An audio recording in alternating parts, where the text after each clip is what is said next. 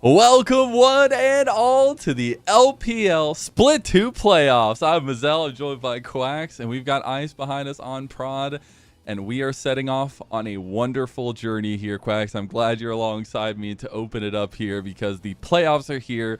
The time is alive, and I cannot wait. This is the best time of each split every time we get to the LPL because it gets crazy.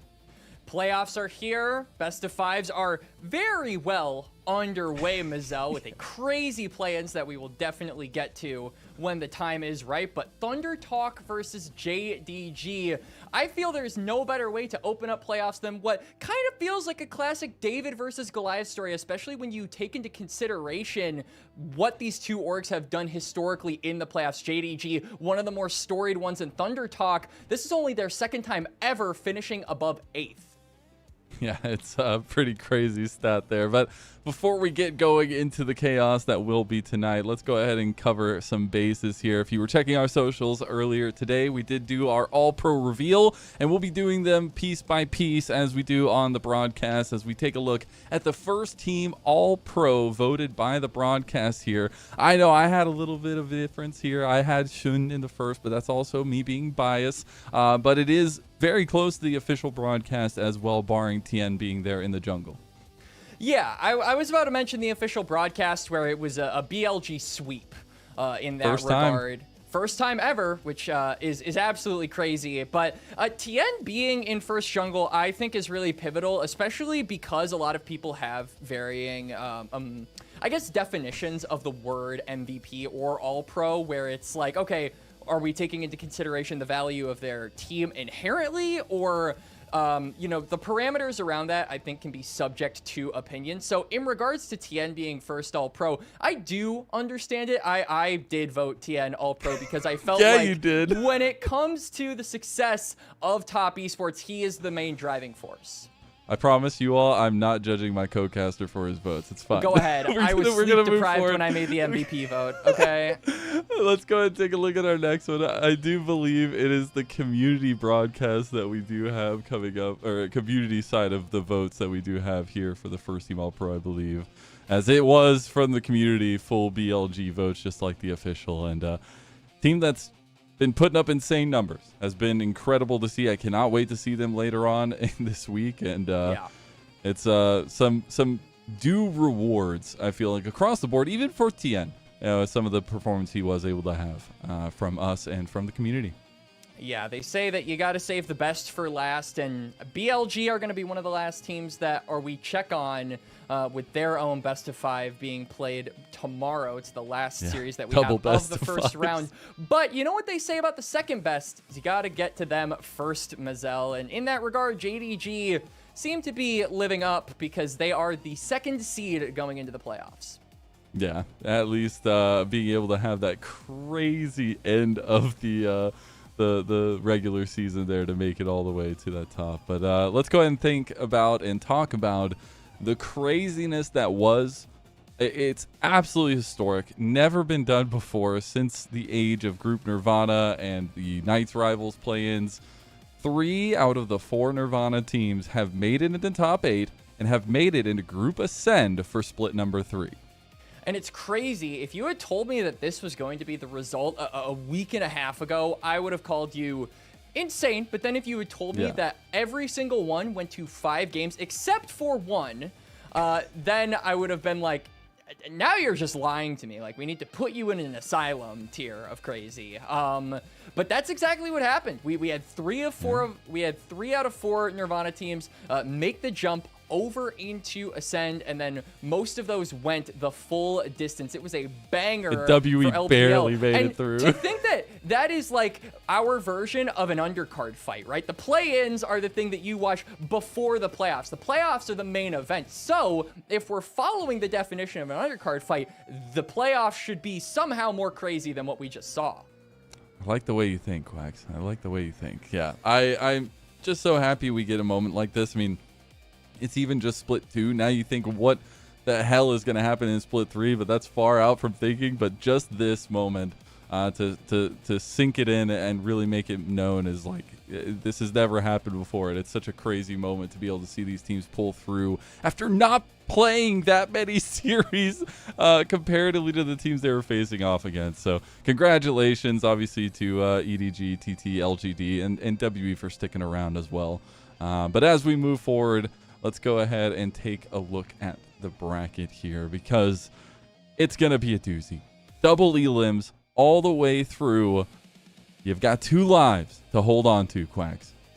And I think no matter how much you try to give supporting evidence of the play-ins to someone who usually watches LPL, most people would not be convinced that if you said most of these series that we have in the first round could go the distance, that they could actually look extremely competitive. You give all the evidence of, you know, Thunder Talk 3-0 to IG and most of the series going to 5 games. I think a lot of people are really just having a question mark on what we have in store for us with these first 4 series, because the Nirvana teams, like you said, there's less tape on them. And frankly, after the crazy upsets that we just saw, where can we really put these teams in our mind? Which team can go highest and which team is going to give some of these other top 4 squads of the Ascend group some trouble?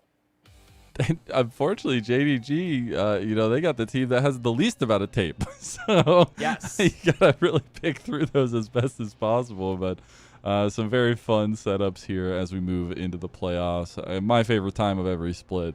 As we do take a look a little bit more introspectively to these teams, though, it is going to be the first time we get to see JDG since the end of the regular season.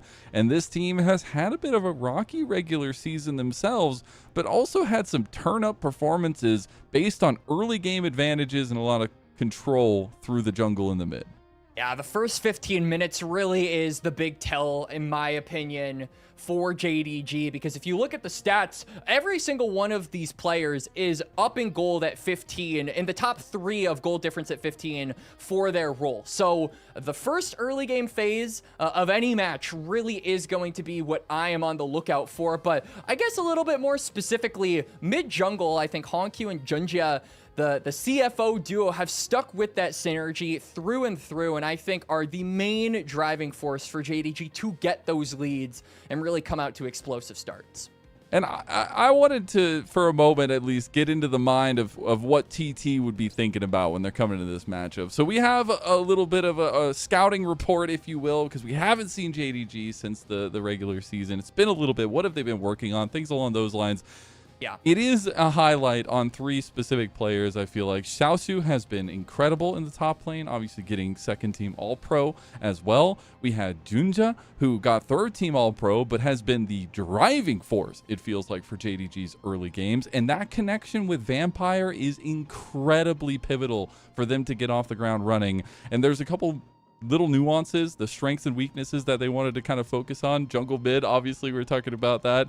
Honkyu, by the way, wasn't the star players there, but is a star in his own right. Also got 2nd team All-Pro, but they rely on those early game leads. And sometimes if they don't have those leads, they can kind of lose sight of what they want to accomplish on the map.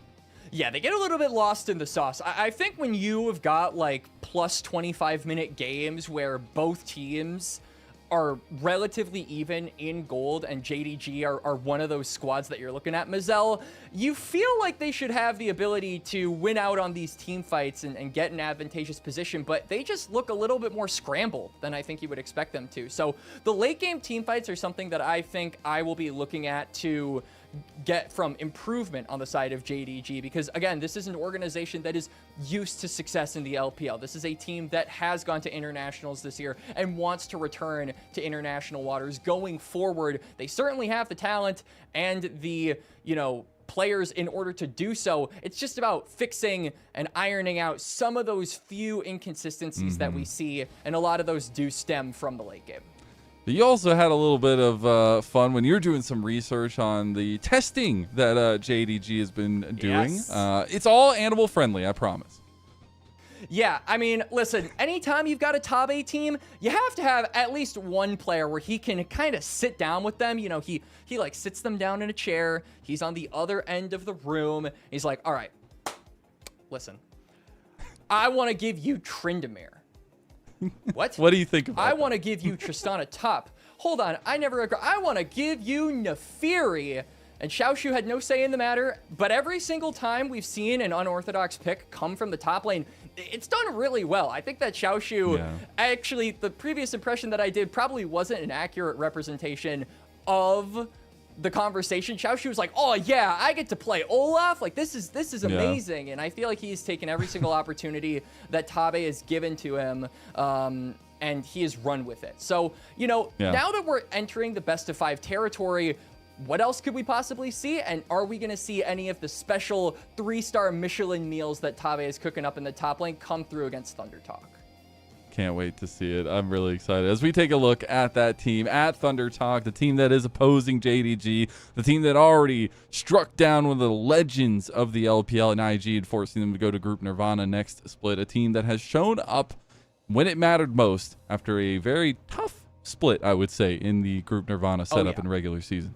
A tough year, frankly. I think you can look at it completely holistically for all of 2026. Split number 1 was really rough, and they only made one roster change between then and now, Mazel, and it was on in the bot lane. But this is such a big deal for the Thunder Talk organization. I feel like this is a squad comprised mostly of journeymen and rookies, and to see that come through into a top 8 showing is just one of the biggest surprises. We talk about the insanity of the play-in stage, and I feel like a 3-0 against IG was easily the biggest surprise, at least for me personally. And a big proponent to that was a huge focus on Junhao, who absolutely ran away, and I am not mincing words. These are all stats from his specific series against IG in the Knights Rivals. A 10.5 KDA. He was invading way consistently. He was constantly pressuring all of the ideas of IG with the team play enabled, with the roams enabled by Haru in the mid lane. This guy had himself a day, and he's trying to do it again today. Yeah, and he's going to need to be able to hit that ceiling yet again. I feel going up against Junja is no small task, but the way that he played against Wei, like you said, Mazel, a really big surprise. IG operated through him in the early game, and being able to get a lot of those leads that we saw from Invictus Gaming came from the jungle, and he completely shut that down. It was a masterclass performance from him, and we got to see very good overall playmaking from the journeyman of this team. I think that you can kind of group in some of the other veteran-esque players of Thunder Talk into the performance. Frankly, everyone, I think, had a very good series. But yeah, Junhao really shutting down, I think, IG's main carry, finding him on a pick like that, and then just taking it and running with it, allowing them to complete the 3-0. It was nice to see that kind of come together for them as well. And it was a couple picks that were pretty aggressive, pretty skirmish heavy from the jungle as well, and being able to see those kind of come to fruition like this, man. It's just cinema getting to watch him pick it apart. And the game was obviously a little bit out of hand at that point, but it's still so interesting to see these kinds of performances, and especially now going into yet another very good jungler, because let's be real, Wei was a huge driving force for IG, but right alongside him is going to be his combo with Haru versus the combo of Juja and Hankyu, and we know how legendary that can be as well. So it's going to be a little bit of volleyball out there here at LPL tonight. Yup, serving up a smackdown, and the other guy just having to execute on that with a, you know, just slap it as hard as you possibly can. And I do think that it is a little bit inverse for both of these teams, right? Hankyu usually sets up for Junja to be more aggressive, whereas I feel Junhao enables Haru to be a guy who can roam around the map and have some of those crazy mid-game plays on his picks like the Ryze and the Akali. So definitely going to be focusing on mid-jungle, but playing opposite roles for both teams, in my opinion. The enabler and the executor are different for both teams. Yeah, and I think it's going to be on display tonight. Especially, I want to see if like first phase drafts are going to be important in getting those early at least, and seeing what we're going to get. Because again, it is another best of 5, and trying to get some power picks early could set you up for some comfort moving forward, and especially looking at these two duos here. But as we get closer and closer, I'm excited to see JDG again. I mean, it's been a while since we've seen them. Wondering what they're working on to this point and trying to fix up with those stage games now looming. And not necessarily do I think JDG's last few series before they inevitably were waiting for this moment in the playoffs, I don't want to call it worrying, but I do think that it was a little out of character. They went up against Weibo and IG, who were, at the time, the two, I would say, two of the weaker teams in Ascend, and they got taken to 3 games. I feel for a team that is now placed second, you don't want to be struggling against some of these lower tier Ascend squads. And so I think that kind of can be carried over to the playoffs, where this early on, if JDG genuinely do still have, which of course they probably will, international aspirations to get to MSI and beyond, showing struggle this early on against Thunder Talk might be a bit of a cause for concern for some JDG fans. But thankfully, we can rest easy for now. There's 2 lives. It's not do or die, but you got to start turning up.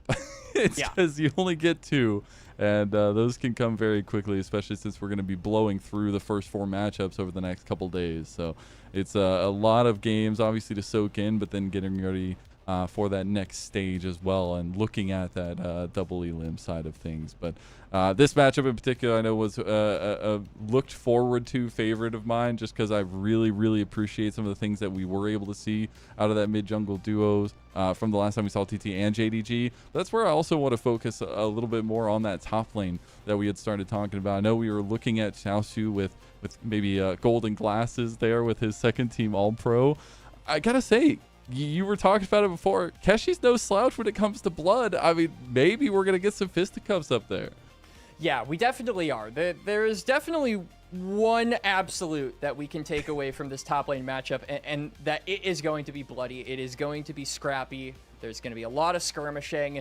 And for all of the compliments that I gave over to Keshi with, you know, second most average kills of any top laner in the league, he has the highest average deaths. So this guy goes in, he usually doesn't come out. So I think that against a player like Xiaosu, who is the, you know, most bloodthirsty top laner statistically in his role, this is definitely bound to be where the action takes place. But I do wonder if that'll take away from maybe the action we see generated and centered around the mid-jungle duo that we've kind of already talked about, Mazel. Maybe we see a little bit less priority placed in this mid lane matchup between Honkyu and Heru, and more priority placed in the top lane matchup that, like we said, is going to be a banger. And we are finally, Quack, say it with me, finally back in the arena. Oh, I didn't say it with you. I wasn't sure where you were going with it. Online play is for the birds. Let's be real. I want to hear those Jaios. I want to see the feelings on the players' faces, and we finally get it right. Look at them. They're so cool, man. They're all a cool squad, all together. Gala lead the way as captain, has the badge on his chest, and we are finally back in an arena, and I couldn't be more excited to kick off this playoffs. And for players that are synonymous with success, I mean, at least this year, JDG obviously coming in second in the first split, being able to get to internationals there. I'm sure the crowd never gets old for players like this who are used to the cheering and the jeerings of the audience being on their side and being very deafening. But for the side of Thunder Talk, who are now seeing on the Jumbotrons here, this must be a very interesting experience for Keshi and Heru specifically. I mean, these are rookies this year, Mazel. This is their first year in the LPL, and to now make it into the playoffs, you got to think it feels good. The cool esports pose, man. Can't beat it. It's got to be such a cool moment, especially being able to do these fan interactions, being able to walk past the trophy, which they'll be walking past very soon, be able to see the TT flags, be able to hear those Jaios that they've been somewhat hearing throughout the regular season in the few series that they did get to play. But it's an incredible moment. Again, it's only the start for TT, because you have to think, like, they get to go to Group Ascend next split, and that's awesome. But in the here, in the now, this is the best run they've had, it feels like, since that big Split 1 run in 2025. And it's going to be a big moment for a lot of newer faces in the league itself, as we do get the final fist bumps. We do, and I feel for the journeyman of the Thunder Talk squad as well. It's got to feel good, you know, 2-1 years of competitive play, and now being able to have all of that hard work lead you here into a best of 5 against Jindong Gaming. I hope we see a banger in this best of 5. I think a lot of people, obviously those that might be a little less familiar with Thunder Talk, could count them out early, but I feel like that is the same attitude and mentality, and those are the same people that said that about Invictus Gaming and their series. So again, it's really that question mark on where do we place this team in terms of the top 8, because we, like I said, have less tape on them, and everything frankly got scrambled for these former Nirvana teams after their upset wins. They're already dead, Quacks. You don't gotta take them out again. Last time, my heart. I got like that was like my second shot. I got no more bullets in the chamber. IG. Well, there it is. That is what we're all fighting for. The Silver Dragon Cup. Although it's like a different, it's different because last year we had a little bit of a different trophy for split number 2. But that looks like a variation of the Silver Dragon Cup as well. But we'll see how these teams pan out today. I want to start talking about the draft because we're going to be getting a little bit closer to that. And I know you were talking about Xiaosu and the things that Tabe's cooking up for him. But I'm just plain excited to see what Tabe's cooking up. I want to see if we get any of that comfort or if it's going to be more spicy things to kick off the series here.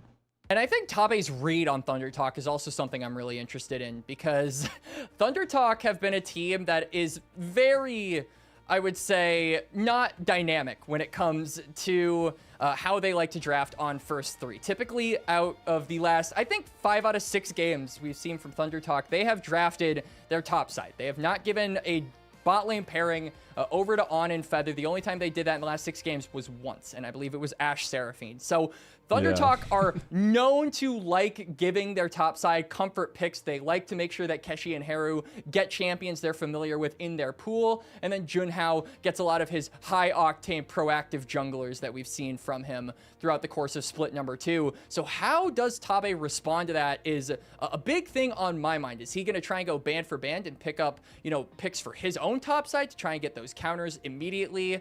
Or is he going to say, let's give something over to Gala and Vampire and then take away some other 2v2s from On and Feather that could give their bot lane some trouble? Well, as the lights go on and the draft commences, it is the first draft of the LPL 2026 Split 2 playoffs. JDG going to be on that blue side, going to also have counter pick. It'll be first pick there for TT on the board now. And we do see the Rise is open and Cassiopeia is taken off the board. JDG are going to have the opportunity to respond to that with maybe an Anivia. That is still a pretty classic counter to the Rise. Also does have some flexibility, and like we said, Xiaoshu is no stranger to being able to go for some champions that aren't usually seen in the top lane.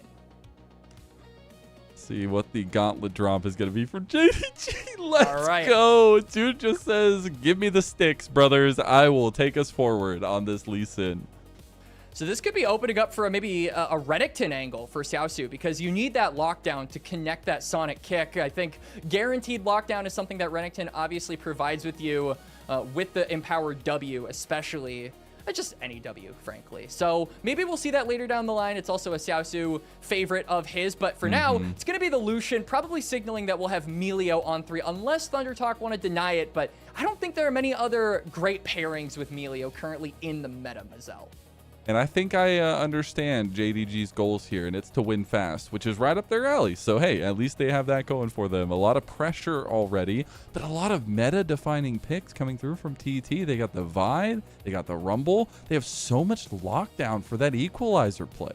Yeah, Vi, the classic counter to the Lucian Melio. I don't imagine we'll be seeing any diversion by JDG. They're probably just going to lock that one in just because the cease and desist has so much value. And I say that Nami is being hovered, and yeah, they're going to fake us out. Melio going to be locked in. So we do have the full top side picked up here for Thunder Talk. Those comfort picks coming through. Junhao on a proactive jungler in the Vi that can really disrupt Gala and Vampire. My biggest concern for JDG, at least going forward, is their lack of lockdown. You pick a Lee Sin, you need something that has crowd control, and so far, we don't have any of that to give him a good early game. Yeah, that's the toughest part, unless you just find those miraculous ganks as the Lee Sin and just get snowballing. But It'd be a lot easier to be able to guarantee those kinds of moments. As we move into the second phase of bans, we do see the Nautilus ban, so taking away further lockdown from TT, and something Feather has liked. He did pretty well on it last series as well, until it didn't. But that being said, going into the side of TT, they are going to start banning away some of those solo lanes. We already see the Annie taken away as well. Yeah, they just want to deny the, point and click lockdown, try and make it as difficult as possible for Junjie to have these champions in the solo lanes that can really get him going on the Lee Sin. JDG, though, I think are going to probably double ban support here just because they want to make sure that Gala and Vampire have as easy of a 2v2 as possible. And this is something that we talked about. We said that they were likely, either going to match topside or just immediately snag up a bot lane pairing with jungle and take away some things that could give the Lucian Melio a difficult time in the first 15 minutes of the game. So I like that they're going that route. And On and Feather, they're no strangers to kind of having the scraps only left for them in the draft. This is kind of their thing. So I guess for things that are left open, you could go for something like a Senna Karma if you really wanted to. I do think you need another form of engage along with this Vi. So maybe something a bit more in your face for Feather likely to be drafted. I would love this, though, for Honkyu. It's something he very much popularized in the regular season, was one of the only mids that was truly picking this a lot. It will be picked up for them in their first game of the series. A big combo between him and Junjie now developing already. We'll see on the other side what the picks want to be. They've got the 1-2 punch here, and we'll have to wait for that counter pick for Xiaosu. I do think that Caitlyn and Corki are good for very different reasons. Caitlyn, obviously, you get the range advantage over a bot lane duo that is historically short on it, and Lux going to be the insta lock-in here for Feather. They are playing from a screen away.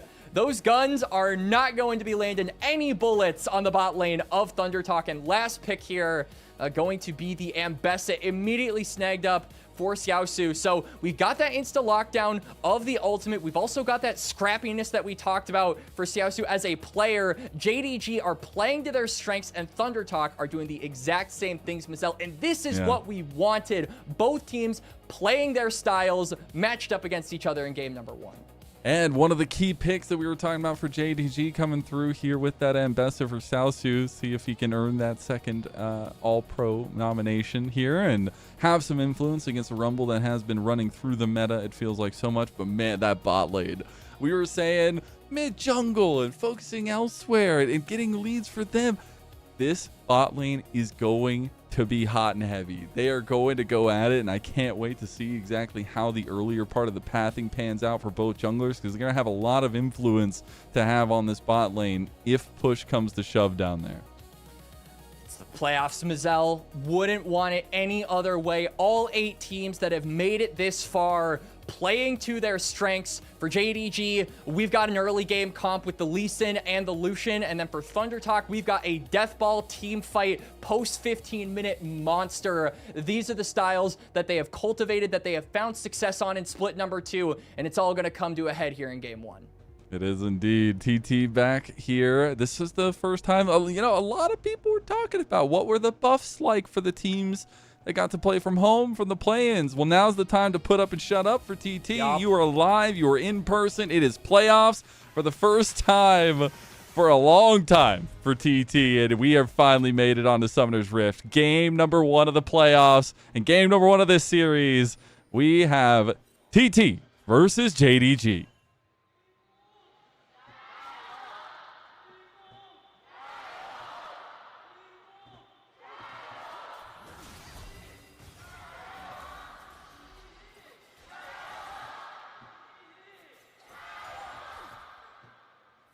Ah, Quacks. Isn't it good to be back?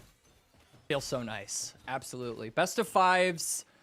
Best of 5s are always super fun because you can see them go the distance. You can see these teams, specifically ThunderTalk, who have never played more than 3 games this year, even in their best of 5. The one best of 5 that we saw from them in 2026 was a 3-0. So if this does go the distance, I'll be very interested to see if ThunderTalk have some stuff up their sleeves, as they have been a pretty typical team when it comes to the draft and very typical about their style of play. but JDG have been willing, have been very chomping at the bit attitude to play anything that comes to their mind and anything that can, give them an unorthodox edge.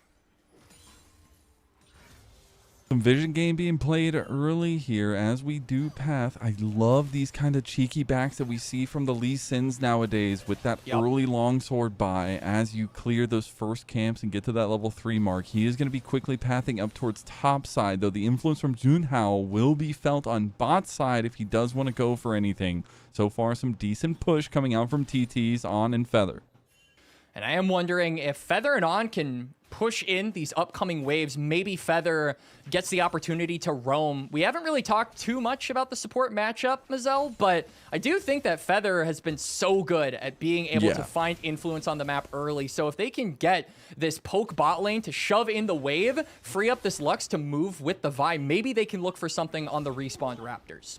I mean, crazy games from Feather, especially on his Nami against IG. It was so impressive what he was able to do and what he was able to deny as well. As you take a look here at the spread, obviously Investa a little bit up in the air for him, but the big number I wanted to bring highlight to was the 4-1 record for Hongq's TF. Again, one of the ones that is consistently bringing out that pick in the regular season and trying to make it happen here in game number 1 as Junhao will be spotted on the bot side.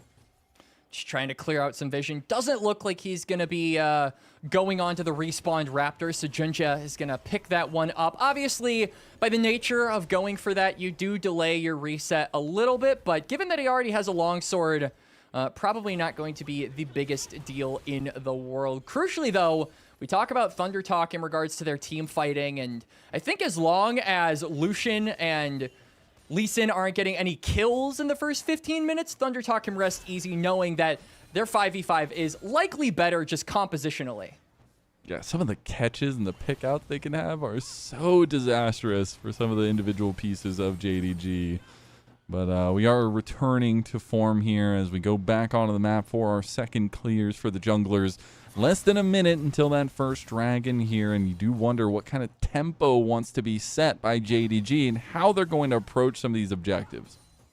And I do genuinely wonder if Junja is going to focus this down as soon as he possibly can, because we talk about the early game. JDG really need to be the first ones making a move. I don't think Thunder Talk are in any real rush to be proactive, which will be kind of an interesting thing to see. I think that we complimented Junhao on his ability to outsmart Wei in the best of 5 against IG and be the guy first to a lot of the plays. I think in this game, it's kind of the opposite, where you don't need to be the first one. You just need to be scaling up, getting that level 6. And so Vi, kind of just happy to have a cordial early game. And so far, that's what we're getting. Nothing too crazy has really hit the map. We've got some trading here and there, but no real kill threat has been had for any of these lanes, and really no angles have been seen by any of these junglers as Junhao's just going to immediately actually start up the dragon.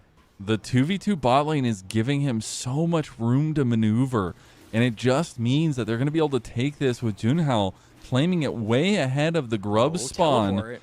TP coming in, but he should just be going back to lane. Might want to push over here. You can see Junja trying to get over as well. They're going to move into the river, but the dragon's already gone, Quacks. I don't think you can do anything about it. The smite comes through. Dragon 1 for Thunder Talk. Yeah, Junja going to cross over, but he's going to be just a little too late. You can see he's sticking around on the bot side to clear some vision, but I don't think he feels confident enough to wrap around that big wall on the bot side to maybe look for the respawned Gromp or potentially something for a bot lane gank. So he's just going to cross back toward the top side. You can see Keshi is also having the wave pushed under his own turret, so there are no angles for Lee Sin to be aggressive. So far, Thunder Talk are getting exactly what they want, Mazel. Just easy riding here in the early game. Not doing anything too much. Not letting anything go too chaotic, which I do expect this, at least this series, to turn into at some point. As Junta is actually going to go for a bit of an invade He's going to link up with Junhao, who's coming over to his red. Might get our first skirmish between the junglers here. Ooh. They're going to contest over the red buff. They're both sticking around. Nobody's moving just yet. Both top laners are starting to come over. The smite comes through for Junhao. He is going to secure that one. Dude just should use this as an exit strategy to go join up with Vampire and Hongq. But this is also something I'm really wanting to see come to fruition, is this trio roaming the map, because it is deadly. If a yellow card comes through, Junja is able to follow through. Vampire is there to support as well, and they just haven't been able to find those links yet.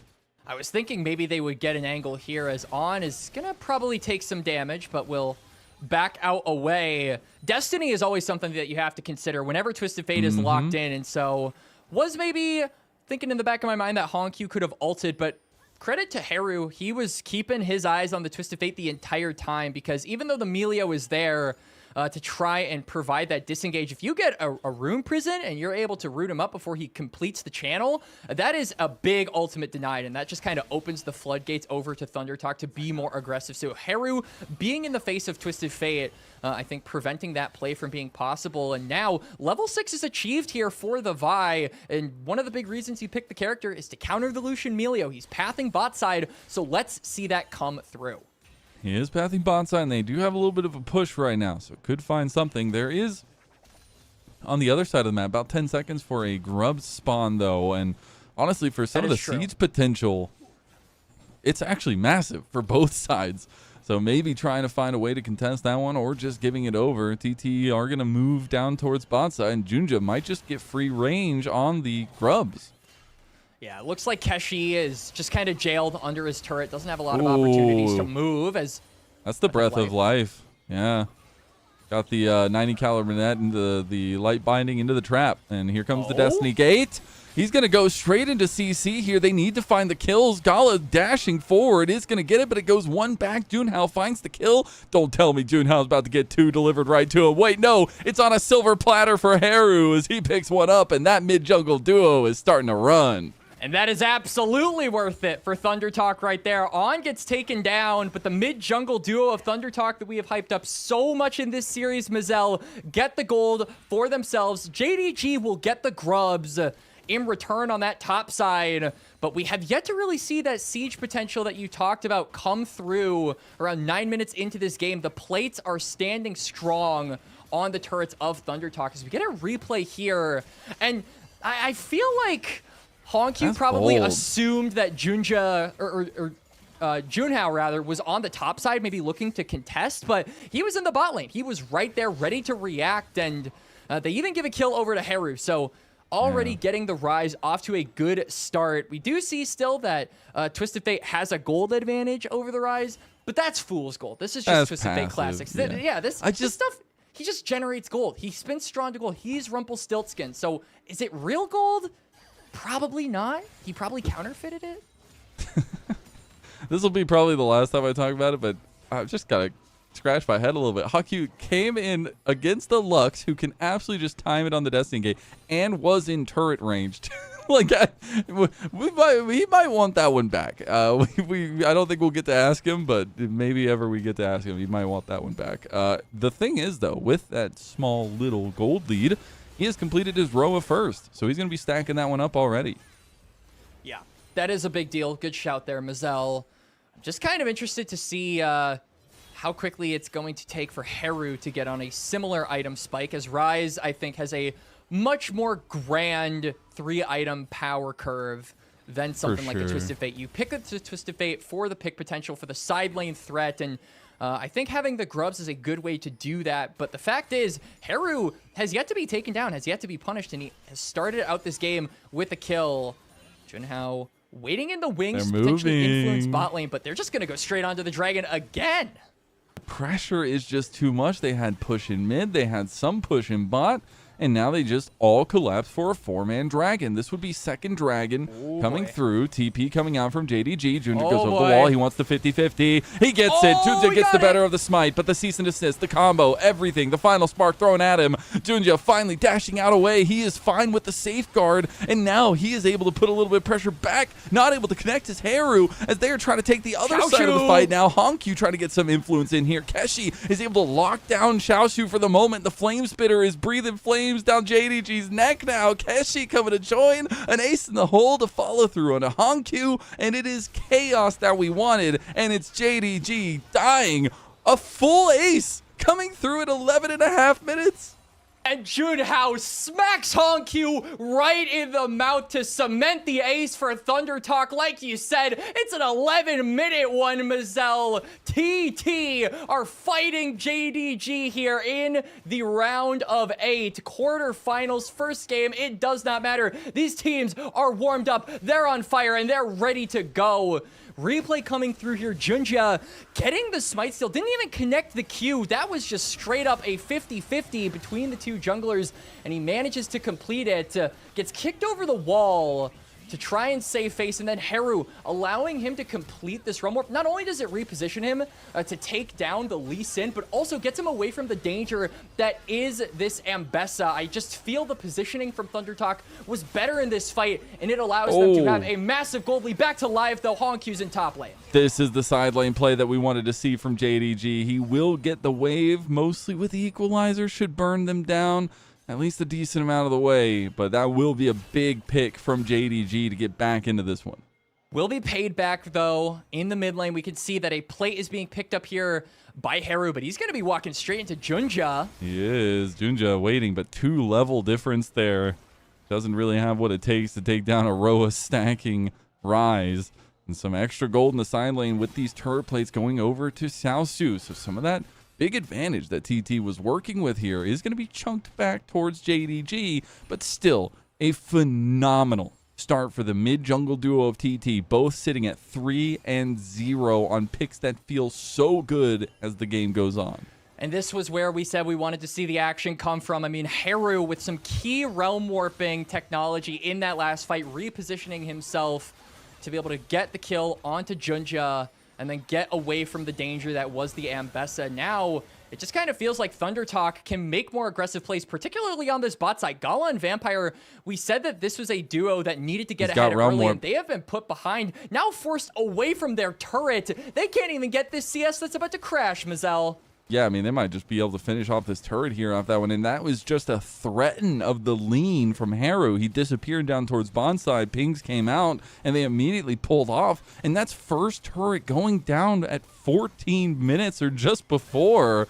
And what a moment for TT to extend this lead. And to the team that doesn't have grubs either, right? JDG were really hoping to get the early leads we traditionally see from them by knocking down plates and getting first tower to open up the map. Thunder Talk didn't get any grubs. They had no stacks of Touch of the Void. And so for them to get first tower and now move their mid lane, or bot lane rather, over to the mid lane to get further priority ahead of these objectives, it's a beautiful game plan, and it's beautiful execution coming through here from Thunder Talk. Drake, though, up in a little less than a minute and a half, and TT are looking poised to position around this bot side river and control that area. Look at this lane gang coming through from Haru. This is some tech here, man. I want to see if he can catch out Xiaosu. He's going to take his place. They should be looking to swamp a little bit here if they want to, as they did deploy him up towards top side. It's a little bit of 3v3 action developing mid lane, and that's what I want to see kind of progress here as we move forward. There's the Rift Herald up on the board now, as well as Dragon in 50 seconds, Quaxes. Rift Herald already started up by JDG. Yeah, I'm kind of wondering what JDG are hoping to do here. They can go for the Herald, but it's going to be spotted out by Thunder Talk. They know Junja is in that area, so now they're actually going to channel for it. They don't want to give this up at all. They want to fight for every neutral. That's crazy. They're a scaling comp. They say, we want to push the advantage now. Cease and desist coming through. They're fully focused on Junja. 3-man Dragon Rage kick there as the Rift Herald gets secured by Junhao. Junhao going to continue the fight as Xiaosu overextended himself and On takes him down. Junja can't do anything while he watches his team being picked apart by the wolves of Thunder Talk. Junja trying to get the Herald, likely to buy them some space into the next Dragon fight because they know they're behind in gold, but it comes back to bite them. Thunder Talk with a blue ward. Spot that one out. Keshi TP's in. All of TT are on the same page, and they rip the JDG solo laners down. Replay coming through here, and I love the boldness from Junhao to go in. He doesn't really have much vision of where the top side of JDG is. He sends it anyway. He goes over, goes back in at half HP, secures the grubs, and then from this point onward, JDG have completely isolated their top laner. They are not on the same page. They're going in one by one, and they're getting picked off one by one, Mazel. Now back to live. Dragon is up, and this is a rite of passage for Thunder Talk. I mean, I was just sitting there focusing on being at an amusement park. It felt like he was just sitting at one of those stands where you just get the stationary gun that just keeps shooting over and over. He was untouched. He was just sitting there hitting headshots left and right. Yeah, and like this team composition is starting to come together. Like the water gun where you have to aim it at the hole and then like just gets to sit there and free fire. Get the like spring thing up, and then if you get it up far enough, you win like a prize. Yeah, that I'm really just was a spectator in that fight, but he was a happy spectator. This was the most enjoyment he has been had to hit the target. deriving from the game so far, as I think all of Thunder Talk are enjoying this game. 4 out of 5 members with a gold lead, and 3 of which I would say are pretty significant at 17 minutes into the game. Really the only one on JDG that is finding any success is Xiaosu, and that's not where we said we wanted to see the early game come through here for JDG's comp. We said we wanted to see Junja ahead and Gala accelerated, and both of them are 2,000 gold behind their counterparts. And another thing we had talked about is when JDG don't have those early game leads is when they kind of lose sight of what they want to do. And I don't think that's happened yet. They know what they need to do, but the execution just hasn't been there as of yet. And we're going to see if it can come online. Maybe these are some of the changes they've been working on, that mid to late game decision making. But their draft is going to be fighting against them. Rift Herald play in the mid lane. Junhao was thinking about going back in. The yellow card went down for Honkyu. That was almost a re-engage by TT as they fully crashed 5 members into mid lane. The light binding, the breath of life, barely saving out Honkyu. Junja's now the target. He's gonna flash, but he's burning. It's Vampire going through. The burn hits. It's gonna be Haru taking him down. That's the DFT, baby. Welcome to the league and welcome to playoffs, says TT as they move a Realm Warp over to try to move out of the base of JDG. And Thunder Talk are just shocking JDG. They're shocking us, Mazel. This is a team that we didn't expect to hit as hard as they would up against the 2nd seed going into playoffs, but they are winning out on the skirmishes. They are finding the picks. They are positioning better, and JDG are getting punished at every turn. A replay comes through here. Honkyu forced to flash. Breath of Life immediately burned. Junja, he's so squishy. He gets hit with the Deathfire touch right there. The burn comes through for the rise, and then Junhao again going in, no fear. This man just does not know when to be afraid. What a moment from TT to open up this series like this. An almost 6,000 lead over one of the best teams we got to see at the end of the regular season, and it's a hell of a come up for them. I want to do a check-in, though, since we haven't in a little while. We do have second item precipices reached, especially for Gala, which is a big spike for the Lucian. But that same thing can be said for some of the scaling pieces of TT, and that is terrifying. And despite what the Lucian breakpoints are coming through here for Gala, the fact remains this is still a champion that is incredibly short range, that has to kind of walk up a little further than your average AD carry to get the damage coming through. Walking up to Haru and Junhao in their current state just seems like a death sentence. So this game is really difficult for the Lucian to play. And I just feel like it's going to get harder and harder as time goes on, because at every fight, it just seems like Thunder Talk are more coordinated and are executing better. It's the same team play we saw as they felled the mighty IG Beast. And maybe they're looking for another head here. It is the start of a long best of 5, I'm sure, but it is one that TT is going to feel pretty confident on moving forward. But now it's about closing the game out. I think that's something that JDG have shown. They are pretty darn scrappy as things come down to it. About a minute away for another dragon would be sole point for TT. JDG are like that one kid that you're trying to put the seatbelt on, but they really hate how tight it is, so they constantly finally get it on, and then you turn around and you hear a click. Yeah, you hear a click, they want it off. It's too tight, right? They just refuse to have the seatbelt on. So you have to keep clicking it back in. And I feel like Thunder Talk are going to need to end this game decisively. We saw some really clean closing games from them against Invictus Gaming, so I'm not worried about their ability to do so. But JDG, like you said, Mazel, they are quite resilient toward these later games. Dragon up, though, in about 15 seconds. You can see JDG are positioning around this, and Destiny to mid lane.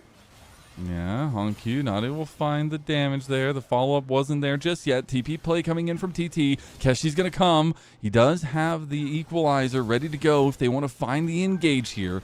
It's going to be the entire camp actually secured by Junja. But it's so much setup ahead of this Dragon. Maybe JDG just want to give it up. Yeah, I feel like that might be the proper option here. Honq doesn't have ultimate. You don't have the cheat the vision tool that Destiny provides, and I just feel getting into the river is going to be a tall task for Junja. He does have the wall to get over. He could look for another steal, but Haru is here to make sure that doesn't happen. So TT better positioned. Yeah. They can just burn him down. Junja literally cannot play the game. Haru just said no as he stands. As that is Junja almost getting ace of the hole, but the fight beside him is now kicking off. Gala is just about to die. Gala just gets taken down. Haru's running rampant over here over JDG's dead bodies. And Haru trying to one-up Junhao in the X Games mode fearless factor that Thunder Talk have been putting on display here in game number 1. Realm Warp into 3, it does not matter. Keshi now being aggressed onto by Xiaosu. He's trying to look for a desperation play, but does get out. Baron going to be secured here for Thunder Talk. 2 members down for JDG. And Mazel, are you not entertained, my friend? Hell yes. The TT story continues to thrive. Almost 8,000 gold up over the 2nd seed in the playoffs. And Haru just stood in front of Junja and said, "You shall not pass."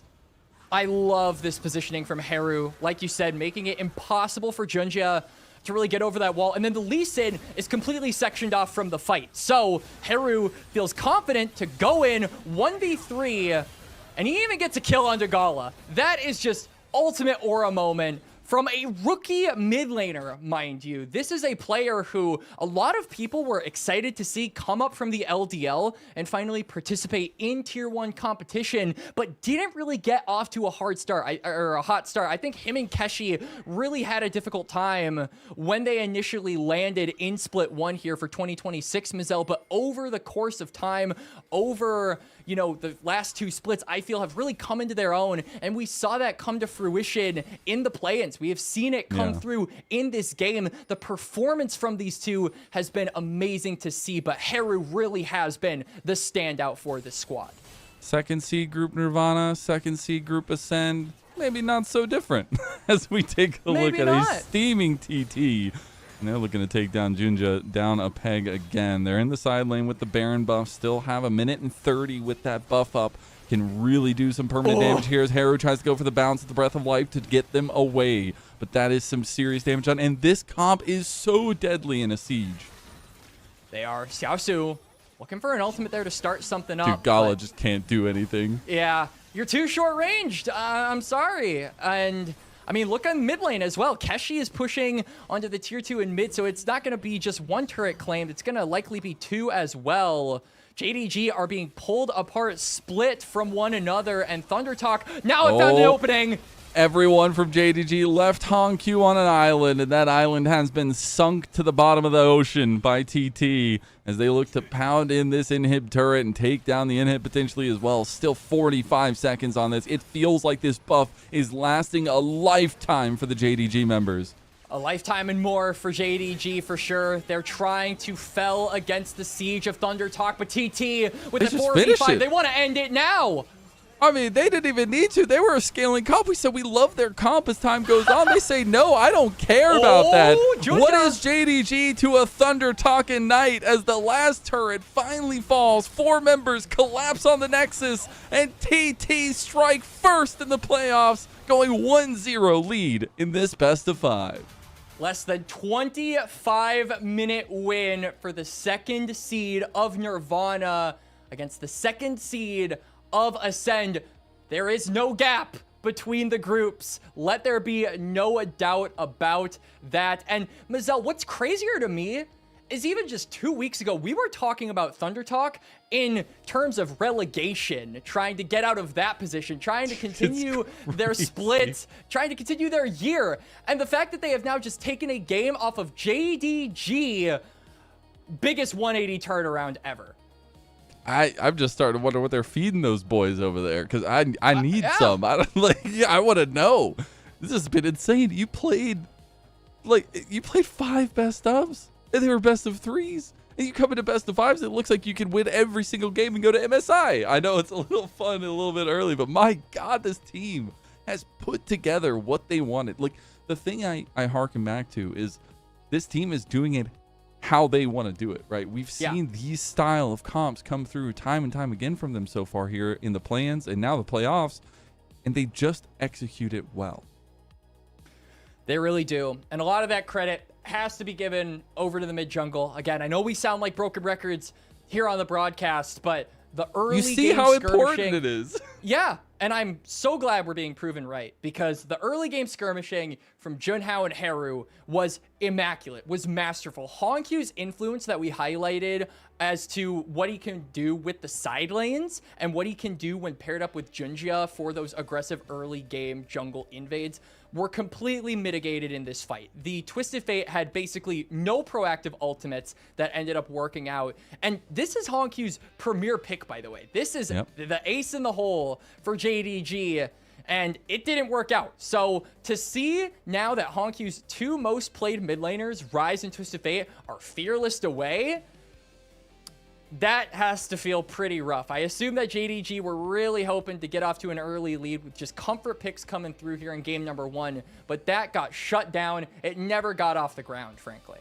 Yeah, I mean, when you draft something like that, a comp like that, you are saying we're putting the pedal to the metal and we ain't stopping, because it was early snowball they needed, early snowball they did not find. Especially looking at that bot side, there was really no lead to speak of down there. It was something that would have been really important and impactful for the composition itself. We still saw the trio come together, right? We still saw Junja and Honkyu and Vampire try to link up and make things happen, but the execution just wasn't there. And something I've noticed in the past for LPL, after having covered for so long, it feels like, is momentum is always important in League of Legends, but for some reason teams thrive on it in the LPL, and it just feels like there's always stories in playoffs of teams who got a little bit of time off or have a bye or whatever it is now that the play-ins is existing, where they just come in a little bit cold, and teams can absolutely take advantage of that.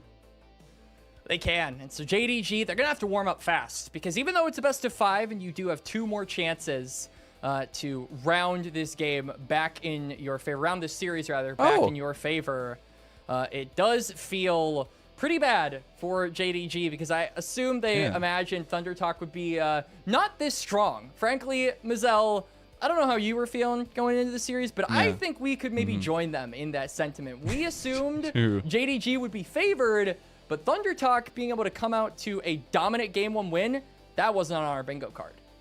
Got to give a shout out as well. Fastest game of the play-ins so far. It's technically, like, the play-ins are different than the playoffs, but it was just about 9 seconds faster than the Weibo LGD series game that was like 25-57. So, hey, some quick gameplay from TT, taking down the 2nd seed, by the way. The 2nd seed, I said that correctly, of the playoffs here in JDG. I do expect JDG to have some sort of bounce back, some sort of answer, some sort of comfort to really rely on here. Yeah, we talk about the comfort picks being denied from Honkyu with the Twisted Fate and Rise being fearless away, but there's still plenty of things in the back pocket of JDG that they've got running. I mean, we had an entire graphic about the crazy technology that could come through from the top laner in Xiaosu for the top side of JDG. So maybe we'll see some of that. I imagine Tabe is like, you know, he's like a card master in one of those TV anime shows where he is like, I do not want to use any of my trick cards this early on in the tournament, right? But then his opponent is like way stronger than he imagined. He's like, oh, you're making me use my trap card this early, unexpected from you. When does he pull out the 52 pickup? Yeah, exactly. He gets so angry, he just throws the cards up in the air. I know, and he just starts like chucking them. Are you able to throw cards like that? I know some individuals aren't actually. I can't, able to, like, but he's gonna cosplay Honkyu. He's going to sit there in front of Honky and start throwing cards at him. He's going to gold card Honky IRL after that game. Yeah, and I mean, again, we're kind of talking about JDG as like, oh, you know, you should have been able to win this game, but like, can't overstate how impressive it is, the turnaround that Thunder Talk have managed to get on for themselves over the past couple of weeks. Again, a team that was close to relegation in Group Nirvana, fighting tooth and nail to get to their second seed, which was very close in the runnings, by the way, all the way up until the last series of Nirvana was played. We really weren't sure what the standings were going to be. And so for them to not only get second seed in Nirvana, which was a bit of a surprise for us, but then also 3-0 in the play-ins, and now here, game 1 win against JDG. You talk about the momentum, and I can't help but now start to be interested in if Thunder Talk can start propelling themselves forward in this best of 5, how big of a shock that would be. Oh, you're interested now? Well, so am I, and so is everybody else, because what the hell is this TT team? And where were they all split log? This has been insane. And they are the second seed from Group Nirvana, even though it was a very chaotic ending to that group down there. But still, something super important to highlight is this run is real. You can pinch yourself all you want, but this is a TT who is showing up in the right moments. And we got to think about who's going to be getting MVP as we move forward here, Quacks. Yeah, my vote would definitely go over to Junhao. I know. Jungle bias. You can say it all you want. I think him and Haru are the clear favorites to be in the running for that award for game number 1, though. And both equally deserving. I just felt like Junhao, you know, the decision-making to go for the early dragons to kind of instigate these early game fights was on him, and so that is what propelled Thunder Talk forward to get ahead as quickly as they did, and also shut down JDG's plan of early game snowballing. So credit over to him for not only making the plan, but also executing it very nicely every single time. Yeah, that's impressive stuff nonetheless. I think it has to be. There were some fun plays elsewhere, but I think it all boils down to some of the setup there at least. But I think that's something else we're going to keep looking at as we move forward here in this series as a whole, which I'm very curious at what JDG's pathway forward is, but that'll be something we talk about a little bit later on. And hopefully we don't have to wait forever to see what MVP gets unleashed for game 1, because this is taking a long time.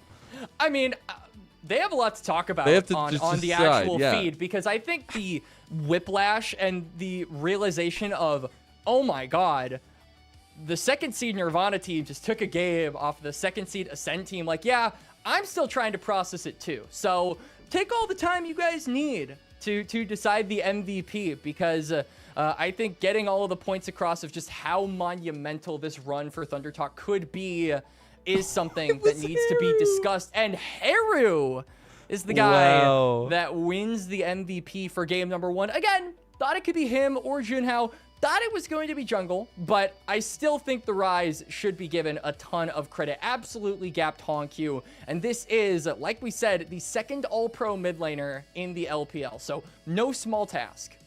Yeah, no small task indeed. And he's just been carving them up here over the last little bit. I mean, now he's had 2 Rise performances that were insanely good. One against IG and now one here. Just an impressive performance from both that mid-jungle duo. I'm so happy that we decided to kind of highlight them, because they are just so damn impactful on the map itself. But that being said, before we get going here into game number 2, we've got to give a huge shout out to all of our coffee supporters. If you'd like to be a coffee supporter, please go check out the link in chat. You can consider becoming a member there. It's the best way to support the LPL English project. It is a project full of passionate volunteers that put a daily contribution on this giant project that we all love so much. And your contributions go directly to paying the volunteers that are a part of this, and being able to purchase broadcast upgrades, and also fund some of the content that we will have coming out as well in the future with interviews at internationals. And you get also early access to some of the content that we've been putting out on the YouTube as well. So please consider becoming a coffee member. And if you do, we'll be very, very thankful. Thank you all so much. That is it for game number 1. We'll be heading off into a break before we get ready for game number 2.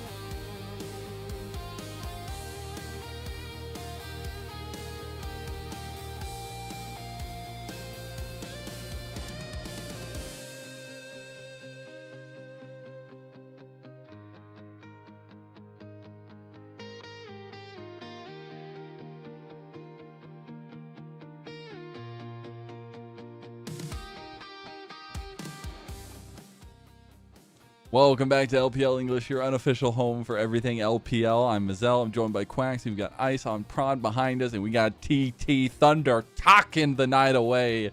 Game number 1, holistically theirs over JDG.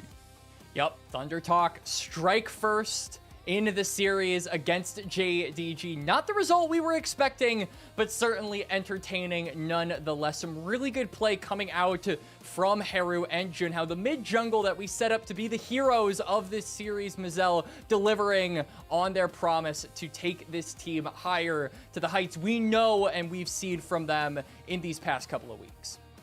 Yeah, I mean, being able to see that playoff run in Split 1 2025 when they made it to 5-6 and some of the incredible, miracle dust it felt like that team had, it's a far cry from there, but this team is carving their own path forward in the TT legacy, which is incredible to see in the big 2026 here. But where's Kelsey Moser when you need the TT fans here? We need to get her back over here. TT's thriving. With that being said, you can see the smiles on the faces. Obviously, be smiling big after that game number 1. But I want to shift focus to JDG. What changes? How do they fix this? Because that was a problem.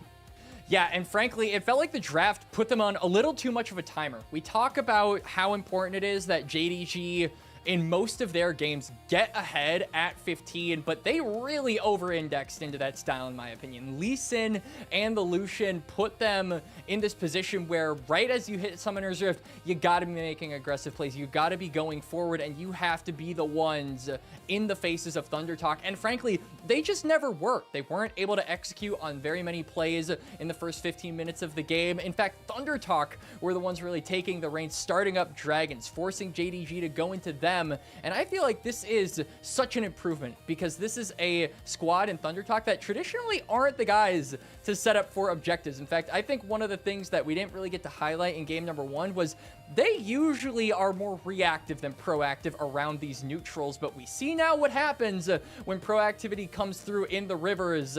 And if they can do that again, maybe they can put JDG on series point early here. We'll see. God, that sentence in its own right is a crazy one to iterate. But potential 2-0 start for TT on the line here. We do end up seeing that JDG will have that first pick on that red side. We'll see TT themselves banning away the Nocturne and the Casio, as well as JDG already having banned away that Varus, Karma, and the Seraphine. Yep.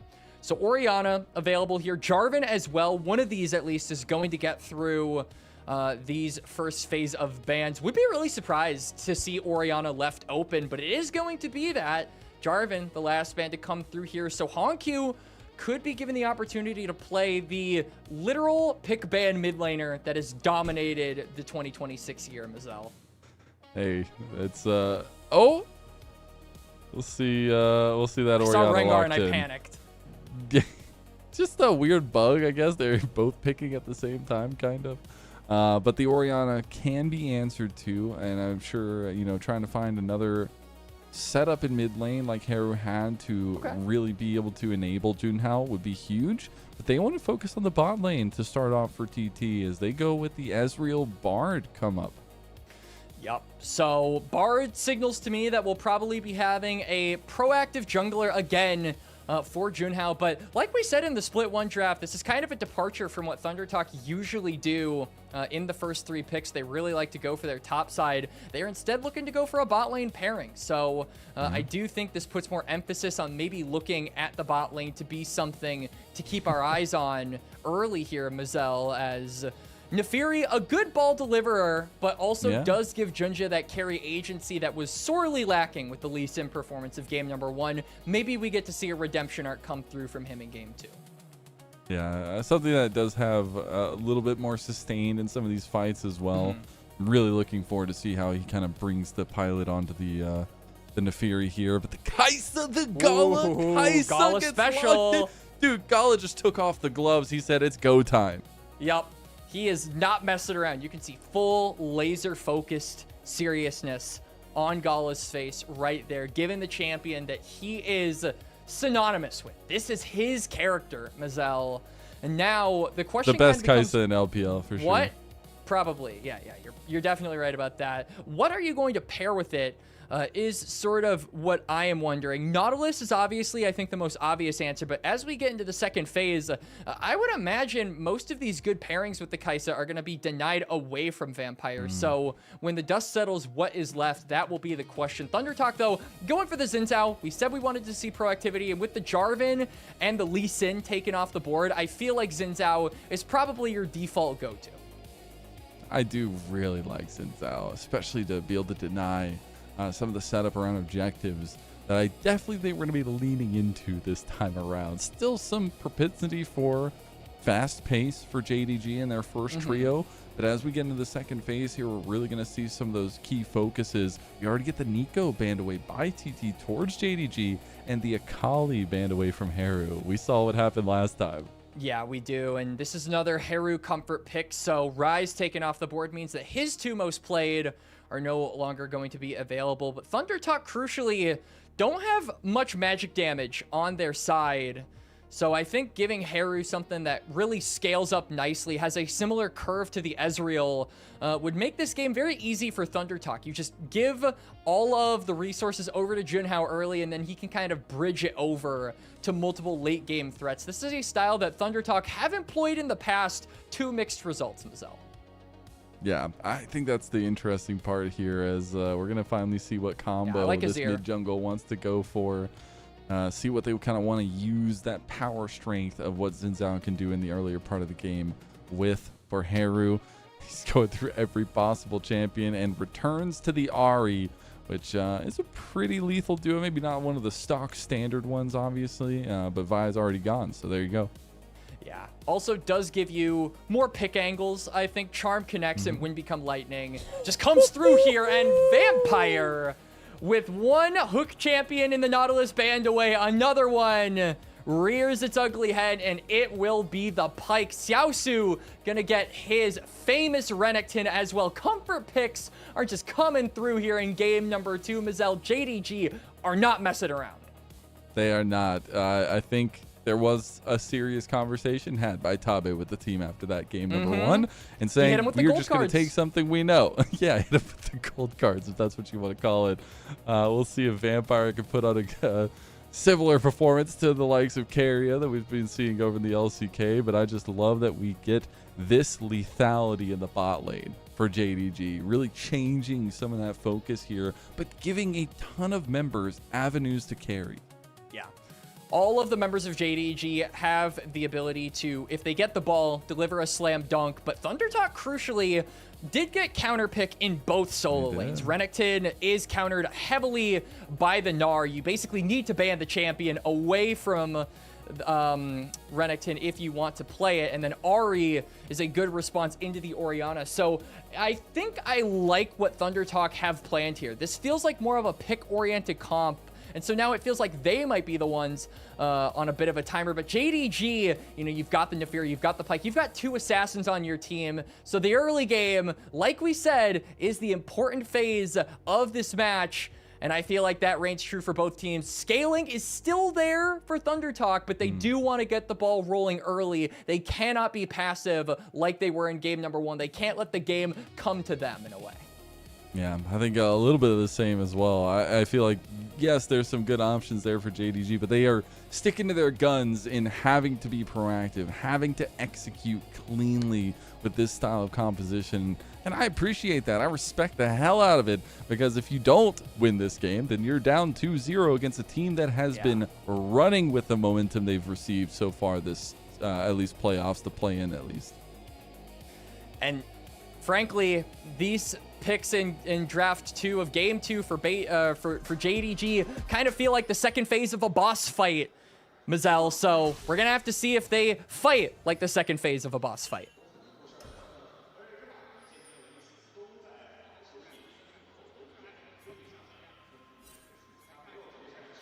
Where's our Gios? Please.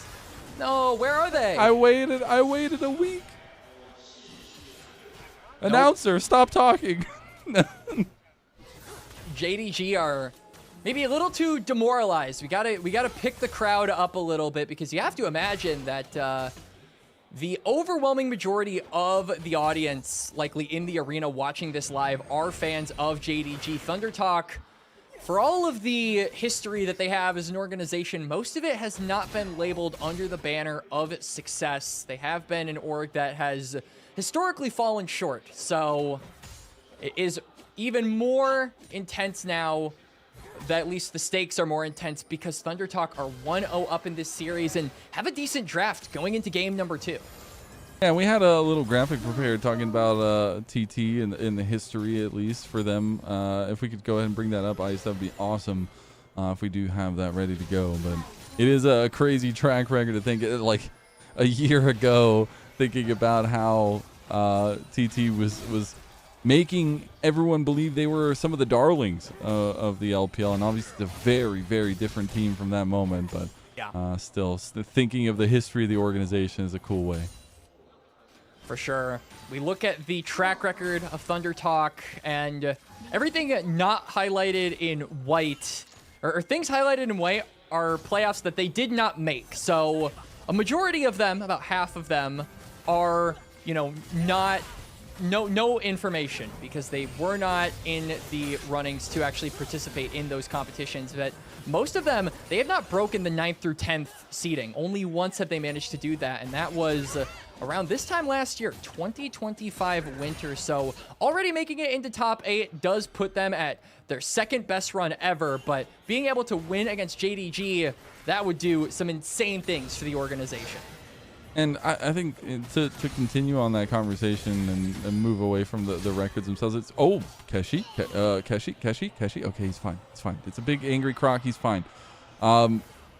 It's the fact that it's a bunch of new faces, fresh faces that are making this run. I think that's what the most important thing for TT is they were trying to find what worked, and it wasn't working. And so they were able to find some different additions, find some transfers, and make the most out of it, and give these players a chance to, some of them, make a second going at it, and some of them make a fresh start. The team of journeymen and rookies looking to make what is potentially the start of a miracle run. Don't want to overhype it too much. It is, after all, just one win on a JDG, but can't help it, Mazel. We are storytellers after all, and it would absolutely make an amazing story if Thunder Talk managed to make what felt like the impossible actually happen here in the first series of the LPL playoffs. Kick us off with a banger, not just in the performances and the games, but with a result as well as bot lane fighting. Speaking of, the plasma stacks, they're right there as they're going to try to move forward very close. And meanwhile, we got the rebuttal on topside. Keshi had almost gotten solo killed, dropped below 100 health. Xiaosu now has dropped below 100 health. He'll heal back. But we have to also look at the culmination of some of the jungle paths coming through here as well, as we will have that coming out on opposite ends, at least, with the re-clear actually being started by Junja. Neither jungler went for a reset after their first full clear. They're actually staying on the map extra long, and Junhao really wants to try and make that worth it. He's looking for a lane gank. They're going to have to bait Xiaosu to find an angle onto Keshi. Both top laners do have flash as well, so is he going to fall for it? I think he will. He's going to take the bait. Hey, all you got to do is hold out a piece of meat on a string. He will hit the Dominus, but is it enough? A nice little bounce and a skip will get TT another first blood. That's flash burned as well. Xiaosu looking for the level 6 spike to turn on Takeshi, but he gets hit with the gank by Junhao. The extended second full clear ends up paying off. Keshi gets first blood, and he's going to miss this entire wave as well, Mazel. So it is the Renekton falling behind early. JDG might be able to make a play on the bot side, though. Bone Skewer does connect. Feather has the magical journey, though. He'll be perfectly fine. And that is the power of the deflect of what this bot lane 2v2 can have. It's JDG desperately looking for something to hold on to in this early game. They're trying to make plays, Quacks, but it's just not hitting. And for Vampire, it isn't just a preference. It's a basic necessity of Pyke. This champion falls off so hard post 20 minutes. If you do not have kills, you are, and I say this with as much respect as I can, a walking caster creep. Oh, well, Feather's about to be a walking dead man here. He's going to try to do the same play. There's no way. Is this deja vu? Is this real life, Quacks? Please. Fool me once. Shame on you. Fool me twice. Honk you. Can't be fooled again. Yep. And, I mean, Junja just looking for these angles to try and get accelerated on this Neferi, but it's not really working out. He looks for a Raptors invade, and Vampire's here.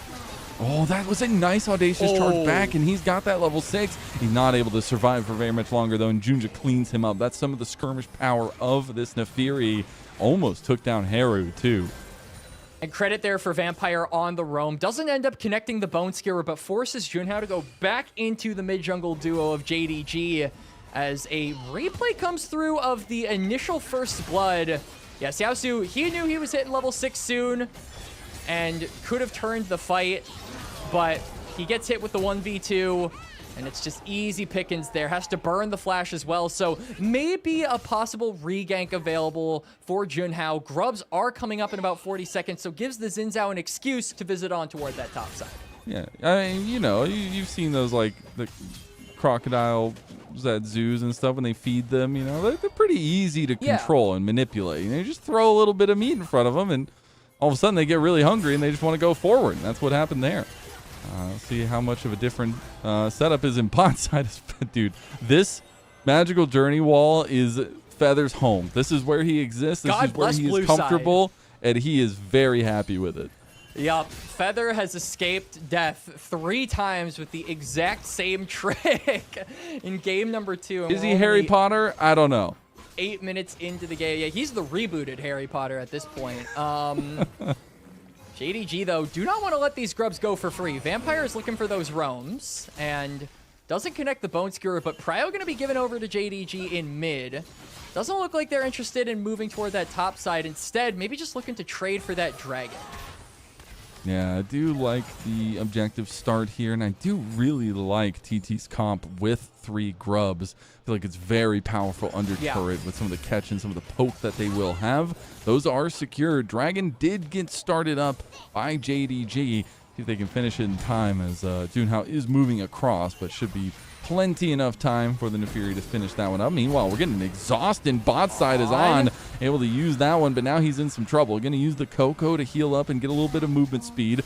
Big damage coming through from Honky, but the heal comes out from Feather and saves his life. Feather is having an immense game right now in the early part of game 2.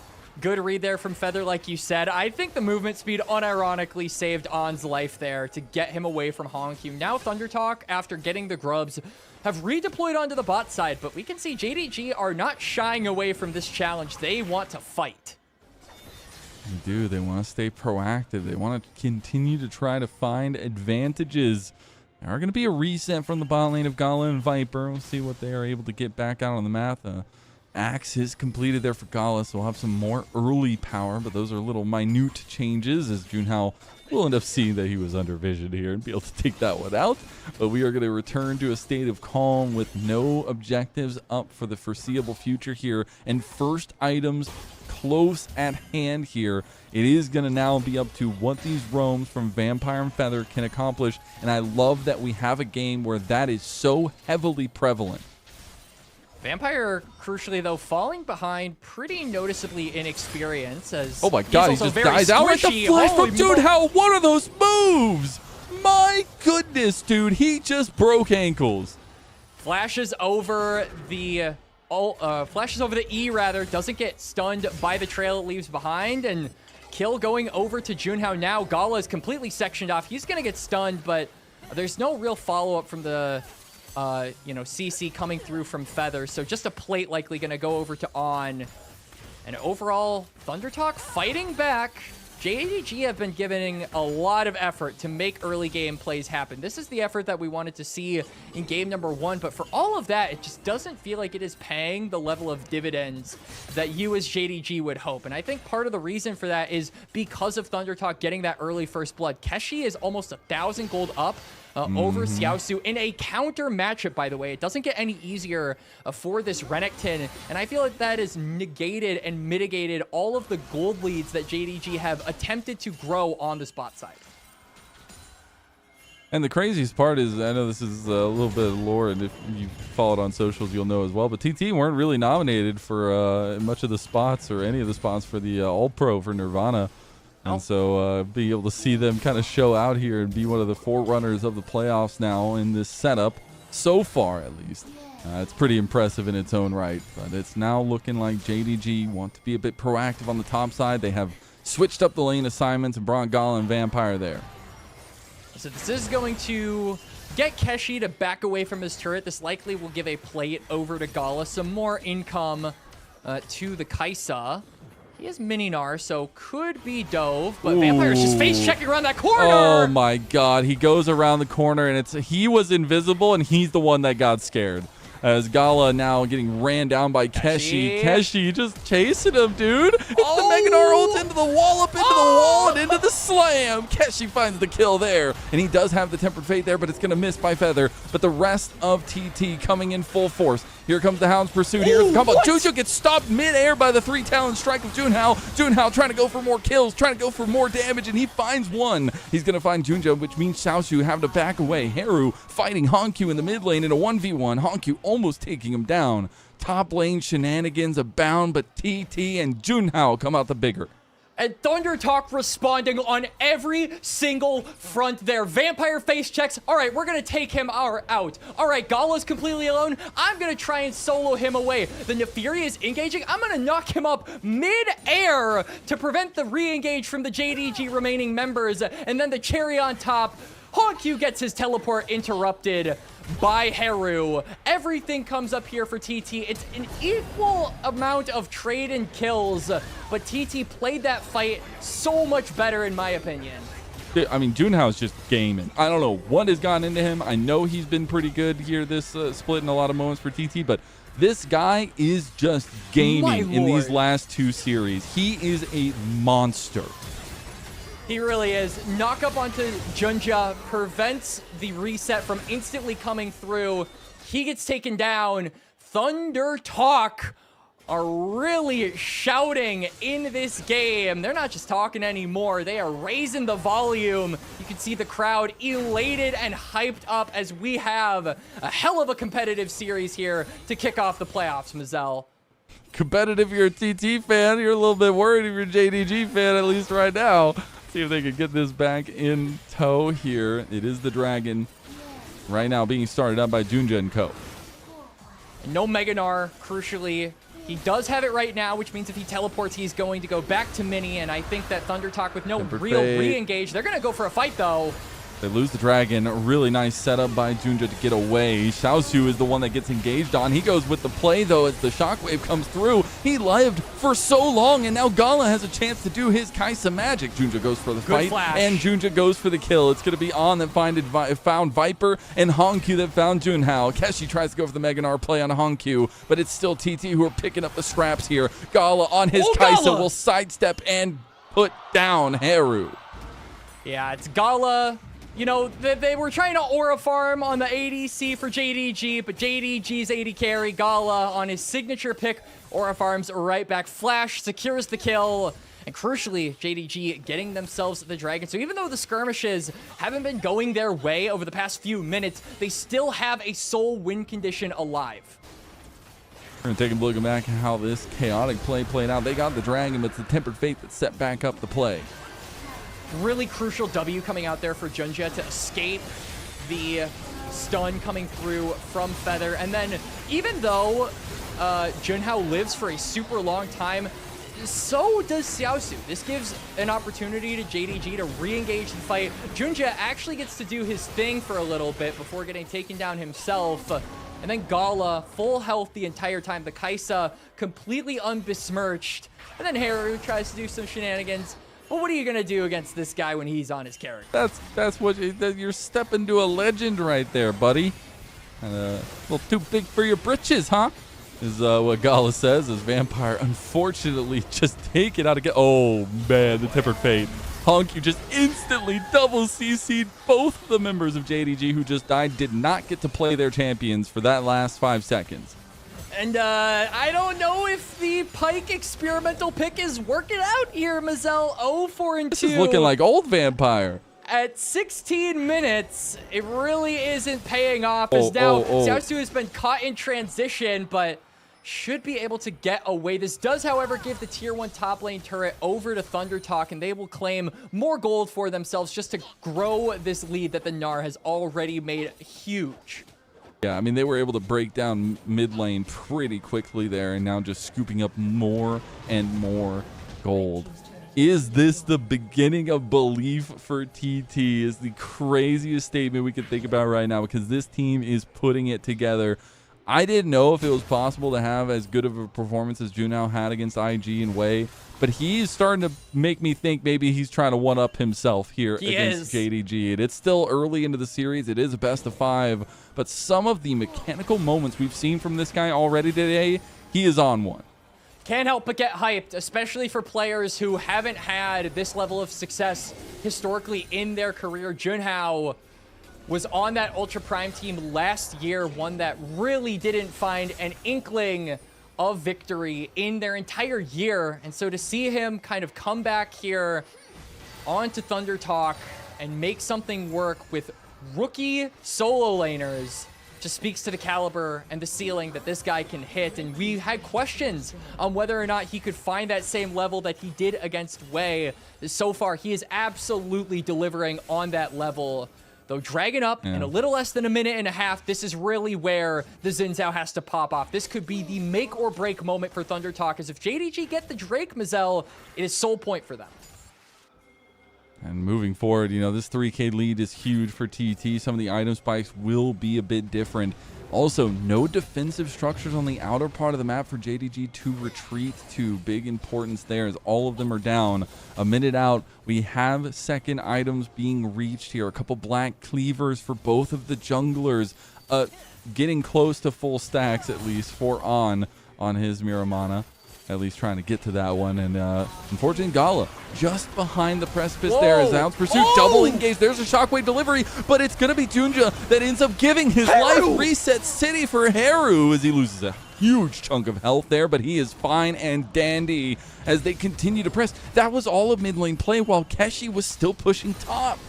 That was all of their ultimates as well. JDG, they look for the shockwave combo, and it doesn't get them anything. Even though Junjia will barely be back on the map by the time this dragon spawns, you have given away your two most valuable tools in the team fight. I think ThunderTalk should be able to secure this dragon after that. As I want to get a replay here. I was not expecting the shockwave. Thought he was overextended. Oh my god. Here.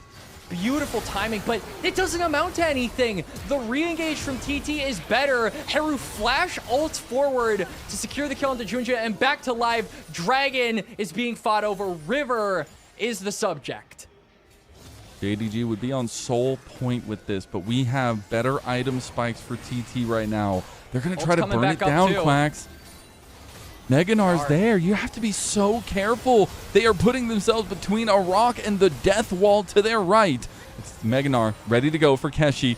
He's waiting for the engage potentially. Feather holding over the wall. No Tempered Fate for 8 seconds. Keshi trying to go for the Mega Gnar play. Xiaosu going for the counter engage here as over the wall comes dead. Feather. That's going to be one down. JDG feeling good. Junja trying to get resets here. Trying to get something going with the Hound's Pursuit. He wants to go forward here, but now it's Haru that goes forward with his ulti, which means JDG moved back in after everything utilized by TT to take the dragon for soul point.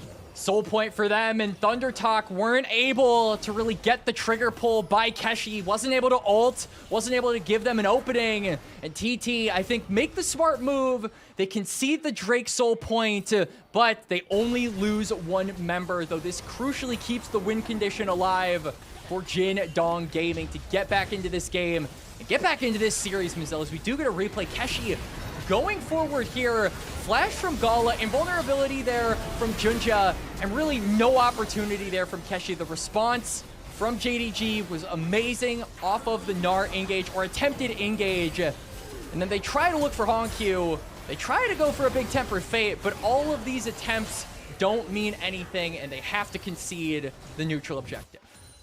Not gonna lie, if Haru hits a couple of those charms, it is a very different fight there. But I agree. You got to go with the mechanical execution in the moment. JDG maybe starting to rear their head, starting to make a motive in this series. as they chunk back to about 1,000 gold lead from TT. Still a massive differential in favor of Thunder Talk, but it is going to be something to be scared of as we move forward in terms of JDG's potential to come back in this game. There's another connection onto Junhao. He's pretty tanky now on those 2 items, so he should be okay for now and has the move from Haru and Feather. This is the trio coming together. Looking for picks and trying to make it work, as at this point in the game, we're 20 minutes in. Death timers are pretty long and Baron is spawned up, so getting a pick is just extra consequential at this point in the game. And there's now Keshi. They're just desperately looking. Turned onto that. They're Got just me a gonna little start the bit Baron. worried. I don't know if he can complete this, way, though. There's dude. no way, no right? way. There is no way this is happening on my screen right now. They're trying to bait something out here. But are they going to get baited? Is this the bait of a bait? Voidseeker does go a little bit wide there. You had Haru moving down.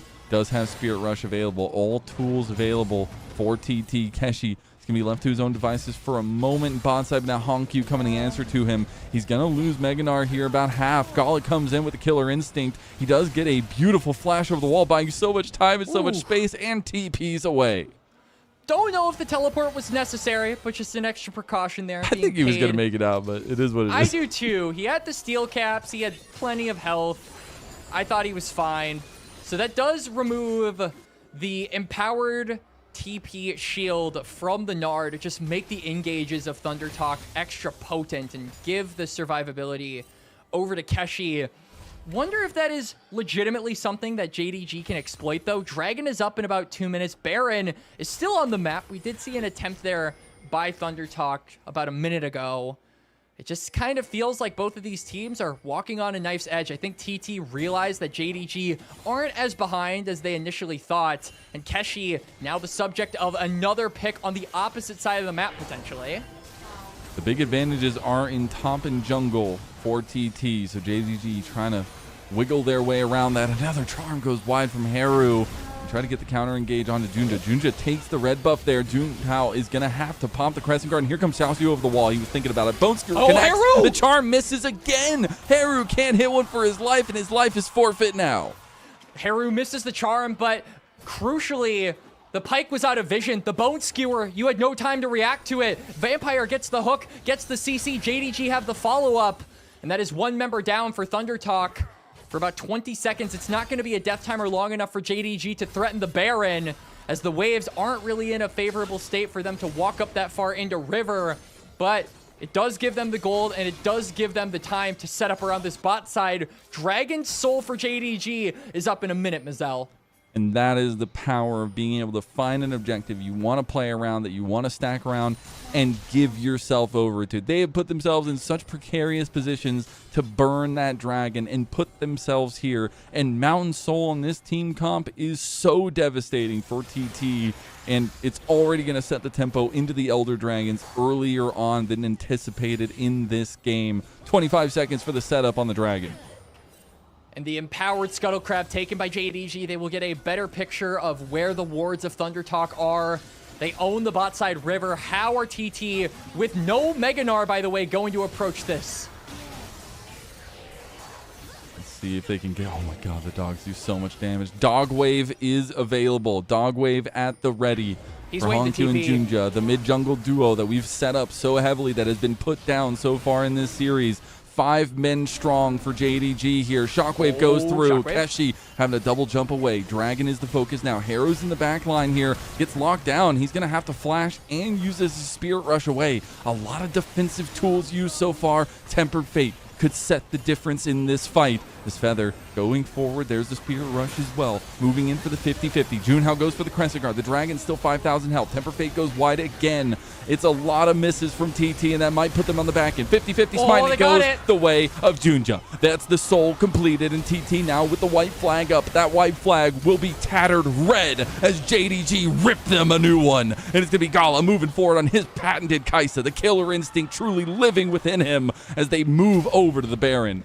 JDG keep the Soul win condition alive. They set themselves up around every neutral objective, and they make it pay off. 2 members are alive for ThunderTalk, but neither of them is the jungler, and neither of them can stop this Baron. JDG found their moment, and they took it, and now they're in control of this game, Mazel.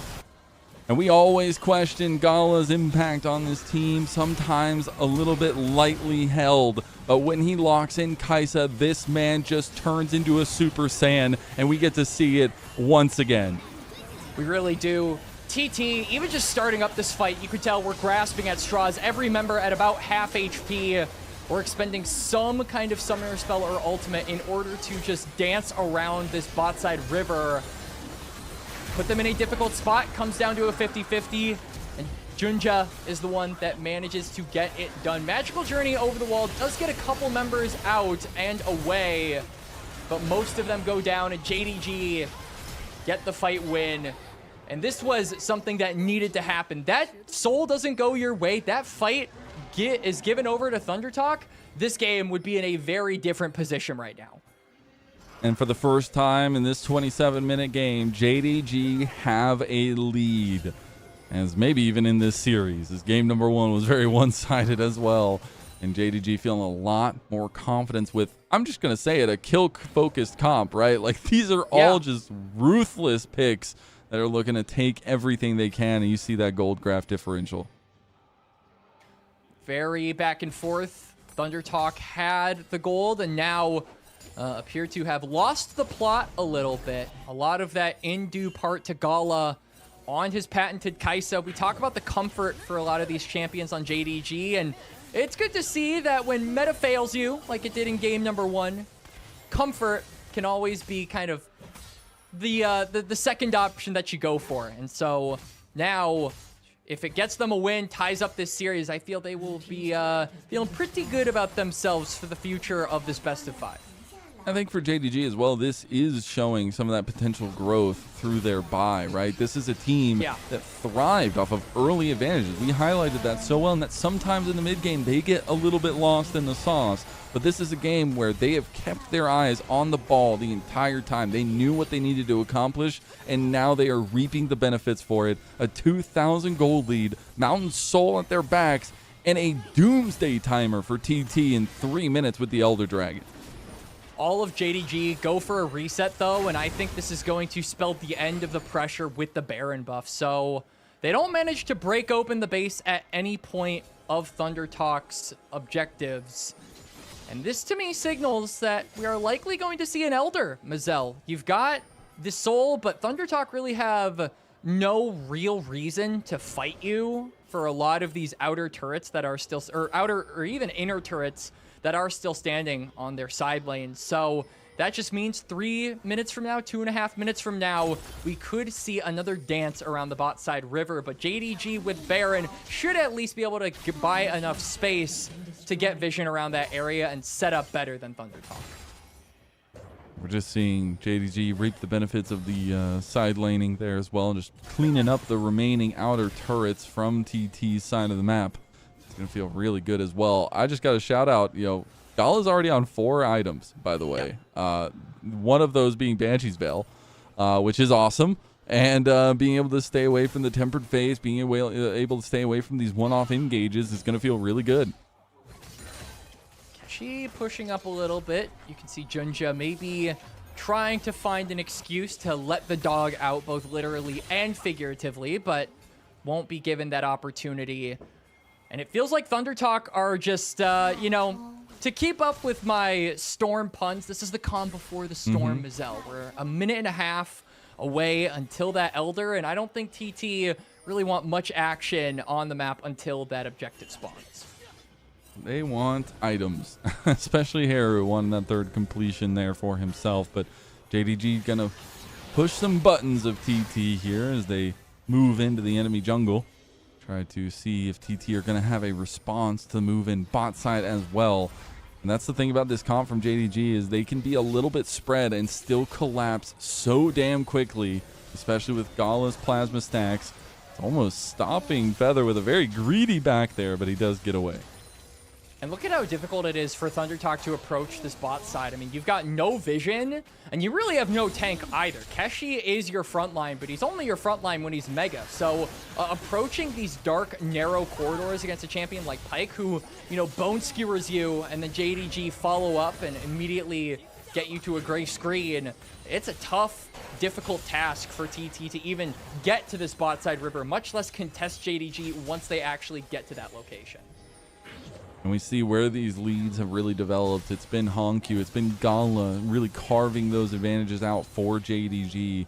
Keshi's still holding on to his singular advantage there for TT, the big one that was developed for them earlier into the game. We already get the preemptive TP coming to the bottom side. Elder has spawned. It is time for JDG to push the tempo of this game.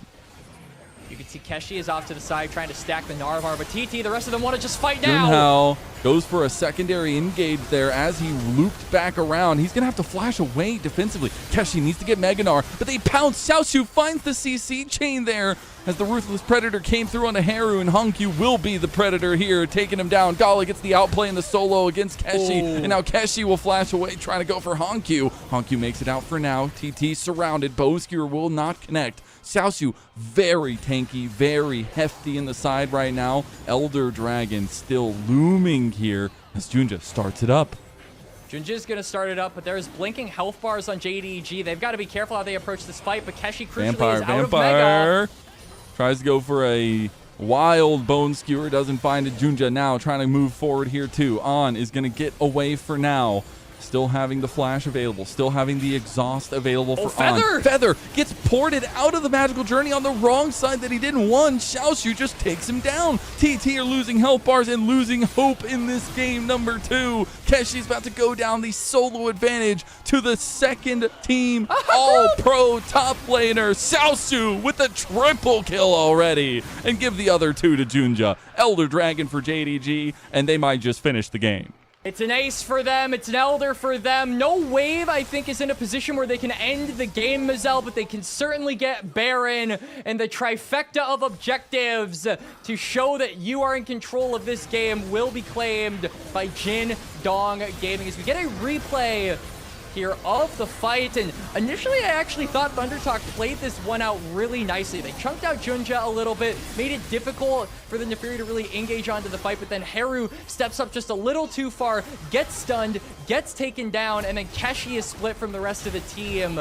And your Gnar is your main source of engage, so if he is shoving and completely whiffing it, it feels so difficult to play out this remaining fight. And JDG know that. They close their grip around this game, and they close their grip around this fight. This was such a scary moment as well. I gotta see what happens with Feather here.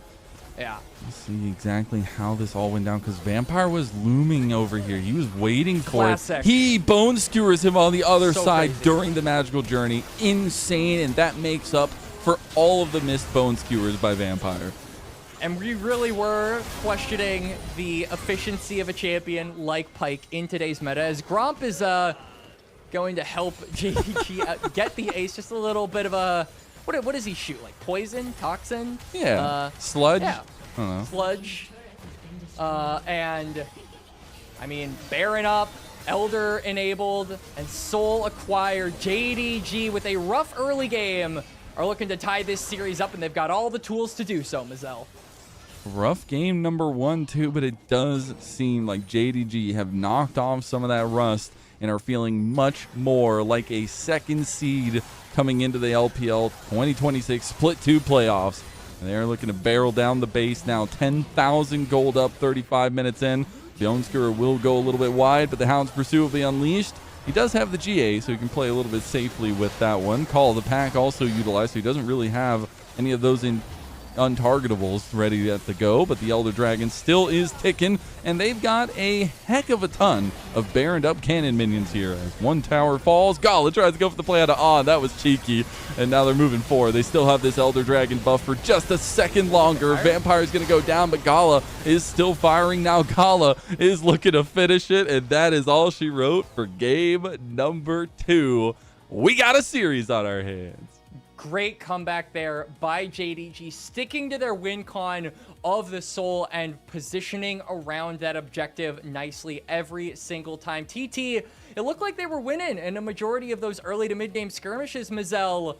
But when it came time for the late game objectives and those neutrals to really be the subject of a lot of skirmishing, it felt like Jindong Gaming were one step ahead the entire time. So now tying up the series, and this confirms now, Mazel, that ThunderTalk are going to be playing a at least 4-game series. They have not played this long of a series all year long. So the endurance test that they have yet to have faced so far in 2026 now coming at them against the 2nd seed. I gotta stand on a pedestal as well. Gala Kaisa. Yes. Frame it. Underline it. Why give it to him, bro? Why want that smoke, man? You know it's his. You have so many people that say, "Oh man, Gala's washed. What is he doing on this JDG team? This guy has been a legend in the LPL." And he took that one by the reins. And I love to see those kinds of performances. Xiaosu as well, having a huge step up on the Renekton in those key moments in fights. And I think it's finally starting to see what works when JDG are able to come online. And it's amazing to see that Gala still got it. You know, I think that there have been a lot of inconsistencies with his play over the course of 2026. Even in split number 1, a lot of people were concerned about his 2v2s with Vampire and getting caught off on rotations, having a bit of a lackluster / over-aggressive mid to late game. But this is a match where I feel the comp allows him to just go absolutely wild and on a champion that he is famous for. So a good vintage Gala game to get JDG back in contention for this best of 5, much needed and very entertaining. Yeah, it really has been. And a couple questions to TT. How do things work out from here? Is all the wind knocked out of their sails? How do they move forward with the conflict? Because that's been 2 comps in a row. It was a little bit less so this time around, but 2 comps that kind of beg the question of what happens if we get to the late game? What happens if we get some of these spikes with some of the snowball enabled? But it didn't work this time. So either going back to the drawing board, trying to figure out what else works here, because you're going further into this series and you're going to need to figure out what the plan is. It really just felt like the skirmishing power that their champions had and were gaining throughout each fight win were overpowered by the soul win condition that JDG had inevitably gotten. Right? Because once that becomes a factor, you're no longer able to one-shot the Pyke. You're no longer able to pick off the Renekton on sides. It removes a lot of macro choices from ThunderTalk, and so they were just kind of shoehorned into, all right, let's go for a team fight against the guys that have Mountain Soul at this point. And when that is your only option, I feel like there is only one response, and that is defeat, that is loss, and that is a JDG win. How are we feeling? Is JDG turning it all around? Does that make up for all the problems that were in game number 1? How are we feeling? I still personally think ThunderTalk are capable of bouncing back, even though this is the first loss we have seen from them in a best of 5 all year long, by the way. They're going to keep that record nice and shiny for us until this point. I feel they will be fine. I think this is a competitive series. We saw a competitive game number 1, a competitive game number 2, and a gold graph that, frankly, tells a very interesting story, Mazel. That's a hell of a dip there, and the fact that they ended up bringing it over 10K in the end, just insane. And again, vintage Gala performance. Vampire, some things to be discussed maybe with the Pyke, but you won, so that's all that really matters. And we're gonna take a look back at some of the plays. It's not about how you start, it's about how you finish, and there were certainly some questionable positioning choices from the support of JDG early on that led to picks like this, but inevitably got a bone skewer onto Haru that led to a Baron threat, and he turned it around. Right, so managed to finish out the game strong, as did everyone else on JDG. I think one thing that I'm really looking at for game number 3 and beyond, Mazel, is how exactly Junhao is going to be able to transition his skirmish power into objectives. Because we saw that in game number 1. After every kill, normally a Dragon would follow, or Grubs would follow, or Herald would follow. In this game, Junhao was on the map quite a lot more than the Neferi and was just managing to, I think, make a lot more of a splash in those first 15 minutes, but it never translated into anything. He was never able to get any dragons. So I feel like that is the big difference maker between games number 1 and 2, and probably something that we are going to have to keep our eyes on for game number 3 and beyond. Yeah, I absolutely think so. And I'm excited to start seeing some potential more niche picks coming through. That was one of the Gala outplays there. But I'm very curious to see what TT's want to bring out, because get this, where you're gonna see more games from them than we have, and so it's gonna be a lot of fun compared to what we got to see with them against IG, where they just absolutely down smashed the entire team. It's nice to see JDG fight back as the second seed as well, show a little bit of life here. But if we're starting to think about it in the setup of this game, I mean, got to start thinking about some MVPs here, and Gala had some good moments as well. I think Junja had a hell of a comeback in this game as well.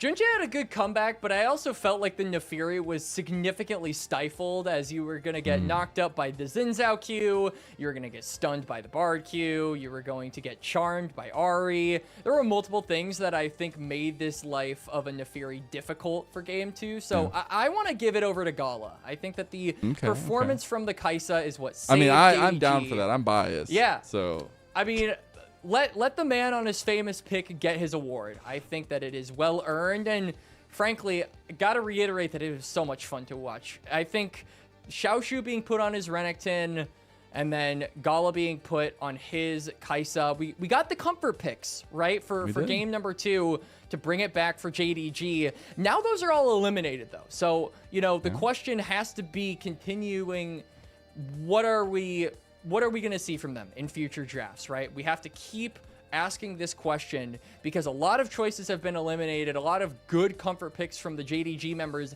have been taken off the board. Thunder Talk, this might be where the lack of information and the lack of games maybe comes in clutch, because you don't have nearly as much tape to go off of, which means that you're like, okay, they play this champion and this champion. You have like 3 names on each of the players that you take away. And so past that point, there's not a ton of tape on them. And so I think that might be something to look out for if Keshi maybe has a pocket pick, or Haru has a pocket pick. But Honkyu 33% damage done, I guess. Yeah, he's going to be the guy that wins player of the game. We just really love mid laners today. Haru got it in game 1, and now Honkyu gets it in game number 2. I just really want to highlight the mid laners. 94% KP, 33% damage done. Pretty good for the Orianna. Quite. And that's why we see it banned away a majority of the time. But it did get through and earned Honkyu an MVP and JDG a game victory to bring us even keel in this series, the first series of the LPL playoffs. That's it for us for game number 2. We're going to be heading off to a break, getting ready for game number 3. We'll see you there.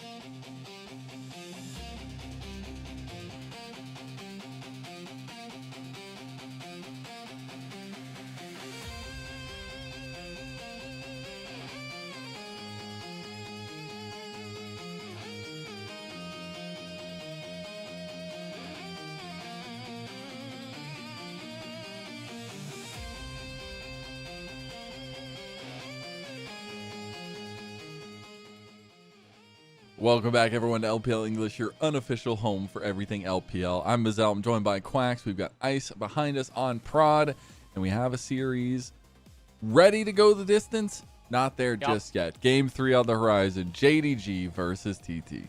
We're here to open up the playoffs, and I am very glad to report that playoffs will not be started with a 3-0 sweep on either side, Mazel. We have got a banger series right out of the gate, and wouldn't expect anything else. The LPL regular season was absolutely amazing. The play-ins were somehow better, and now we're scaling up to the playoffs being the best thing about the spring split. Yeah, I hope so, at least. I took this one saying it was going to be 5 games. So far, not disappointed. But this is a turning point in the series, and that's what I really want to highlight is one team takes a step forward here on a match point. We have seen a complete turnaround comparatively to game number 1, where it felt all TT centered. Game 2, about half of it was TT centered, and then after that, JDG took the advantage.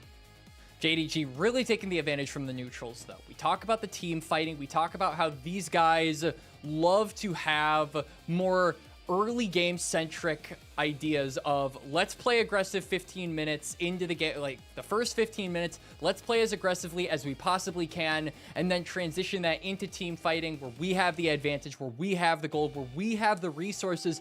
And when we said they don't usually team fight very well when they don't have those gold and resources and all of those commodities that you would expect, they get a little bit scramble-brained. Well, I feel this is a game that kind of dissuades that notion a little bit. They didn't have a super clean early phase of the match, and I think Thunder Talk really got off to a good start, but they turned it around through the soul, they turned it around through the bot side plays, and that is something that I feel like highlights the evolution of this team finally starting to wake up and warm up after their break of the regular season. Yeah, and I think it's really important what this game is going to have in store for us in terms of picks, as well as we're hopefully getting a little bit closer to draft. But it is important to highlight a lot of big picks are gone. We've had some wild ones like the Pike, I would say, that are now not on the board anymore, but still some effective meta pieces up and available.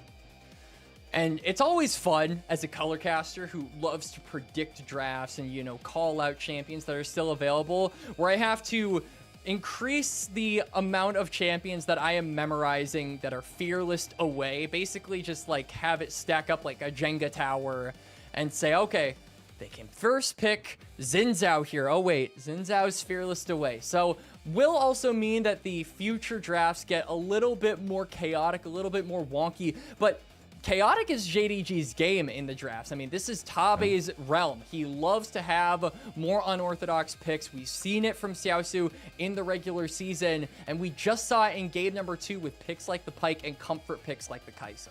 Yeah, I think those kinds of moments coming out are so impressive because it builds confidence. And I was talking earlier how important confidence is here in the LPL. It feels like as it just is a high that teams seemingly ride all the way throughout some incredible stories in the past of LPL playoffs, and might be the case here. A little bit of setup for JDG to potentially take some of that momentum moving forward. But as we see, we're back out on stage. We saw the shots of the trophy, but more so I want to see the shots from JDG. How do they capitalize on the wounded setup that they had for themselves against TT in game 2, and do they just continue to give Junja some more gameplay opportunities? I think Junja has been largely given the carry position in a lot of these drafts for JDG tonight, and the amount of carry junglers is slowly starting to dwindle, as is the nature of Fearless. So wouldn't be surprised if they try to give more agency over to someone like Honkyu. right? I think this guy really made his mark onto the scene last year on CFO when he was able to pull out things like the Tristana mid, when he was able to pull out things like the Yone, these high micro, heavy mechanic-esque champions. So when it is all said and done, I think that could always be an avenue for JDG to default to if they feel that Junjia isn't sufficient enough on these carries that are left open. Yeah, I'm just sitting here thinking for Junhao what his approach is going to be looking like, because we know he wants the skirmish. We know he wants control of that early game. But it's also a position where you need to find something that is stable. This Xin Zhao was awesome, but you can't double pick Xin Zhao here. So you need something that does have that sustainability for yourself to be able to make those kind of counter plays or aggressive plays in the mid-jungle 2v2.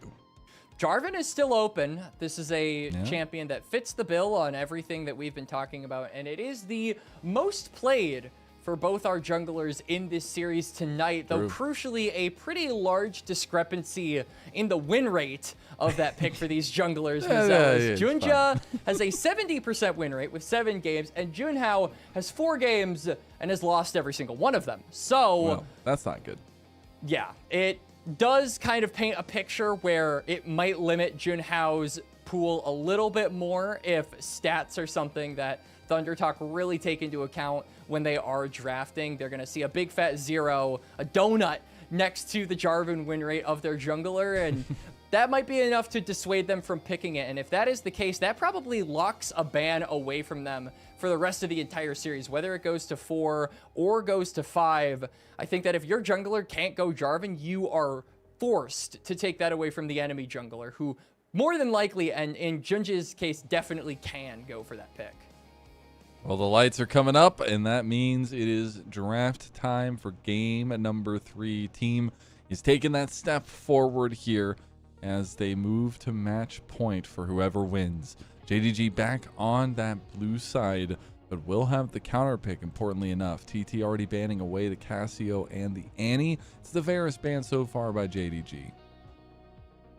Nothing too telling coming out here. I wonder if we'll see more emphasis put on some bot lane duo bans coming through here for the future of this series, as a lot of those key priority mid lane picks like the Orianna and the Ryze have been fearlessed away. So there's nothing that really screams must pick here, specifically for the solo laners of either of these teams. So might give more emphasis over to the bot laners in the first phase of picks. There's that Jarvan ban coming through from ThunderTalk like we talked about.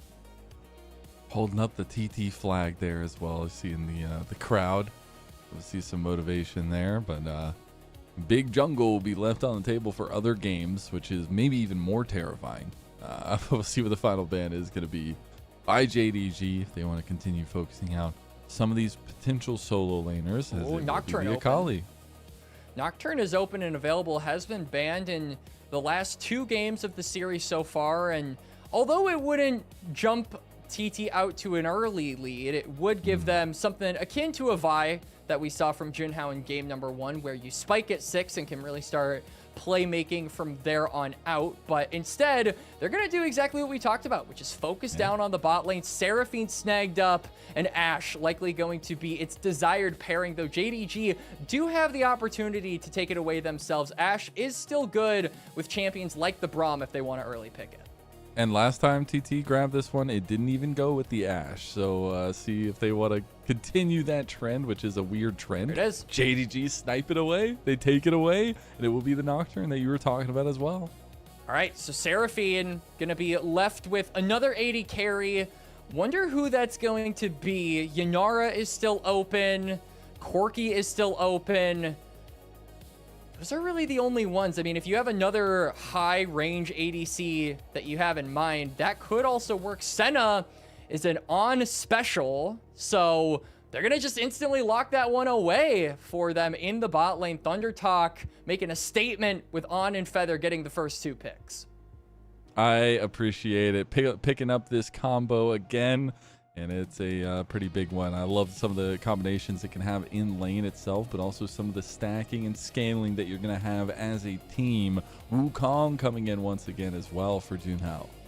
That sustain going to be really crucial for Junhao in these later fights where he can get multiple spell rotations off, but you have to get to that point first, Mazel. And so the early game for TT's bot lane going to be where I look at as a point of concern, because although you do have the range, you do have the poke, the damage profile on champions like Senna is not on the same level as your traditional ADC, and certainly isn't on the level of a champion like Ashe. So I think early on, JDG should be looking to leverage this 2v2 power of the Ashe paired up with the Lulu, now locked in here for Vampire. Get that priority, give Junja a nice clean early game to get level 6, and from there can really start to open up skirmishing.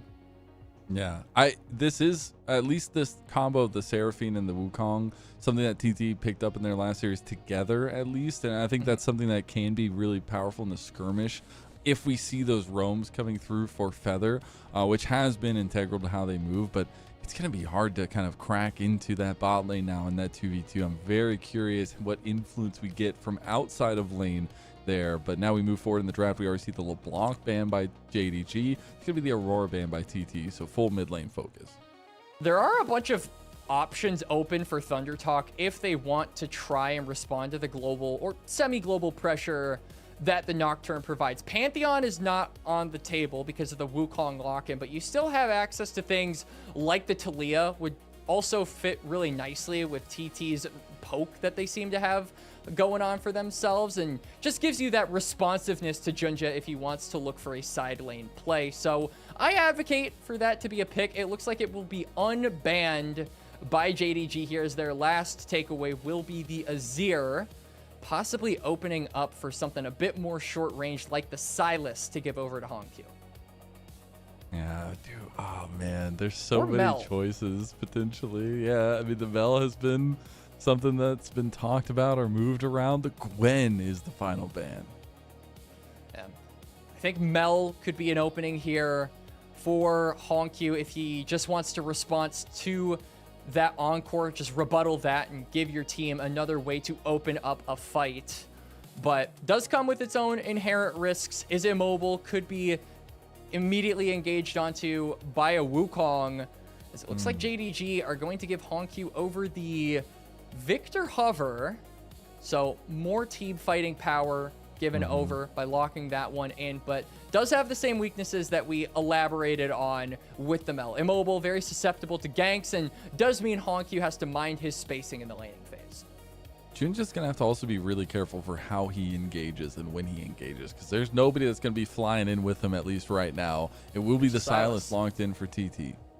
So they do have the response with the global pressure. Sylas going to be able to steal the paranoia and then make plays with that ultimate for himself. But I do genuinely wonder how often you're going to be catching these JDG members off on a side lane, especially as the game goes on. This is shaping up to be a very stock standard death ball comp, and it seems like TT are trying to match them in that front. Scion lock-in going to come through here and just gives you a lot of infinite stacking. You've got the Senna with the souls, and then you've got Scion with the soul furnace. So late game seems to be where Thunder Talk really want to lock in. And speaking of lock-ins, Xiaosu gonna add the Shen to his unorthodox picks. Tabe cooking him up another meal, and he is devouring that.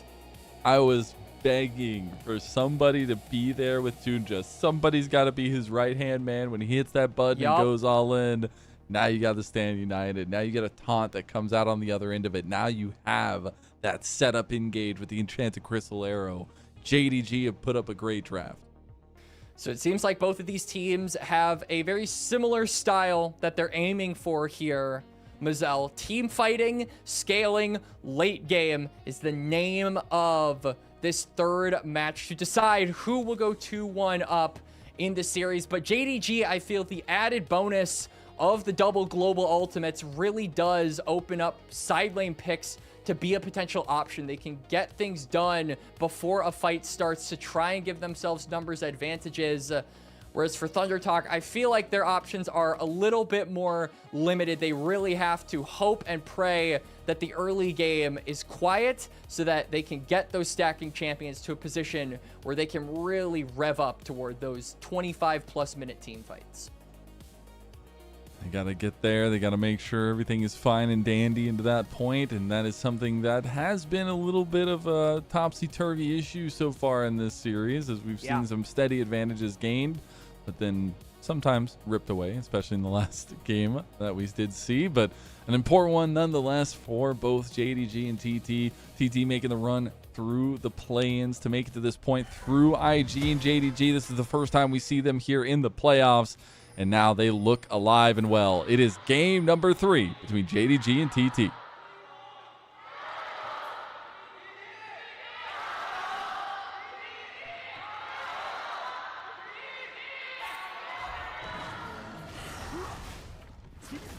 Leashing in the big 2026? What world are we living in, Lennon?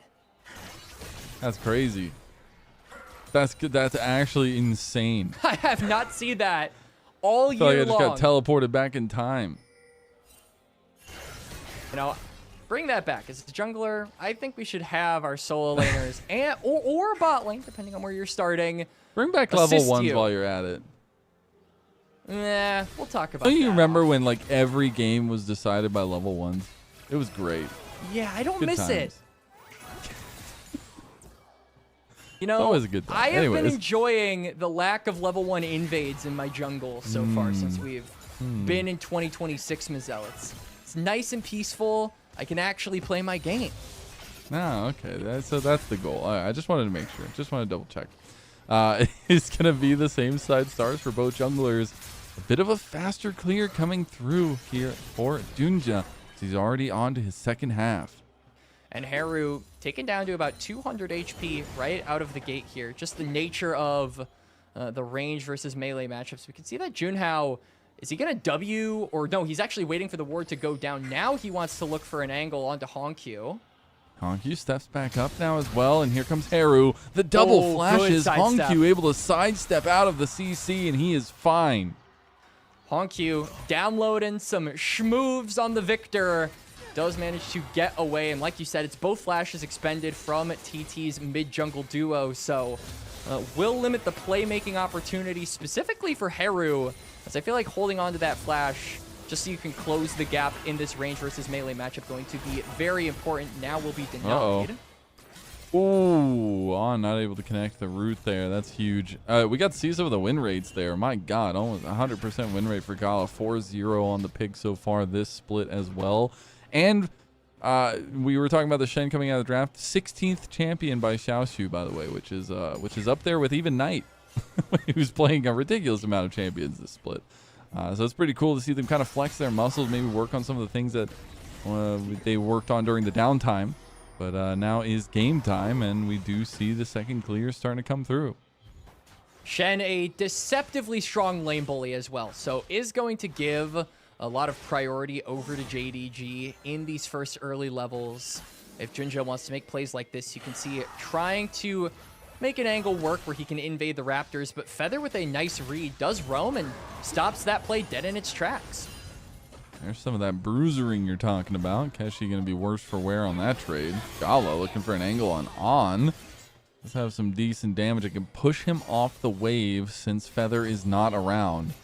It's pretty nice. Maybe try to deny some souls. Looks like he's going to be able to step up and grab that one. Atan comes through. Keshi in some trouble. One auto. Might just do it. He did save the flash. That is hair-raising. Certainly is. Keshi going to have to reset just because he's also low on mana. So the cost of going for the shield could be debatable. If he doesn't have enough mana for that, he's not going to be able to live. So he has to teleport, gets back to the lane, and this is just kind of the nature of how I feel the matchup is going to go. Sion usually is just kind of a punching bag in the laning phase with most matchups, but the real appeal of this champion is how little resources he needs to function in mid to late, and that is the big focus for both of these drafts. Oh, look at this angle here. Hongyu leaning to the other side, though, so Junhao would have to cover a lot of distance, but he wants to make a play in mid. Side. He wants to get Haru a little bit of resources, a little bit of safety in that mid lane. His advance will be not for anything, but he will collapse back down on the bot side. But guess who also is towards this bot side? It's Junja. A level up too. So if this comes to a 3v3, I heavily favor JDG. It like won't the end early up, heal. yeah, won't end up getting to that point, so no blood going to be shed on the bot side, and this is a good thing, particularly for Junja. He's very close to that level 6, has completed 2 full clears, and now he gets that bot side crab spawning in a little bit, will be able to unlock the paranoia for more playmaking. Still almost a full level up over Junhao here. As, that's going to feel pretty tough. He could just take the Gromp and get level 6, and now he has paranoia. He's paranoia, and he's immediately floating toward the mid lane. We saw Haru get a bit more aggressive, trade onto Honkyu, force that reset from the Victor, but now because Nocturne ult is available, he has to back away, has to consider that his jungler is still only level 4 at this point, Mazel. And yeah, that's so tough, man. Really rough early start here for Junhao, a player who his success has been defined by the first 10 minutes and his ability to really dominate in skirmishes and be ahead of his counterpart. Now he is put significantly on the back foot. So how are Thunder Talk going to be able to recover from something that hasn't really been an issue so far over their last couple of series? Yeah, I mean, let's be real. JDG using a little bit of TT's methods against them here with the full push prio in mid and bot lane, leaning into the early dragons here again for another game where JDG were behind in last game and were able to sniff that one out.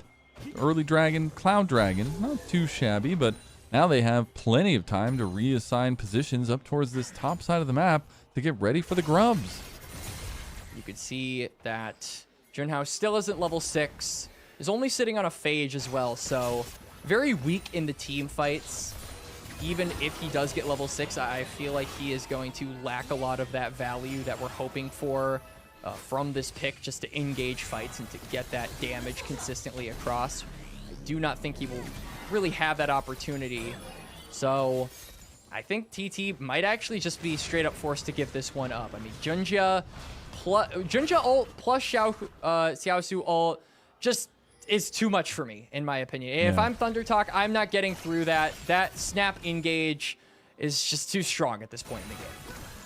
Taking a look at the map state as well, Gala had used the hawk shot, saw the backing coming through from Junhao, and realizing he's probably coming down towards bot side. We see pings in the jungle, at least from the blue side, and it does mean now that we will have some mobility out of the bot lane itself, and some push coming through from JDG's side of things, and keeping the back from on away.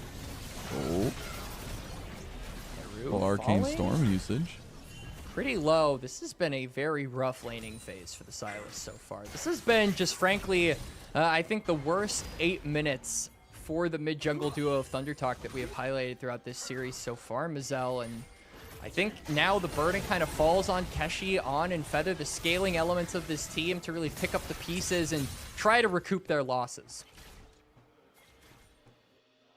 And I think in one of those ways, like, this is a realization of, is this going to be a make or break moment for TT in terms of their potential to live out this stream, right? And like, it's one of those moments where the IG series was incredible. It was awesome to see, and it was an incredible moment for TT to make that lasting damage done. But can they put it together when they are backs against the wall is the big question. Enchanted Crystalera will hit from across town, but nobody is there to engage. It will be a 2-for-1 grub trade, I do believe, as well. It's a lot of resources expended by Thunder Talk to get members up toward that top lane, and one grub, probably the reward not worth the effort it took to actually get to that point. They still will be happy for getting one grub. I think this is going to be especially nice for Keshi, who is looking to have that side lane pressure on the Scion, but I mean, look at JDG's comp. You've got a Shen, you've got a Victor, and you've got an Ashe. These are all lanes that have been pushing in their counterparts pretty significantly under their turret. So adding on 2 grubs to that just means that they will trickle in gold throughout the remainder of the laning phase. And there's something else that's helping power JDG at this point. It's something that I've been very excited and happy to see throughout this split since coming over, at least I guess this year for JDG. But it's this mid-jungle duo on the other side that we're going to finally talk about a little bit. 147 games played from the LCP into the LPL together. It's a decent amount over the short track record they've been together, but it's been a lot of important games played as well. And I think it's so incredibly important to highlight the synergies we've seen from this team. I mean, they were shocking the LPL in their first split coming in with how potent they could be. And we've seen some fluctuations in that, but the lethality is still there. And now with Junja having this advantage, I want to see him push the buttons. And I love how Honkyu is also maneuvering around this laning phase, right? Because we're seeing him just constantly push Haru under his turret. The ability for Sylas to impact the map is basically non-existent, as, speaking of impacts on the map, both junglers are kind of posturing and shadowing around this bot side. Paranoia is available for Junja. Hasn't had an excuse yet to use it. Hasn't really needed to use it so far, as JDG have now built a 1k gold lead with no kills and just the objectives to kind of do the talking. So I feel making the good decision to not go for unnecessary plays, just allowing for these gold leads to balloon slightly over time. Yeah. And that's something that is a bit of an adaptation from JDG, because this is also a team that would love to force early fights, even if they were losing, to try to find that advantage because they feel so comfortable playing win ahead.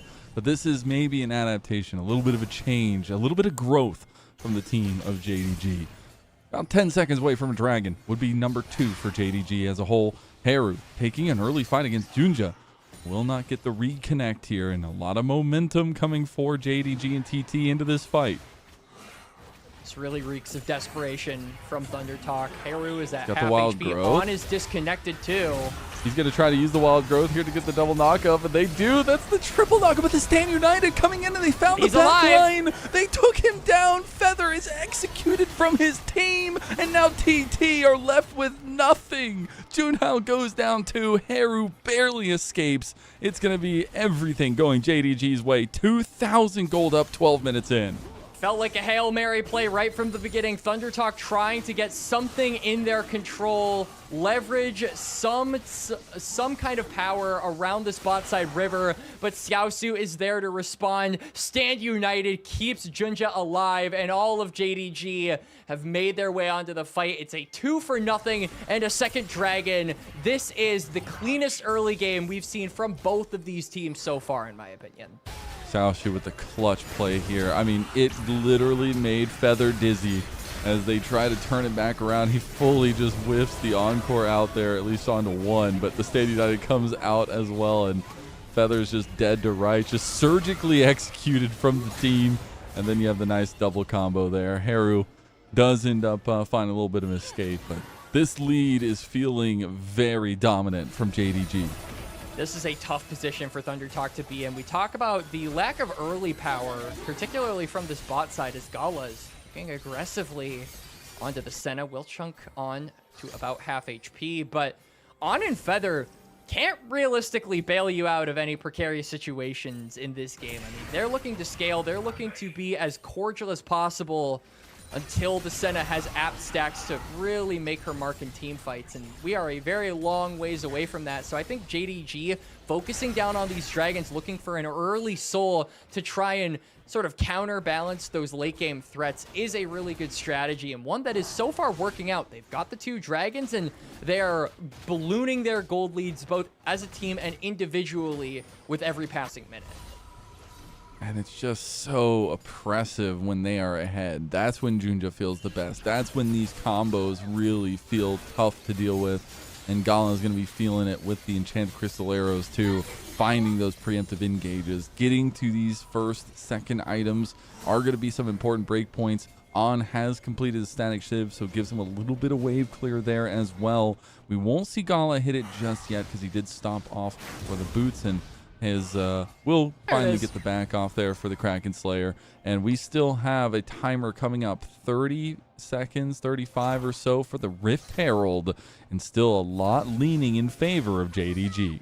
They're moving up their bot lane to the mid lane to get this priority ahead of that objective, like you said, Mazel. But it feels like all of this setup, all of this work that Thunder Talk are looking to kind of put on this top side in order to play for this Rift Herald can be undone with the triple global ultimates here for JDG. If they find one single member of Thunder Talk on their lonesome, caught in transition, they can snap engage onto that and immediately get themselves a numbers advantage. So TT have to be very cautious about their movements, and it seems like they really want this objective. They're moving Keshi toward this area. They need an objective. They need something to grab onto. I mean, Xiaoshu, he can just always join the fight. They're going to bring the Stand United combo. They're going to immediately eviscerate the backline. The burn is enough from Hongyu to take down On, and soon to follow is Junhao. That's going to be a double kill for the star mid laner of JDG. And now they're going to move forward to the top side here. Haru doesn't stand a chance, making a triple kill for Hongyu. Flash Shadow Dash, and Hongyu going to pick that one up. All of Thunder Talk, except for Keshi, go down. Feather will also live to tell the tale, but JDG are running away with this game. Herald is going to be in their back pocket as well. Tier 1 in mid should fall. The wave clear from the Scion, not efficient enough. Gala. A little damage there. A little peppering. Throwing him, you know, throwing a couple of rocks at him. He's a giant wall, but, you know, throwing some rocks. It is JDG, though, really taking control of this series. And you were wondering how much gas TT had in the tank, how much thunder they had left to talk, but it's JDG who are quieting that now. Hongyu and Junja, incredible combos with Xiaoshu over top. And Junja, again, surviving all of the initial burst that Thunder Talk are attempting to put onto him. He manages to get out. And it just seems like TT are grasping at straws here. They're looking to make plays onto Dragon. They're looking to make plays onto Herald. They're trying to be proactive, but the response from JDG is just too good. The Stand United to protect Junja, the paranoia timings, and everything is going their way. This feels like a game that is only going to get harder. Dragon is up in 20 seconds, and TT have no right even looking in the general direction of this bot side river. Yeah, and that being said, it's just going to be such an early soul fight if it is JDG. They're able to secure this right now as well. They've done a really good job these last two games putting that focus into that side of things, because that's a little bit troublesome. It's going to be the stolen Stand United taken through, and Chance Crystal Arrow connects. He flashed into it. Oh no, that is a troublesome situation to be in for TT as they lose Junhao. Now they're going to lose a little bit more. Keshi getting a little bit lower. Xiaoshu hits a three-man. Massive Shadow Dash coming through from JDG. He does die for it, but instantly traded back with another kill to JDG.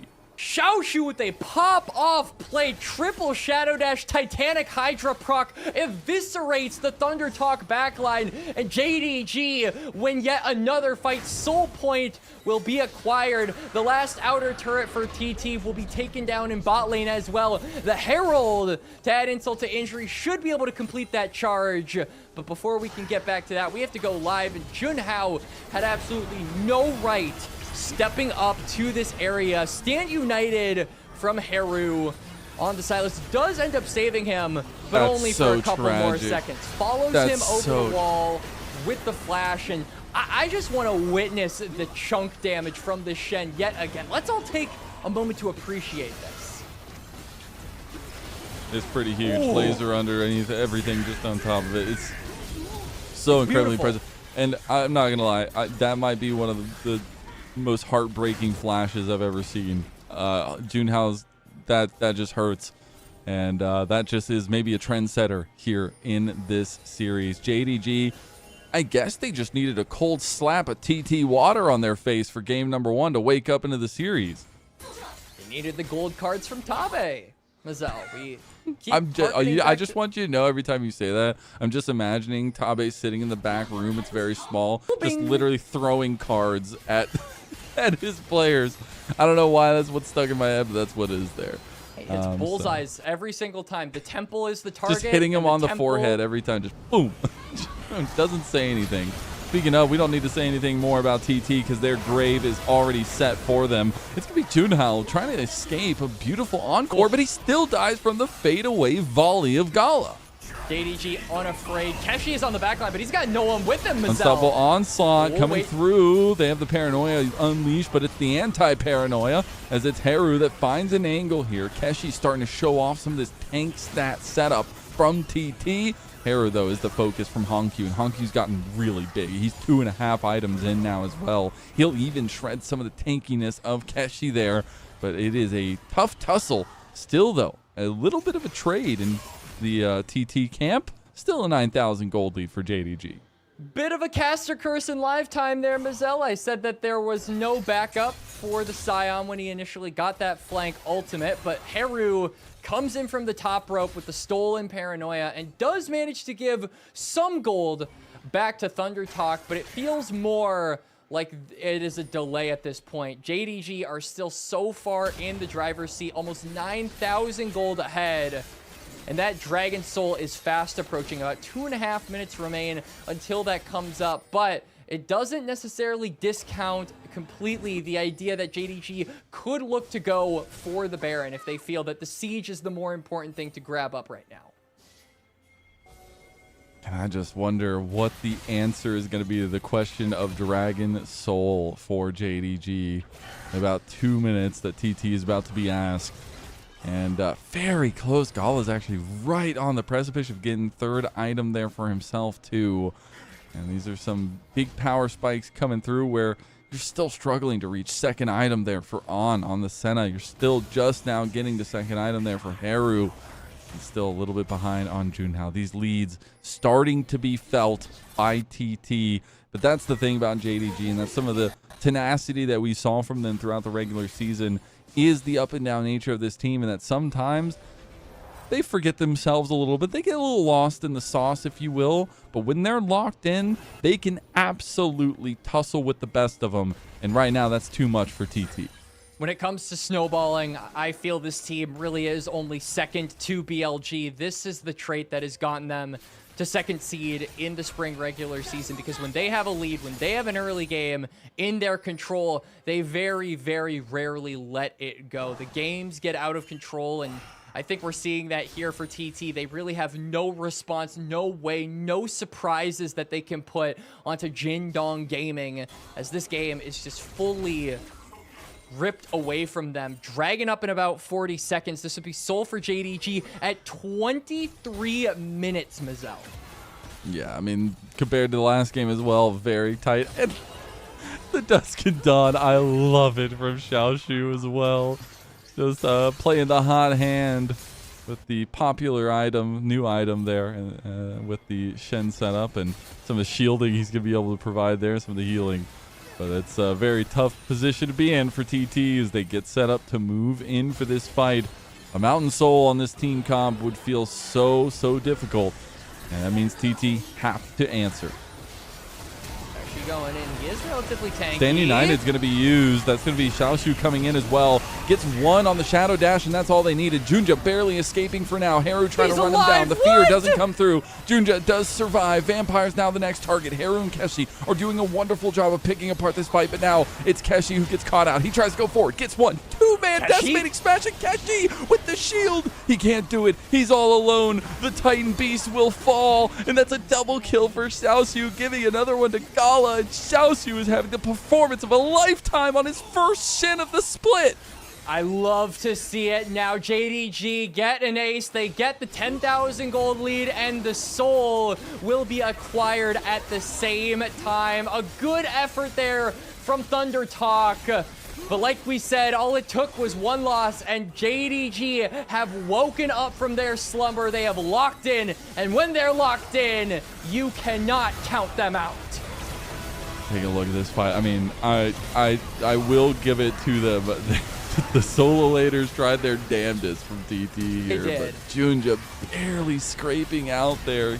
You didn't want to get feared. Like, you can't continue to chase that, or you're just gonna get feared away and killed. You are. And then Keshi, I really thought he was going to be in a position to get some like satisfying double kill montage-esque thing right here, but gets caught by the gravity field from Honkyu, stops his advance completely, and then he just gets kited by the remaining members of JDG. Soul acquired as we go back to live, and I feel like Baron is the next thing logically on the cards, and one pick should be the difference between them just being able to rip it right off. And that's going to be something to think about. in these next few moments and how JDG want to close this game out and move themselves to match point in their first series of the playoffs. As they move into the enemy jungle again, yeah, Gala's just going to start it up. He's on 3.5 items now, has that IE completed, and this thing is going to burn, baby, burn. No responses from TP coming out now. Maybe they want to try to fight for it. It's a desperation play if they do, but Paranoia's pop. Stand United goes in. He gets the double taunt here coming through potentially, but the Shadow Dash doesn't come through just yet. They get CC'd 100-0. Here goes the backline access for Xiaoxiu, but they go back on the other side of the fight. Haru's looking for backline himself. It's some of the tankiness really come through, but Honkyu has just been untouched this entire time, and the Arcane Storm is ticking. It's not going to grow anymore, but Honkyu wants more. He wants more. He's going to flash for the play, gets a double kill there too, and now he's going to try to chase down Keshi, who is just too damn tanky to try to gate down. But it's Honkyu who stands tall, and somebody we haven't really talked about who's 8-0 on this victor.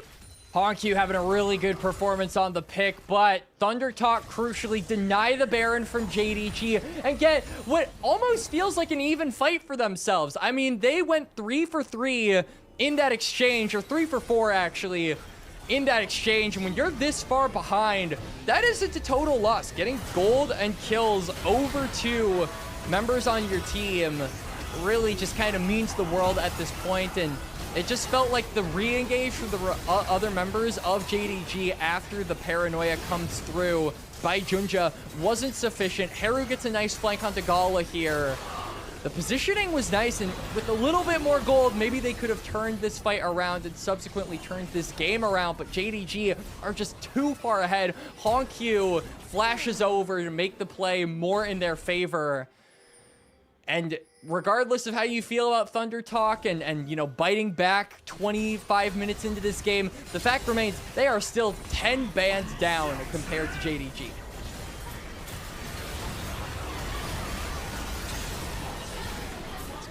Kill coming through here from Junhao. Oh, yeah, that was a huge pickup there on the Junhao now as well, and they're going to try to follow it up. It was 1,000 gold that went to Junhao in the end, but it is Gala who's starting to kick him in the teeth here with the attack speed that he's able to get. They could still force the Baron. There is no smite, no top laner there, and that is JDG just forcing the play. Haru really has nothing to threaten them with. So they're going to try on Feather. Feather crucially still has ultimate, so if JDG try and pull the trigger, there is the Encore there to try and disengage the fight, but I don't think there's going to be a fight to be had. They just need to finish the Baron. It's so low. Oh my god. Encore went through. Junja keeps the Baron focus, and Haru overextends and dies. Baron going over at 27 minutes, 47 seconds to JDG. All right, now expedience is the name of the game. JDG have the soul, they've got the Baron, they've got the tools to end this game right here, Lennon, and I don't think they want to test the waters with an Elder. Elder fights are nice, but I think for how decisively they have played this game, they would rather not chance it with a potential even 1 in a million steal from Junhao to turn this game around. So really looking at these next couple of minutes, these next 90 seconds or so to knock down these tier 2s and really squeeze their grip around the necks of TT. Yeah, this is the difference between average teams and great teams, is how they close out games with leads. You've seen that be troublesome for a lot of teams in the LPL this split. JDG doing a good job of spreading the wealth here across mid and bot lane, keeping so much pressure on TT and forcing them to find answers. About a minute away from that Elder Dragon spawning, and we are at 4 items plus for the carries of JDG. JDG don't necessarily have to stop their advance with the Baron in order to go for the Elder. There's nothing that TT can really do to force them from stopping the siege. They don't have the greatest wave clear as this comp, so I think as long as you've got the Baron buff, it gives you the power to just keep on pushing forward. Though TT are looking for something on Gala. Okay, Encore going through. The teammate does get extended, but it doesn't do much, and Junhao's already dead, and now the Arcane Storm is starting to grow. We've seen time and time again, Honkyu just continues to grow this storm that is JDG. They have awoken, and the Great Beast roars to life. Haru gonna get chased down by Xiaoxiu, and that's just the end of game number 3. And that's a big arcane storm, and Thunder Talk are getting jealous. There is a storm of their own brewing in game number 1, but Honkyu will wipe that away with the Victor ultimate, and JDG will take us to series point.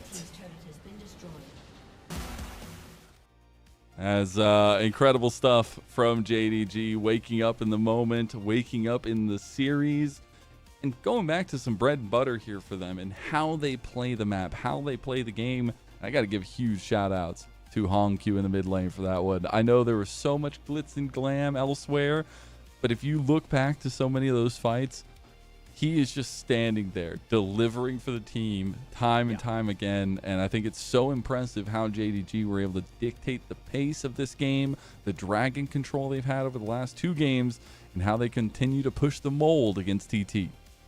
And TT, you know, the question of us talking about them running out of gas, how much fuel did they have left in the tank after that game 1 victory? It felt like they were completely running on empty in game number 3 there, Mazel. From the draft, right from the get-go, it felt like the atmosphere of the match was different. There were less chances for Thunder Talk to fight, less chances for them to skirmish. They still took every opportunity they could find, but their comp was so much weaker in the fight department that every single time JDG would just wipe the floor with them. Yeah, and I think it comes down to the individual execution we were able to see as well. And I got to give huge props to Xiaosu on the Shen. He might be the MVP for me. It's between him and Honkyu at this point.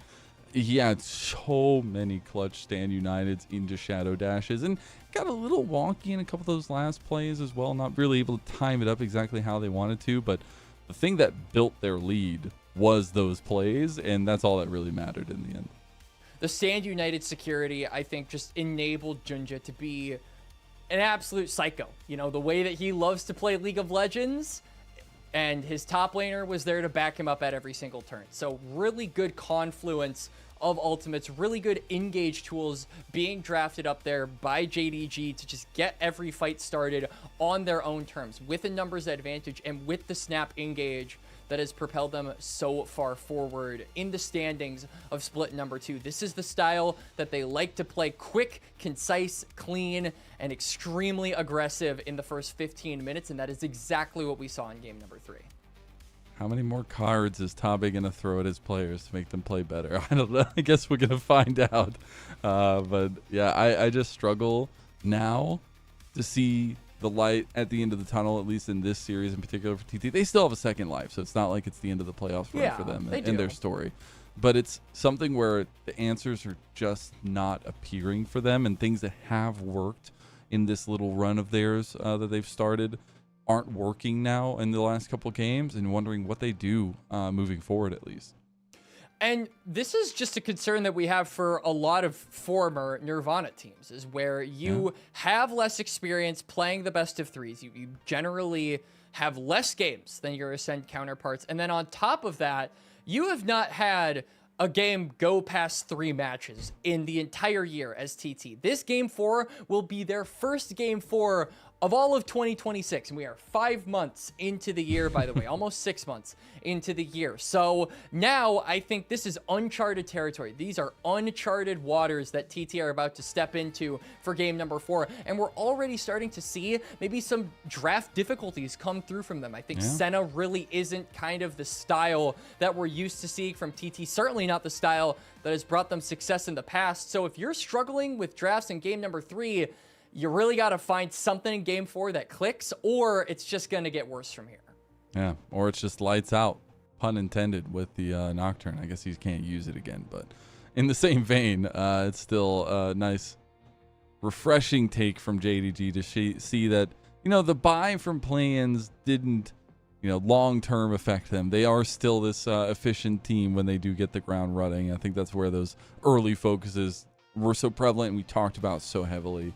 And it started with these kinds of moments. It started with some crazy team-focused play from JDG and just continued to rain hell on TT.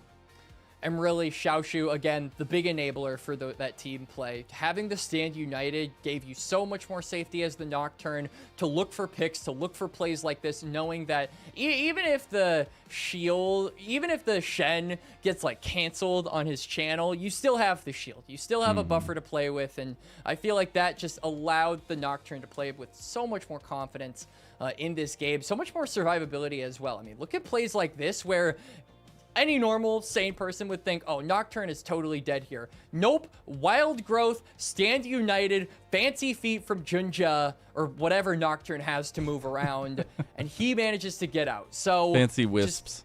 Wisps, like, he floats. And was floating around all the members of Thunder Talk in game number 3. Yeah. So really cleanly executed match here for JDG, and a return to what we, I think, expected going into this series, Mazel. Yeah. And for me, I just want to be a little bit more introspective in the draft itself as well, because this is some honing of the weapon, right? Like, Nocturne has been a staple for Junja so far this regular season, and the Shen, first time we've seen it from Xiaoshu on the split. But we were in draft sitting there with the first 3 picks. We're like, okay, I see some of the bones, but it's weird because there's no real follow-up and continuation with Junja. It's a little bit standoffish. The Shen is just the perfect combination to tie all of it together. And you have the sustained damage from the Victor, and obviously Hongyu got super big, but the structure of the comp is just so efficient and so nice, and that's one of those draft masterclasses that I love to see. Top A def. What can I say? This is one of the big commodities that JDG have for the year, and they are really making it worth it with these crazy picks like the Shen. Xiaosu has been the guinea pig for a lot of these just wild draft choices from Coach Tabe, and he has taken every single one in stride. All of the champions that you would consider to be unusual and given over to Xiaoshu, he's won every single game with them. So continue to be weird, my friend. Just like give this man whatever the hell you want, because it seems to be working every time you do. 16 unique champions played. Why not add a 17? There's a lot to choose from there. But think about MVP. Lane. You can play anything. Yeah. Think about MVP. Who do you got to give it to? Ooh, I mean, listen, I think Hongyu was the big standout, but I feel just for the sake of variety. All right, never mind. It's mid lane. We're just in mid lane. I was gonna say Xiaoshu, but nope. Dude, it's Hongyu for the second game in a row. He has like the same stats as last game. He had 90% KP. He had 33 damage. He fell off. He had 260 damage slash gold. The like damage to gold percentage. Man, crazy couple of performances from Hongyu, and a further continuation that we wanted to highlight was the mid-jungle combos, but this time we're leaning a little bit more on Hongyu as well. I know we were talking about some of the setup tools, the volleyball with the mid-jungle duos, but it's truly impressive to see Hongyu's consistent performances so far in the last 2 games. That is it, though, from us for game number 3. We will be going to TT's first game 4 and JDG's potential ending of the series after this break.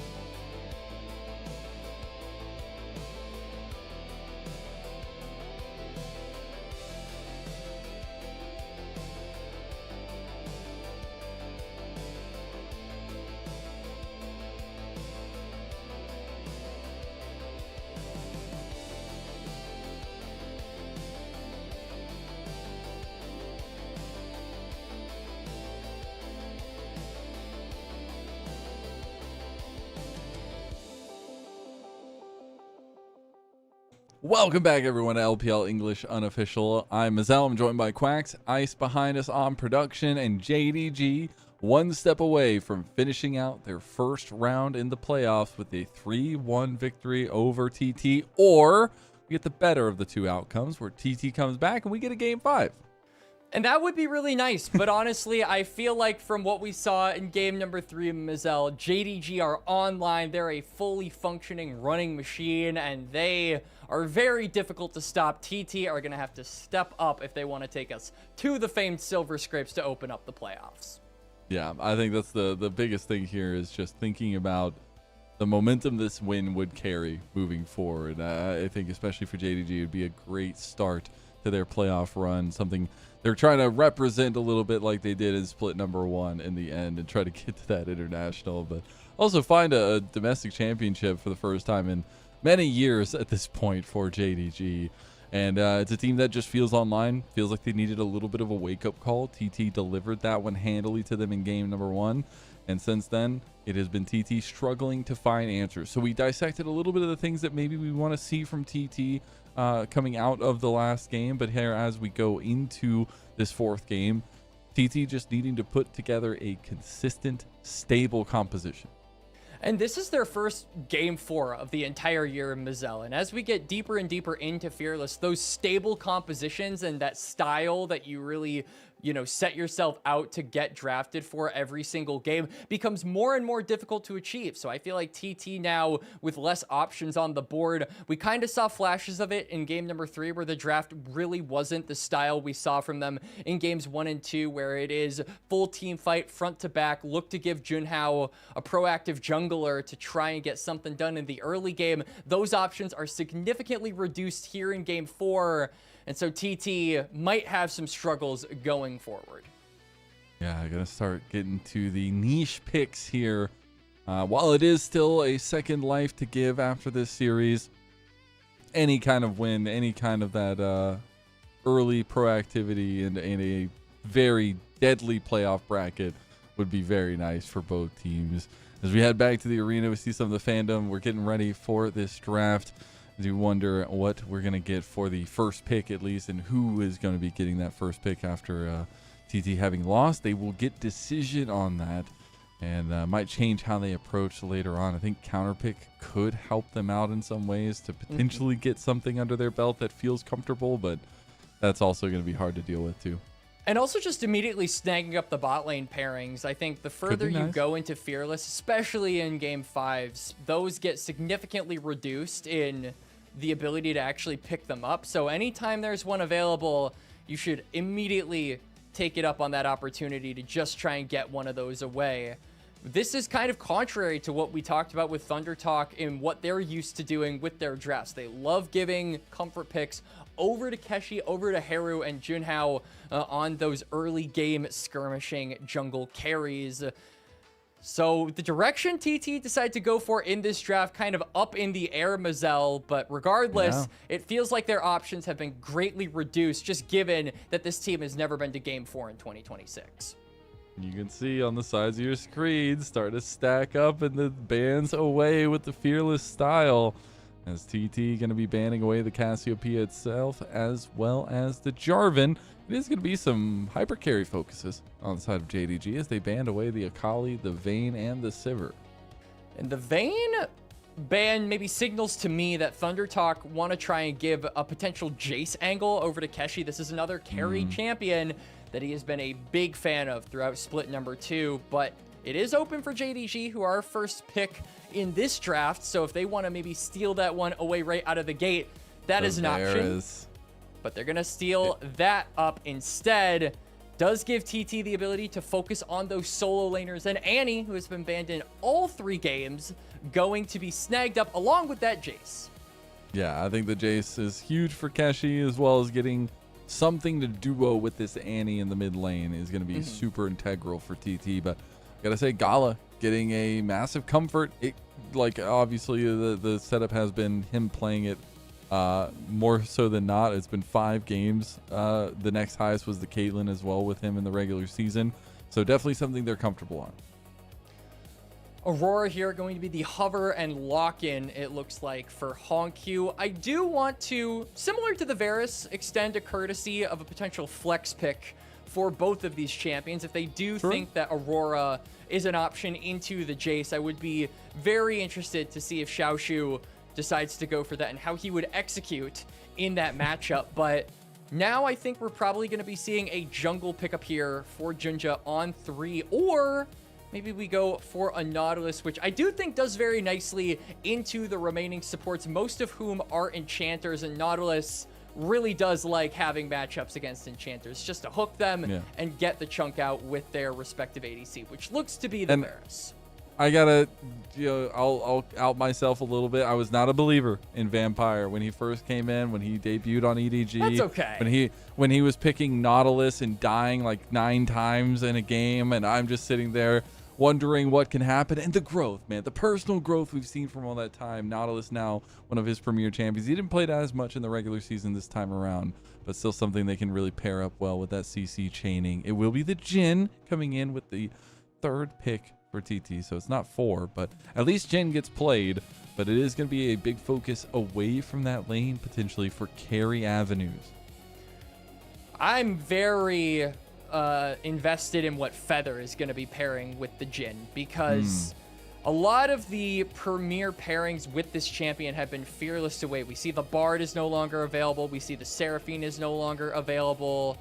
Those have been really the 2 partners in crime for Jhin throughout his tenure in competitive play for the year. So means Feather might have to dig a little deep on the champion pool. Maybe he has like a Nami in his back pocket, but that duo to me does not feel the greatest, even though Feather, as we saw in their series against IG, is very good at the champion. Yeah, I think that's the thing. Is it comfort king or is it compositional strength king? And usually I would say comfort, but sometimes it can be that much of saw game 2. A big combination. Yeah, exactly. As we do end up seeing the Trundle ban, so some respect given over there. We'll see what JDG want as their final ban. Very immobile comp so far here from Thunder Talk. So I think the Skarner Impale has a lot of value if they decide to give that over to Junja. That could be an angle. Also does give you some front line, which I think is very important whenever you have a Varus who in his own right is immobile. Could just generate that space for him to play around these late game team fights. As Leona, like you said, going to be the last ban here, and I would like a Maokai a lot, actually. Allows you to follow. Maokai Jace was always really good. Maokai Jace just locked down for some of these heavy hitters on the side of Thunder Talk. We'll see if we don't want to get baited by hovers too much, but it will be the Rel coming through, and that'll be locked in for Feather. All right, so gives you more team fight power, groups up all of the members of JDG. If Feather can get a good Magnet Storm and Junhao can Shock Blast off that timer, that could be an angle that Thunder Talk looked to go for in this game. But, you know, Thunder Talk hovered the Maokai, and JDG were like, you know what? That is a good idea. This is a good champion. That sounds good. Yeah, you know, that champion might be good. Also, pairing it up, since it's going to be going to Junja, just giving him control over the jungle with the saplings and things along those lines with the objectives up. We'll see how that all works out for him. The Cassante comes through for Xiaoshu, something he's well known for as well. And we'll see what we get here as the final pick. Ooh, it's Chase Jungle, so they're hovering top laners. Yeah. Keshi on the Fiora. Game 5. Oh, game 4, rather. Game 4. I'm a little sleep deprived. Game 4, Keshi Fiora here. We said, does the crowd goes wild? Thunder Talk have any pocket picks, anything crazy that they can put on display in a best of 5?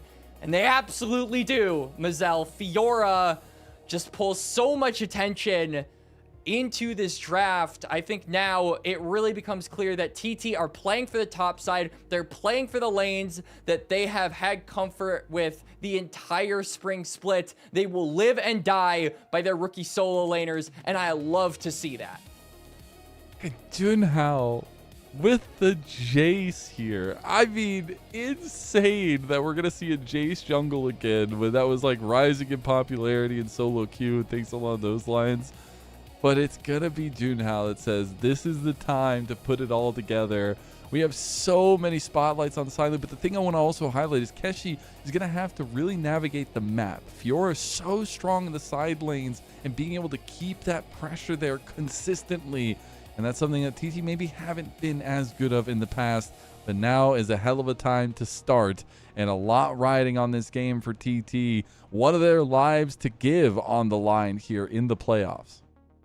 ThunderTalk have one more chance to keep themselves up in the upper bracket. It's like you said, Lennon, there is a lower bracket to be played. There will be future opponents for ThunderTalk. They have already made top 8. They have already done so well in split number 2, but they want to go further, and this is the game to prove it. Game 4, TT versus JDG, starting now.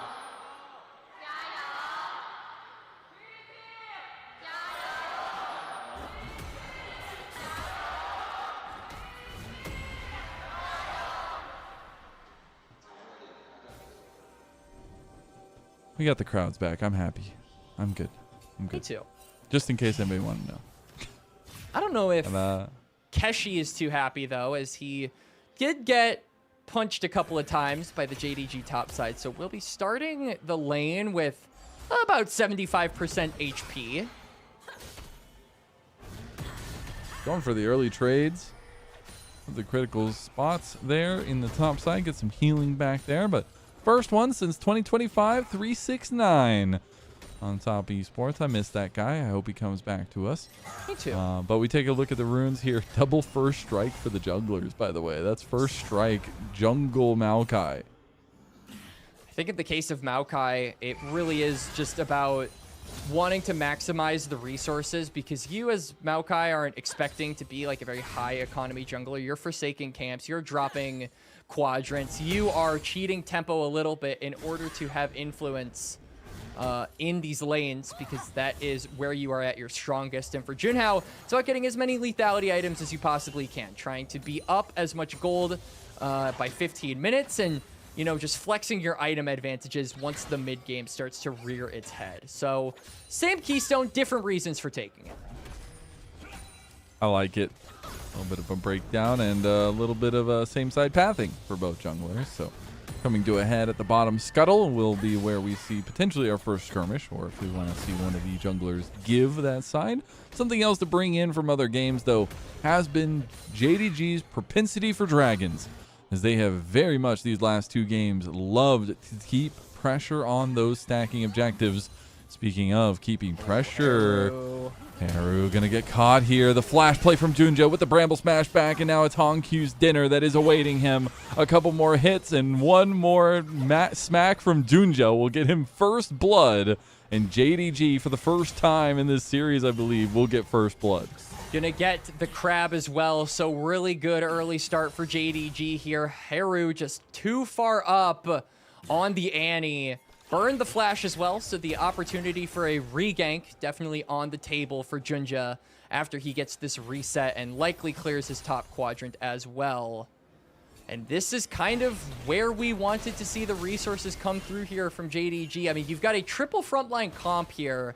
So as long as your backline, i.e. the Aurora and the Varus, are in a comfortable spot, I feel like you're setting yourselves up for more dominant team fights like we have been seeing so far in this series from JDG. I love this. Junhao feeling like he has some good skirmish potential. Has this fully under vision. Can get an accelerated shock blast in there to steal away the Krugs. Is he going to be able to do it here? He's going to hold. He's going to hold. He's not able to steal it. Oh, so close. So close. Yes, so far. And that'll delay the full clear timer for Junhao. He's actually going to stay on the map and look to contest these Raptors instead. He's not going back empty-handed. Vampire was roaming away, but now turns back, and that's TT immediately having to burn flash, cleanse, and heal from their bot lane. Bunch of summoners expended there from both bot lanes. Again, does open up the opportunity for Junja, the more aggressive and proactive jungler of the two. Just try and punish that at every opportunity. Cleanse also burned off of On, so that Jin, if he gets hit by a root from the Maokai. He is a sitting duck, and he is a dead one. Xiaosu taking the fight into Keshi now. They're both about to hit level 6, so maybe upping the tempo there. Junja looking for the play on bot side. He's thinking about going in. If Vampire can find an angle, that's going to be the insta-flash from Feather. That's really nicely done from him. The dredge line still connects. They might still have enough damage. It's the multi-CC shattering strike from Feather that does make the difference here. And really good, I think, hold there from Junja not to go for the root, because I think he knows once he gets out of that root, he's going to get stunned. He's going to get CC'd by the Rel. He's also going to be taking tower aggro. And without that flash, you just don't want to risk it being a play that could go awry. But on the other side of the map, Junhao is looking for a dive onto Xiaoshu, knowing that Junja isn't here. Give me that gold, he says, as he first strikes Xiaosu, and trying to set up the inevitable dive. And we might be seeing another accelerated shock blast maybe at the ready. They're going to go in first. Keshi's going to get the CC chain here. It's going to be everything used, and the fadeaway shock blast from Junhao that was set up from the beginning gets him a kill back for TT. Good decision making from the jungler of Thunder Talk. They do trade a dragon for it, and a lot of pressure on this bot side. As you can see, Vampire is positioned very aggressively to try and fish for a dredge line. Junja going to join him, but just resources into this top side that we talked about being important has to snowball in order to maintain relevancy throughout this game. I want to see how they move this, right? Because Haru just faded down towards bot side. We'll be returning back up to that mid lane here. But we are going to see a moment of reprieve. And that's where I kind of want to focus back on this bot side, because this, not gonna lie, the first time in a long while we've had double engaged supports down here. And if we can, I believe we do have a graphic set up for these supports here, if we can bring that one up, Ice. But very impactful now, and even more so as they're going to be some of the fight setting tools for their teams. And it's been pretty impactful already this series, seeing them on Enchanters too. It's really polarizing seeing Feather's stats, by the way. First in KDA, second in average assists, bottom for vision score percentage and average wards per minute. So he's either doing really good on one stat or bottom of the barrel on another one, whereas for Vampire, been somewhere in the middle. And I do think with the higher game sample size, that is equally as impressive, especially when you are, competing against players like Kael, like On, these legends of the Ascend group. It is always fun to see Vampire, a relatively fresh face, I think, to the elite pool of Ascend support players. Exactly that. And see what influence they can have in this game. I'm just wondering when this one breaks open. JDG still tried and true in their ways of that dragon stacking. Still a while till that next one comes up as well. But the big thing now is the readaptation of focus towards top side potentially for the grubs that have just spawned. There was a bush play attempted by Junhao. Won't find anything there, so he'll go back to clearing. We're getting all in mid lane. Honky taking a brunt of damage from Tibbers there. We're going to go away from that one to go into bot side where Feather is getting locked down. The hail of arrows coming through. Gala is trying to get a couple more autos. Piercing arrow going to be healed through. He'll be fine for now. Junja was hovering too.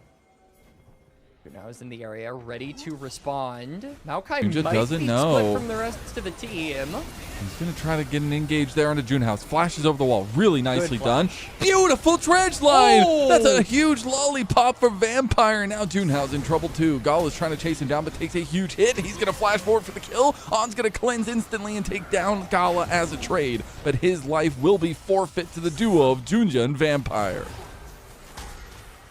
And Vampire going to take the last kill there, and he absolutely deserves some of that gold. Maybe not as much as he got, but dredge lines connecting onto key priority targets. He fished for Feather. All three members of TT were grouped up there, and he found the lowest health target, opened up the fight for JDG, and got them that win. Massive props. Can't believe he hit that to one. Vampire.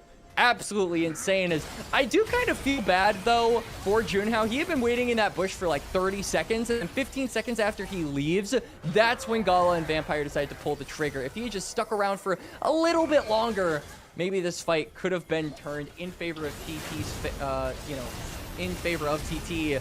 And it looked like it was, but then Junja with a good flash. Oh! Insane dredge line. My Dude. lord.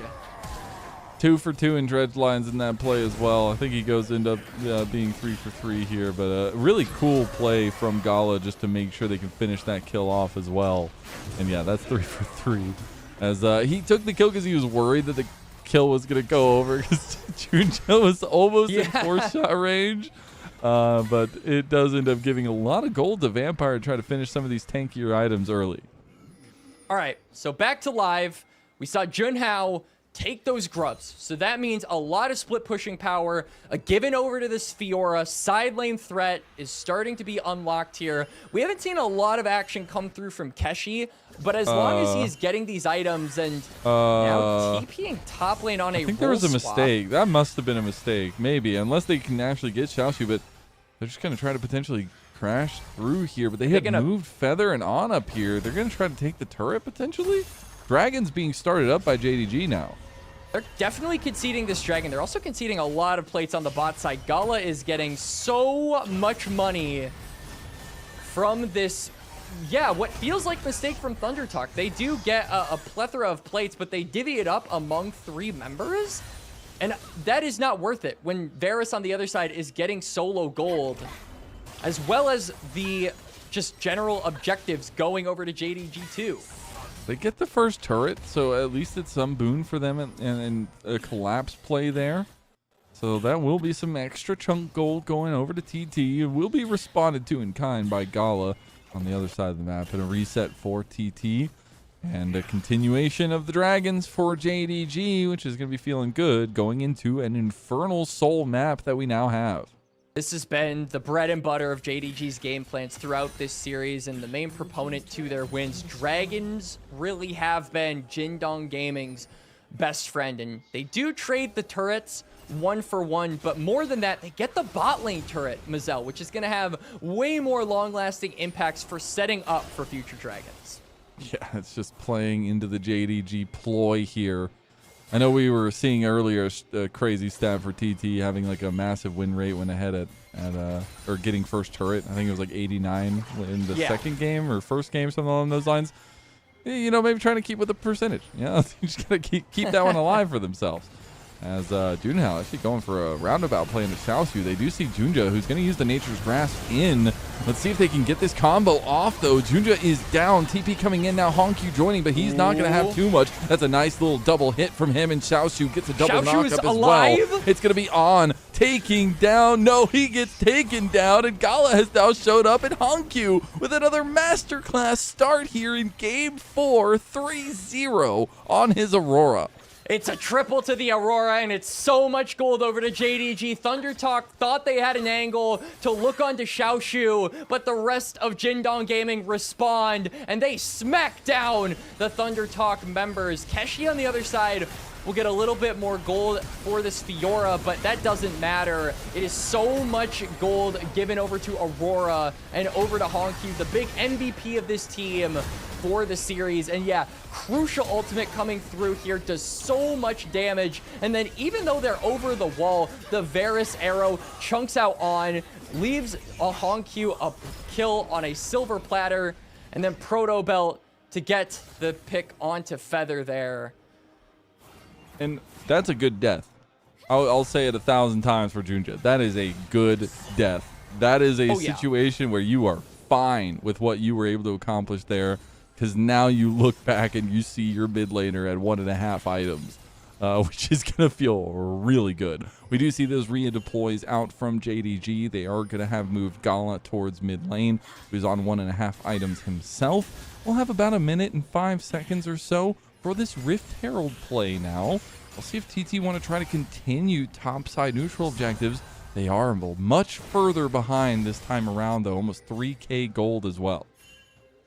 And role quests are starting to be complete. Keshi should have teleport by the time the Herald comes up, so he can just keep putting pressure here on this bot side, looking to get as many minions and as much gold as humanly possible before joining up on a fight with the Rift Herald.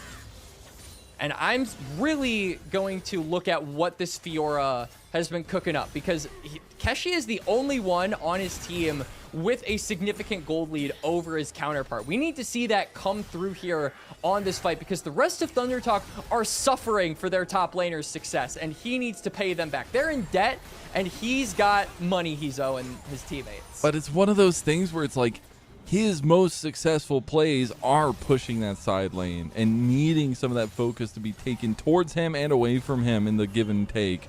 So it's a really tricky position to be in for TT.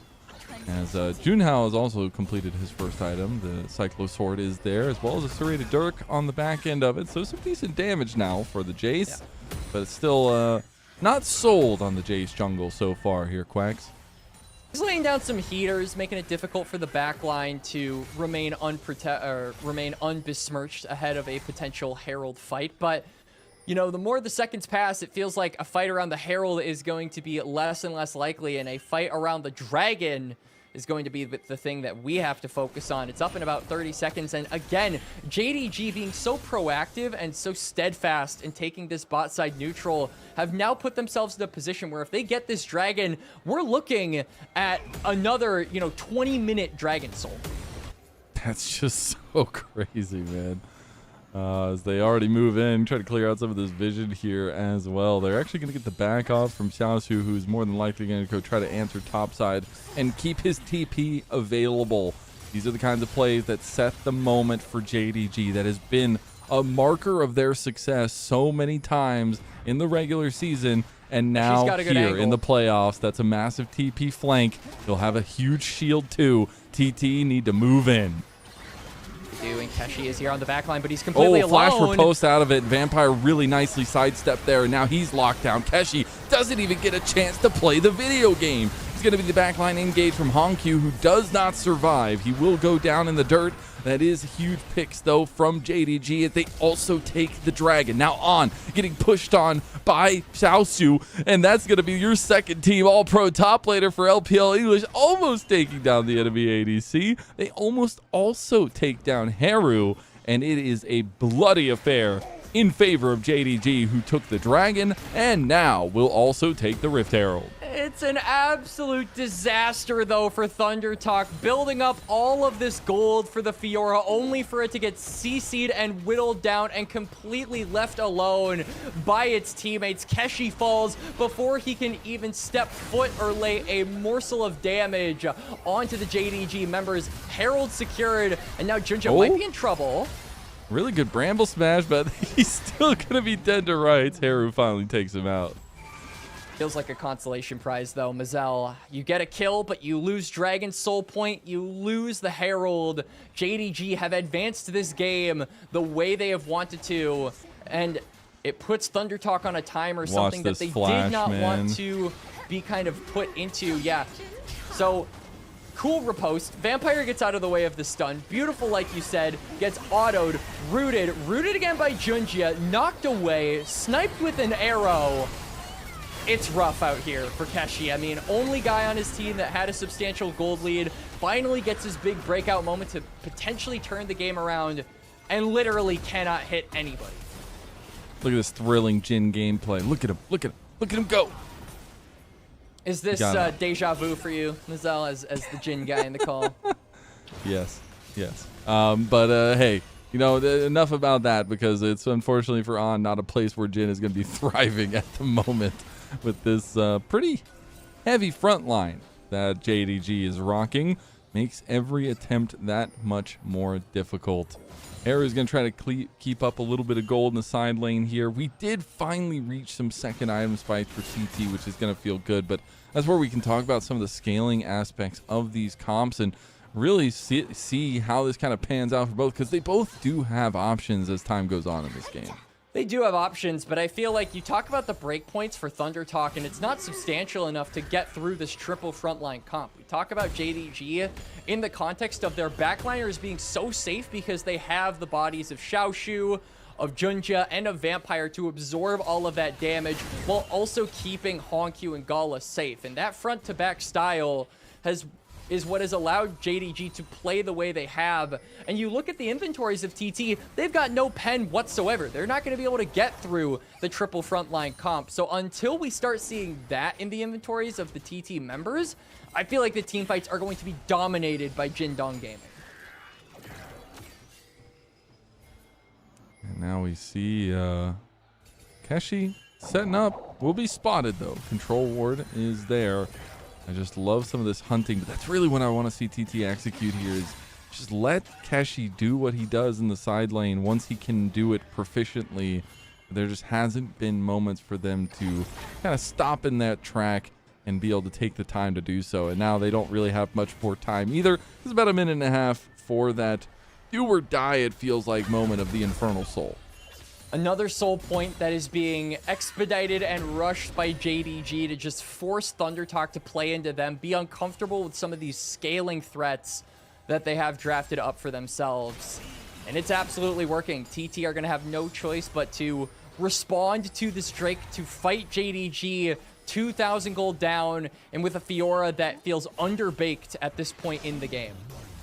Yeah, and that's a tough position to be in. I do like some of the moves, some of the preemptive vision there by TT, but you know the hammer is going to be coming down when JDG want to come into these fights. TP is available for Keshi, and Xiaoxu can join the fights, can join the tussles, and we are getting some samplings down from Junja.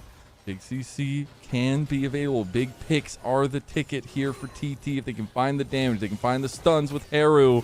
And we're getting closer and closer to that ticking clock. And JDG, they're trying to set up this potential around this river. It's going to be the first ones to move into the river that are going to be the benefactors. It does look like TT is going to clear JDG out, but the distraction Carnifex is going to be used in the mid lane with the Rift Herald.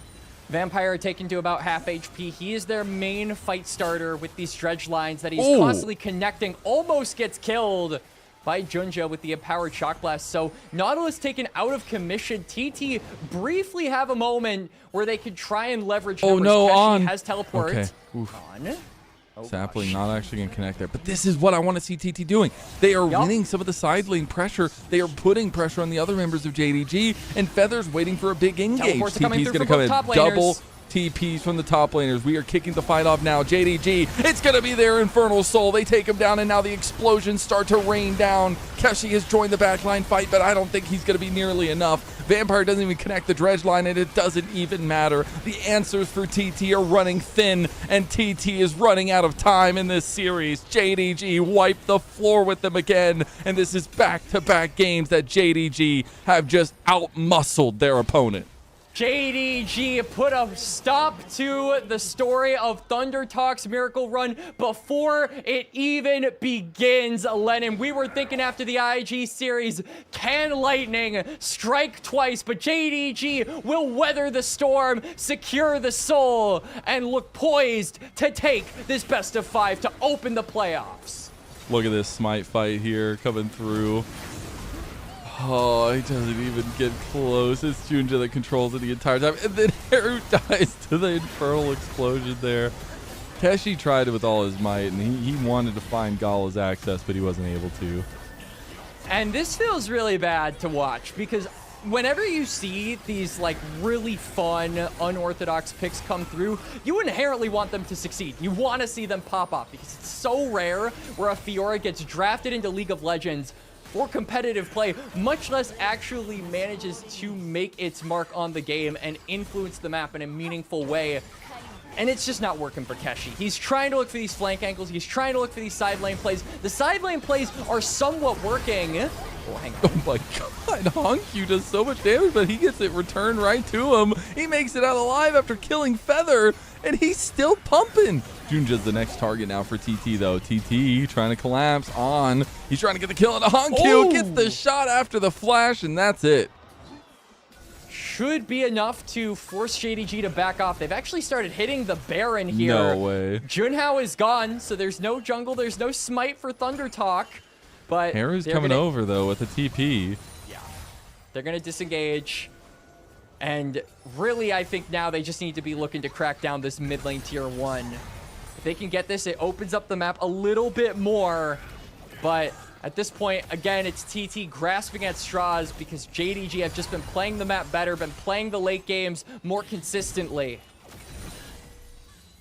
And I'm really liking these comp styles the last couple games from JDG. Gotta tip my hat to Tabe and co, because they have really been cooking up some devious drafts.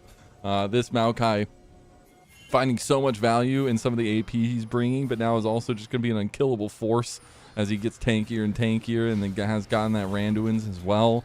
You have so much poke and prod coming out from Galan, the Varus, the saplings are out there. It is just space control central for JDG. And with the saplings and Vampire's dredge line, it is zoning TT away from entering into this topside river. They have to be careful, but they also want to try and fight for this Baron. It's whittling down so fast, though. Keshi's moving in. TT going to try to move in, but they cannot get there in time. I think the call is to move away, but it might be too late. Yeah, they're losing bodies anyways. The Nature's Grasp came across as well, and Honkyu is just assassinating people. The Tibbers not going to get the CC on a Honkyu that he wanted there, and he will escape. Curtain Call had gotten used, but Vampire's going to expertly block that one, and the 4-shot does go a bit wide.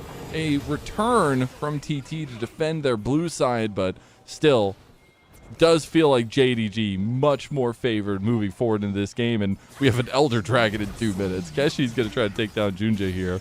Does have some teammates around, but not much help coming his way, and a nice deadly flourish from distance.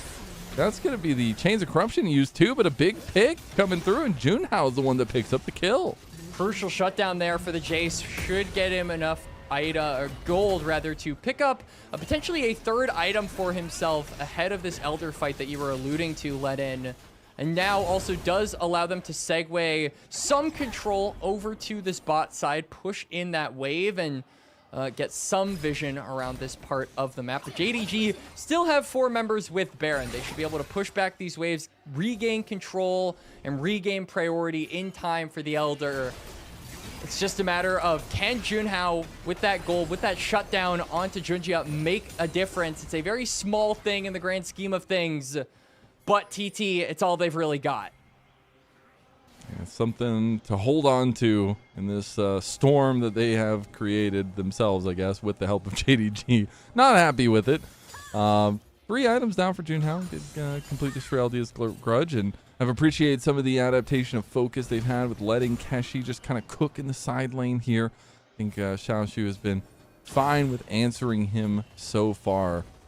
As here we go, 50 seconds till the Elder Dragon. The flip of a lifetime here if TT can manage it. You haven't seen Junhao win these smite fights. He was able to get one earlier at least. That's still feeling pretty good about Junja's chances here. Look at the amount of control that JDG have over this part of the map. They're not even just sitting in the river. They are literally pushing up this line on Thunder Talk, saying, you will not enter into this area. We control this side of the jungle. If they step 1 foot too far, a dredge line will come through. A twisted advance will be there to follow. The lockdown from JDG, what made this comp so scary, being put on full display ahead of the Elder. It truly is, and it's coming out of the heart of JDG as well, and some of the pieces that are really performing. We've talked so much about Junja, Honkyu, and Vampire and their trio moving around, but I got to give it to Xiaoshu, who's having an impeccable series, impeccable game, as well as the longest standing member of the current JDG lineup. It's going to be Curtain Call unleashed here, trying to get some damage out. TP on the back line from Haru, but he's so far away. Feather just gets caught. It's going to be a late TP as well, hit by the Nature's Grasp by Keshi, and Haru is on the wrong side of the tracks here. Junhao, I don't even think he can get into 50-50. Haru's going to go for the double flamethrower play on a Gala, but Gala gets out alive for now. Honkyu's the one that gets the kill on a Junhao. It is going to be as well Junja claiming the Elder Dragon, which just starts flapping its angry wings and taking down TT one by little pesky one. Keshi, the only one to survive. The wave is pushed in here for a mid. Teleport going to come through here from Honkyu after he gets a reset, you have to imagine. 4 members alive for JDG, and about 30 seconds for them to try and end this game. We had some interesting thoughts after game number 1, Lennon, but JDG have snuffed those out and have cleared the skies that they are the 2nd seed, and they have aspirations beyond losing to Thunder Talk. They are looking so devastating here the last couple games. Just full control from them. Almost an 8,000 gold lead now, and just need to putting the finishing touches at least on TT. As we take a look back at that fight, a desperate Elder fight here by TT. Desperate, I think, is an understatement here. I mean, Feather goes for an engage. He's totally alone. And to his credit, he's so far away. He was going to get dredge lined there, so I think his mentality was like, all right, I might as well go in and try to make something happen, but it doesn't end up paying dividends. I mean, Heru gets a flank angle here, but Gala's just able to flash away. There's no follow-up. All of Thunder Talk are completely disconnected, and it feels like the game is on its last legs here for TT. JDG pushing down the bot lane. Keshi still pushing out top lane as an answer here.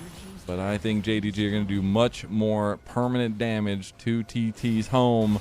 They're going to move into the inhib turret down here as Keshi getting chased over by Xiaosu. It's 4v4, and I think JDG like those odds. If Keshi can get back, that does make a big difference. As I don't think Xiaosu's going to be able to stop it this time around. He's going to have to start walking here. Doesn't have the TP himself, but the siege is continuing as Gala takes a chunk of damage from that accelerated shock blast. The deadly flourish connects as well, but now Vampire's going to be dodging and blocking. It's going to be Keshi that's the focus. Elder Dragon's still up for another 15 seconds, and it might just reap the sowing damage here onto TT. That's not enough defense. They're just going to start losing the turrets. JDG, they gave us a little bit of a scare in game number 1, but they are now the ones scaring the LPL. A great start for them in these playoffs, and so far a dominant one in games 2, 3, and 4. The final piece to fall will be on, and the Nexus goes down 3-1 JDG. And the David versus Goliath story is always fun when David wins, but it's called that because Goliath is favored to be the victor the entire time, is the bigger of the two, and is the Titan. JDG is certainly living up to the Goliath name as they smush TT after a tumultuous game number 1. Just needed the splash of cold water, I guess, because after that, the gold card. Yeah, the gold card. It looked so dominant from that. And for the first half, like the first 20, 25 minutes for TT in game 2, it did look good for them. But since then, it was fully JDG focused. And it comes off the back of some of the inherent synergies we've seen developed between Junja and Hongq and the rest of the team. And just having this all-star mid laner at 2 games in a row of just being so aggressive, so untouched, and so unkillable, it felt like. I love how consistent of a player Hongq has grown to be. This is a guy who last year had a lot of upside, but especially against tougher competition, could suffer, could fall in the laning phase, and had a difficult time recovering from that point onward. Now, though, it feels like he is able to have that really good first 15 minutes, but minimizes a lot of those mistakes you see once you group up for mid to late game team fights. His performance individually, the growth he has shown since he joined the LPL has been so fun to watch, and I feel that this was his series. This was the core of CFO, the mid-jungle duo coming through here, showing that synergy and really slapping around Thunder Talk. Yeah, it definitely felt like they became the second seed again in this series, and that's where we'll take a little stop off for TT. It's not over. They still have a chance. The TT dream can still be alive in the lower bracket, but this was a sharp wake-up call, because for sure, going back to historical moments, that was the craziest Knights rivals we've ever had since it even began, and we were wondering what kind of euphoric high these teams would be riding going into the playoffs when it's real competition, with the top dogs that you're facing off against, and this was that wake-up call for TT. It was a wake-up call, but it was also, I think, an interesting reminder that the gap isn't as big as we initially thought, Mazel. I think going into this series, many people would likely have predicted a JDG 3-0 just because Thunder Talk are such an enigma to have in the top 8. So random that this kind of team that has only managed to get into the playoffs a handful of times in their 5-year existence in the LPL, now being able to take a game off the second seed is certainly an achievement in of itself. So Yeah, interested to see where the TT dream ends up going at the end of all of the playoffs, but I think them being able to look competitive against JDG for, I'm going to say like 1.5 games, I think is appropriate, does inspire at least a little bit of confidence for the people who might have been thinking this would be a team that would play 6 games of League of Legends and then bounce out. Yeah, I look forward to seeing what their run can be like in that lower bracket. Glad to see JDG firing all cylinders. Again, I think the undersung moment through all this was the adaptation of draft, especially in games 3 and 4. Incredible drafts from Tabe and Co. and whoever came up with those. I think it just enabled the pieces we wanted to see enabled for the team 2 times in a row. And for Xiaoshu, we got to see some of the Michelin star cooking from Tabe on the special picks, right? Like we had a graphic talking about the Neferi and the Olaf, and we get to add Shen onto the list of 16th. interesting picks given over to this guy. 16th unique pick of the split, and he absolutely performed on it. That game 3, I think, was probably the most dominant win for JDG, and it wasn't particularly close. Junja and Xiaoshu, the top side specifically of JDG, really coming up fourth, and they were the ones that we wanted to keep our eyes on going into this series, because TT's top side were usually how they liked to get wins as well. So it's good to see that JDG are able to perform with the top side. Wanted to make sure just ahead of the big best of 5s, Mazel. And like you said, this is the second seeded team. They played like it today after game 1. Yeah, after game 1. That's the funniest part about this. We have to have the caveat in there. Yeah, we have to. That's just how it all panned out here. Hopefully we'll be getting post-game stats for a while. I think we've had some technical difficulties on the side of the Chinese broadcast here tonight. But it's funny.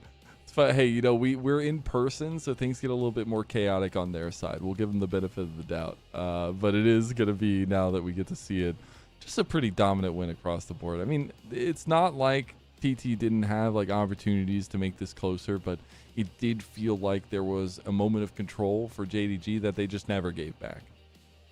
For sure, and it stemmed from the first 15 minutes of the game. Junja has been a jungler so good at hitting the ground running and being proactive and dropping resources when necessary. The Maokai champion really requires you to kind of forsake your own tempo and forsake your own conditions in order to get the lanes ahead, because you're on a timer to do so. And I think Junja made the most of that timer, not just in this game, but in all of the games that JDG managed to find a win. It was due to his merit of being very expedient around the map in the first couple of minutes of the game. And we're going to take a look back at some of these moments, and I just really like the efficiency of the Maokai. This is that big play, that turnaround where it's a good death for Junja to get a triple kill for Hongq.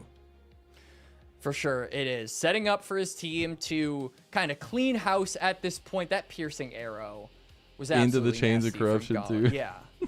From over the wall, the Varus makes his presence known, and then Hongq gets a triple kill. And Hongq, man, we were talking about how Hongq is usually the setup for Junja to have a pop-off performance on a lot of his carries.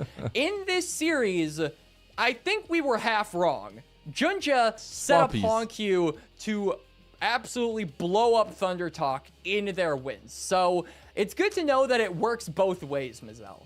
Yeah, it's a dual relationship, symbiotic, if you will, on the volleyball court that is Summoner's Rift, for our reference. It's important to highlight that this is that's why we put so much focus on it, the big strength for JDG, and that's why I was pretty excited for this matchup in the TT, because I really appreciated what their mid jungle was able to do with Junhao and Heru last time out. But we see that, fighting fire with fire, sometimes one of them gets snuffed out. For sure, and to the credit of Junhao and Heru, really overall good performances from both of them. I think for Heru, like, this is a guy still in his first year of competitive play. He's got a lot of mechanical upside. The macro sense is not necessarily as chiseled out as I think other mid laners, especially in Ascend, have it to be. But, that kind of reminds me of another mid laner that might also be in this series, Mazel, who had their first year of high mechanical upside with a few macro oopsies here and there. That's so funny. Just throwing out the The duality of man, if you will. Your first year is about the mechanics and it's about the comfort. Second year is about the macro. That's the roadmap, it seems like, for mid laners. That dredge line. God, man. He was hitting some crazy ones this game, too. But that's the final part of this game, number 4. I want to start talking about who you think got MVP for game 4 and who you think got player of the match for the series. For game number 4, I honestly feel inclined to give it over to Vampire. Those dredge lines were schnasty. They're pretty to put nasty. It lightly. For the whole series, I think Honkyu should take it. You know, he got player of the match for 2 games. I think logically he's probably going to win it no matter what, even if this specific game gets given over to another JDG player. And he absolutely Vampire. earned it. Yeah, I could agree with that. I think as well, like Xiaoshu did have some very, very big performances there, but Vampire specifically for this game, I think I would agree there. Some crazy impact from him, and Honkyu probably for the player of the match as well. But that's it for our first best of 5. Quack's final thoughts before I start sending us off into our second best of 5 of the day. JDG, just second seed going into the tournament and looking to play like it. This is a team that wants to get back to international waters and got to keep up those performances like we saw in games 2 through 4 if they want to make that happen. I'm excited to see what the playoffs have in store, Mazel. It is going to be a banger. If the regular season was any indication, if the play-ins were any indication, we have got some very fun best of 5s on the horizon. We do indeed. Speaking of, we have another one ready and locked to go. We will be getting replaced by Slayer and K-Man, who will take you through top esports versus LGD. It should be a fun one. We'll see you there, and I'll see you in chat.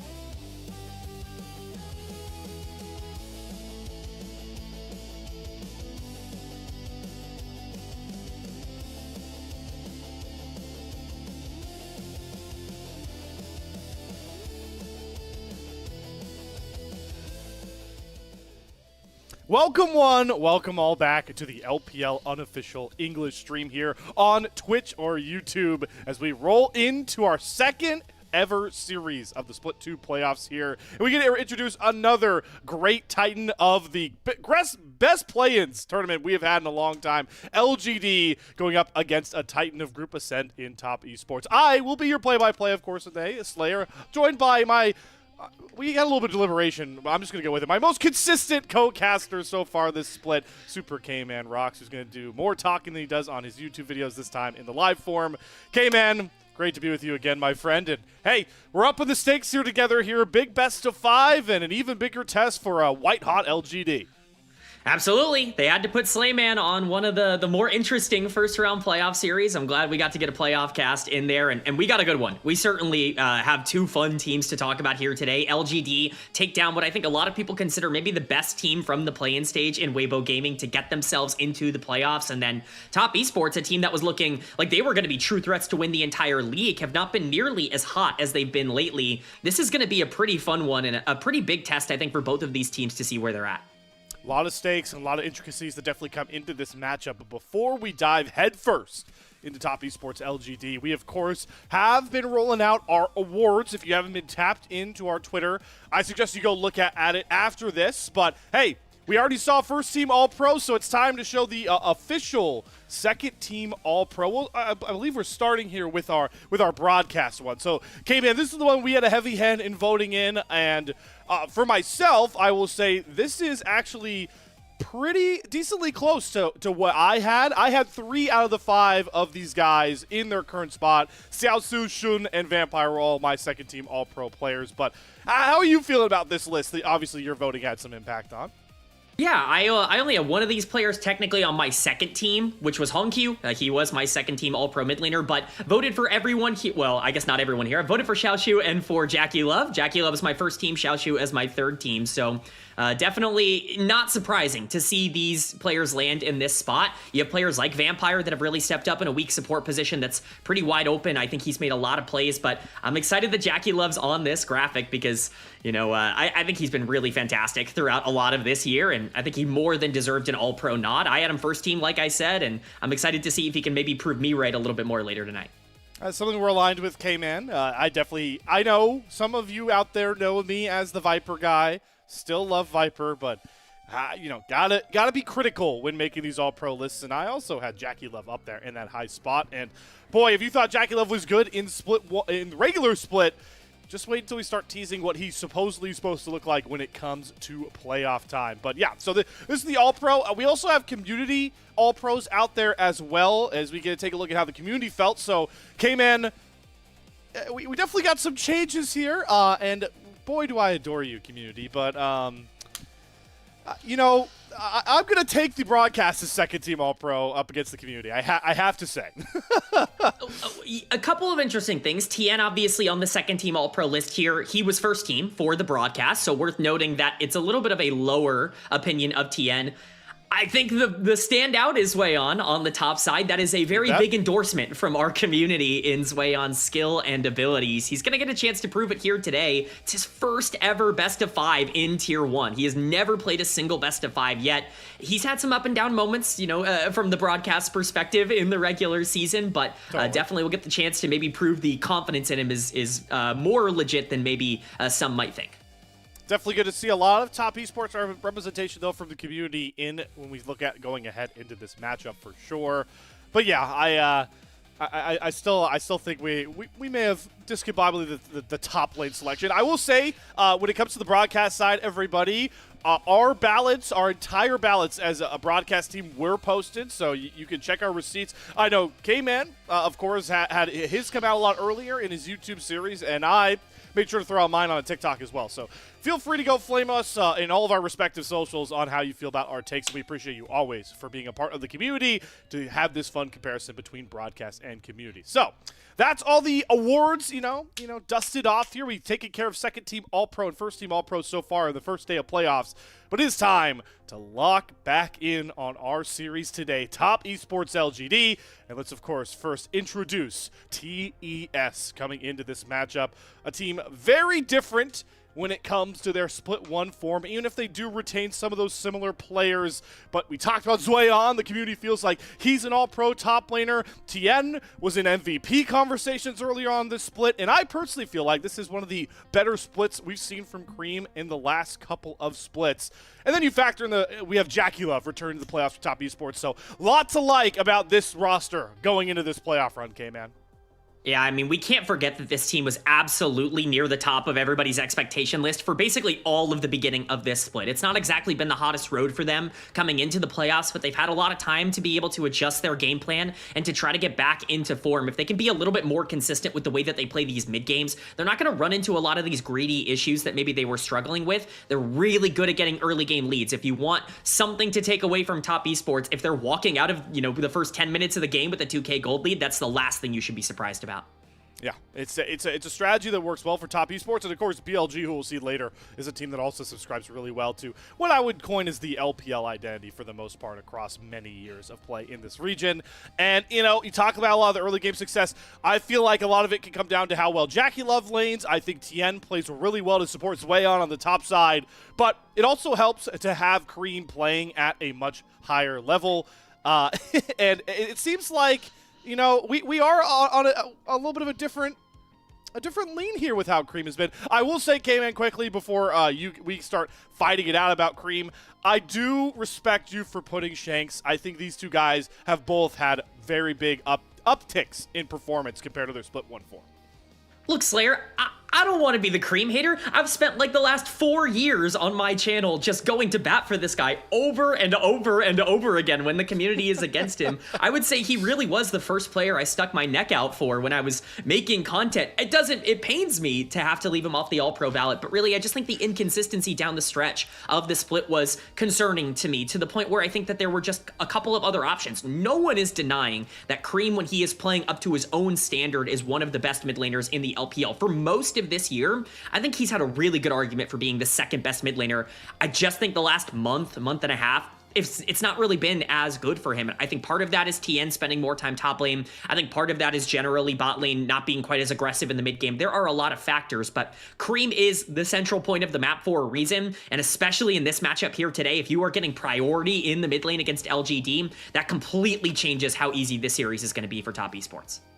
That's a note to look out for once we get into those draft conversations. I just like, before we move off the slide, to shout out our graphics team again. Yes. I've seen this lovely image of me photoshopped into me saying many things, and I appreciate all of them. So, yep, pointing out second team All-Pro Cream at mid laner for me. I will back that up to the ends of Earth here. But while talking about Cream, let's shift the focus a bit here, because this has obviously been a guy who now is starting to get some serious Tier 1 experience under his belt for a while now, some big playoff matchups. But when you look at this matchup as a whole, there is a clear gap in experience, and a lot of that, of course, is being spearheaded by guys like Jackie Love. 1,000, 4 digits behind this guy in Tier 1. That's the number that screams out to me, K-Man. He has more games played than LGD combined. Like if you put all 5 members together, Jackie Love beats him alone. It's staggering, the experience difference here. Now, It's worth noting that there are a couple of positions that are leaning that. Obviously, Jackie Love, Tien, even Cream have a lot of these games over their opposition. Zweon is below Bertle, and that's a really important trait to note. We called out earlier that obviously, this is a guy who's going into his first ever Tier 1 best of 5. Feng Yue, significantly below YCX as well, who played last year in that same vein. So while you do have that big team advantage, it's important to note that not everyone on LGD is this young newbie, this rookie that's never had any sort of experience at this level. Top Esports have these veteran players, but the question is, can they continue to exploit maybe the players that aren't quite as familiar with this setting? And when you factor in, like you mentioned, best of 5s, there are going to be some avenues where LGD you feel like have a bit more of an advantage, mostly being through Bertle. So that'll be a fun matchup to talk about when it comes towards that top side. But let's now, of course, formally introduce the team that so many, including, myself and K-Man probably, did not see it going into this playoffs. LGD, who, when you start talking about this squad, I think all 5 members really stepped up against that Weibo roster. But if we talk about consistency, bringing Nirvana success into the much bigger playing field, for me, it's the solo lanes. Birdall was my to all pro, all Nirvana top laner, and Tongguan, if it weren't for Saber's antics with Ultra Prime, probably would have been my all Nirvana mid laner as well. These two guys have been such an uptick in production for LGD. We'll see if they can do it up against their biggest test yet. I was very much on record saying that that was the biggest upset of the play-in stage. Not because I think LGD was bad, but rather I think beating Weibo is a real accomplishment for this team. Weibo was white hot coming into the play-in stage. They had beaten almost everybody that they went up against. This is an LGD team that you cannot underestimate. Those solo lanes are very legit. Bertle not only has a ton of experience at this level, but has been playing incredibly well and incredibly aggressive with those picks on the top side. We talked about Cream in the mid lane, but you're right, Tongguan has also been a key figure for LGD in terms of where they get a lot of their mid and late game security from. His team fighting has truly been exceptional throughout a lot of this year. If Hung can actually be in a decent spot coming out of the early game and you're not getting pulled apart from a macro perspective, I don't know, man. Like, team fighting actually could be a really interesting and close debate for these two teams, as we got to see against Weibo when we get down closer and closer to the ends of these matchups. And LGD is the team that's finding the right angles, that's finding engages onto the priority targets. Like, they were the ones who were playing better in these 5v5s when it mattered the most, and that's top esports' biggest weakness. It's a weakness that they certainly can exploit as we get to go back down memory lane of, like you mentioned, I would agree with you, the biggest upset of the play-ins that was just so upset-oriented. And, you know, it'll be really fun to see, especially in this matchup, how much we kind of see LGD lean into some of these more unique picks, especially when it comes to a guy like Birdall. He really showed in this series that he can perform on those, like, classic top laners. You're seeing, like, a pretty solid Rumble game. The Gnar game was pretty fantastic, but, you know, talking about how much top esports like to lean into early laning success, and also factoring in Zoyan is a guy that gets a lot of help from TN. I'm curious to see if Birdall tries to look for something like that TF top angle that he has consistently been exploiting lane advantages with in Group Nirvana. Yeah, you cannot underestimate what Bertle's going to be able to pull out. This is somebody who's very happy to blind pick Gnar, very happy to try and play these aggressive matchups, to play Jace, to play that TF, to play Zehen. Like, these are the things that you kind of look out for with Bertle. He is not scared. If there is one word to describe him, it is confident. And whether that goes well or not well for him, he's going to have that pressure, and he's going to play as if he's the better player. Definitely both top laners, though, have gotten a lot of success because of the play of their jungle position. And of course, jungle is going to be a pretty important head-to-head in K-Man. I know for this matchup in particular, and in your opinion, it's because of how well these two have really shown their early game proficiency. You know, Tien, obviously, we don't need to sell that any further, but this is something that you've really identified with Hung for a while now with his play, especially with LGD. Yeah, for Hung, when you go back to his time when he first started in the LPL, this guy was basically just a first 10 minutes, like, what can I do and how much of a lead can I get? Because I don't really know what I'm doing for the rest of the time. That was his WE career. He's grown a lot as a player since then, has started to expand his mid-game decision-making, but he still is, at his core, somebody who wants to make action happen early on. We saw both of these junglers find success doing that, and also when they would lose games, both LGD and top esports, it's because they weren't able to have that same level of control over a lot of the mid-game river and, you know, getting vision setups for their supports. That's super important for both of these teams with the way that they play. So if you're keeping an eye on anything when it comes to these jungle matchups, even if the stats may favor TN, keep an eye on what happens in the early game. If one of them can get a massive lead or just have priority over some of those objectives, that's going to be a big decider on who feels comfortable in that game.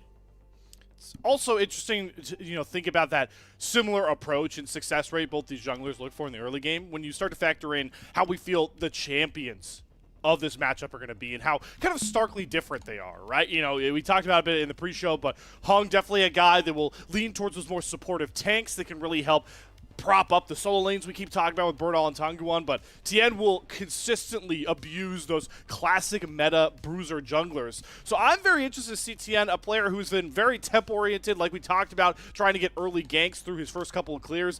I'm curious if this guy's just going to try and go at Hung, right? Like, we've seen a lot of junglers completely eradicate game states with well-timed invades, stealing camps consistently. I've seen it happen to Tarzan. I've seen it happen to Junja. I really want to see if Tien can try and punish the fact that Hung is going to go for some of those more passive junglers when it comes to those early clears, because it's a pretty big point of exploitation with, like you're talking about, how LGD wants to operate in that early game. That's why I think it's so important to get a good matchup in the mid lane as well. It's not just the jungle champion pool. You're absolutely right. Hung wants to play things like Skarner. He wants to play Trundle. He wants to play these champions that are going to be a little bit better as you go further along into the game. It's up to the rest of the team to make sure that he can get there in a lot of cases. They have good enough laners to be able to establish that priority, but when you're looking at these drafts, you are very much going to be looking at, okay, how early are we drafting these bot lanes? Because both of these teams really want to get advantages in the 2v2, and then what does that mean for the solo lanes? Who's getting counterpick? Who's going to have shove? And where is the priority landing? Because again, with two junglers that, TN's maybe the greediest jungler in the entire league, and Hung's somebody that really just focuses so much on that early game pathing, so much can shift just based off of who gets that priority in the draft phase. So it's going to be really interesting to see if they go back to the well or maybe kind of change things up in a playoff series that could determine a lot. And of course, we talk about those champions. We have not jumped patch, thankfully, going into playoffs, so we're still playing on that same patch. So we saw all these teams, even top esports, if it's been we've seen them play, we're on. But even if you are staying on the same patch, you do see champion pools kind of develop when teams kind of find champions they feel like other teams haven't recognized, get an edge. The best example I always give is, got to remember that NIP, Awesome, and Zhuo, they were on the Lucian Melio before a lot of teams got to it. So I'm curious to see, if top esports have any adaptations and how much they've really taken stock towards that LGD tape in that Knights Rivals tournament win.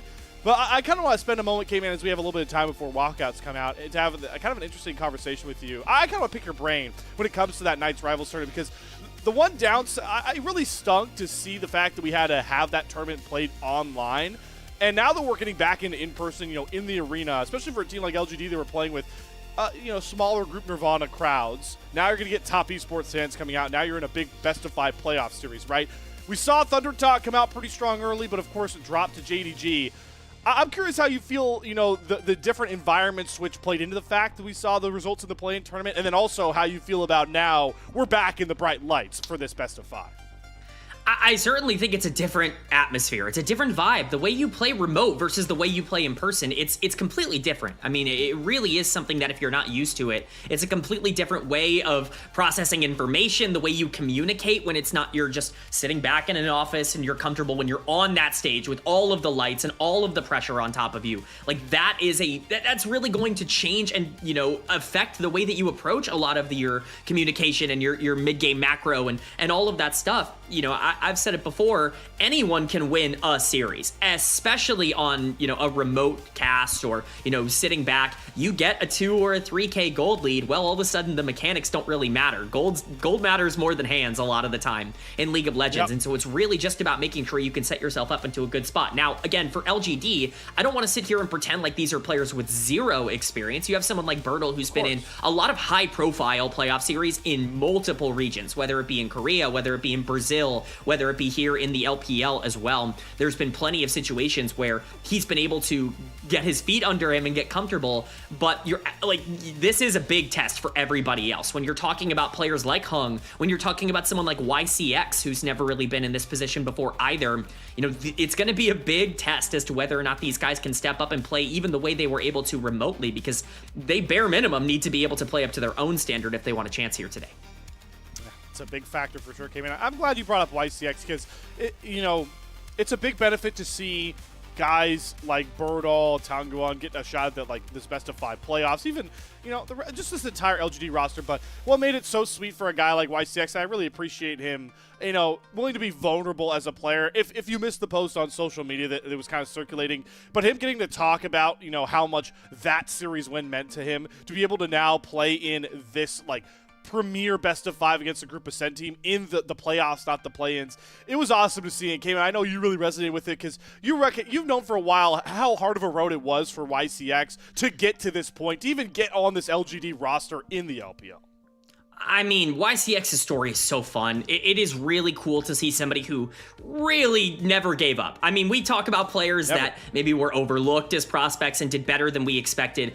YCX has been playing in Tier 2 since 2020. I mean, he was sitting down there in the LDL for 4.5 years before even getting a single call. He was never a top tier prospect. He was never somebody that was looked at as, oh, maybe he can break through and, be somebody that ever makes Group Ascend. It's not a situation where, this guy had a lot of hype around him. He was on one good LGD, LDL team, and, LGD's like, maybe we can give him a call. Maybe we can, pair him up with a couple of other players. And ever since he's joined the LPL, he's been an LPL caliber player. It's very clear that he belongs here. Now, is he a star player? That is still yet to be determined. There are some people that believe there's a lot of upside still in YCX, but bare minimum, he has already surpassed so many expectations for somebody that has basically been counted out for a long part of his career. Now he gets to play on stage against top esports in the playoffs. He gets to go to Group Ascend.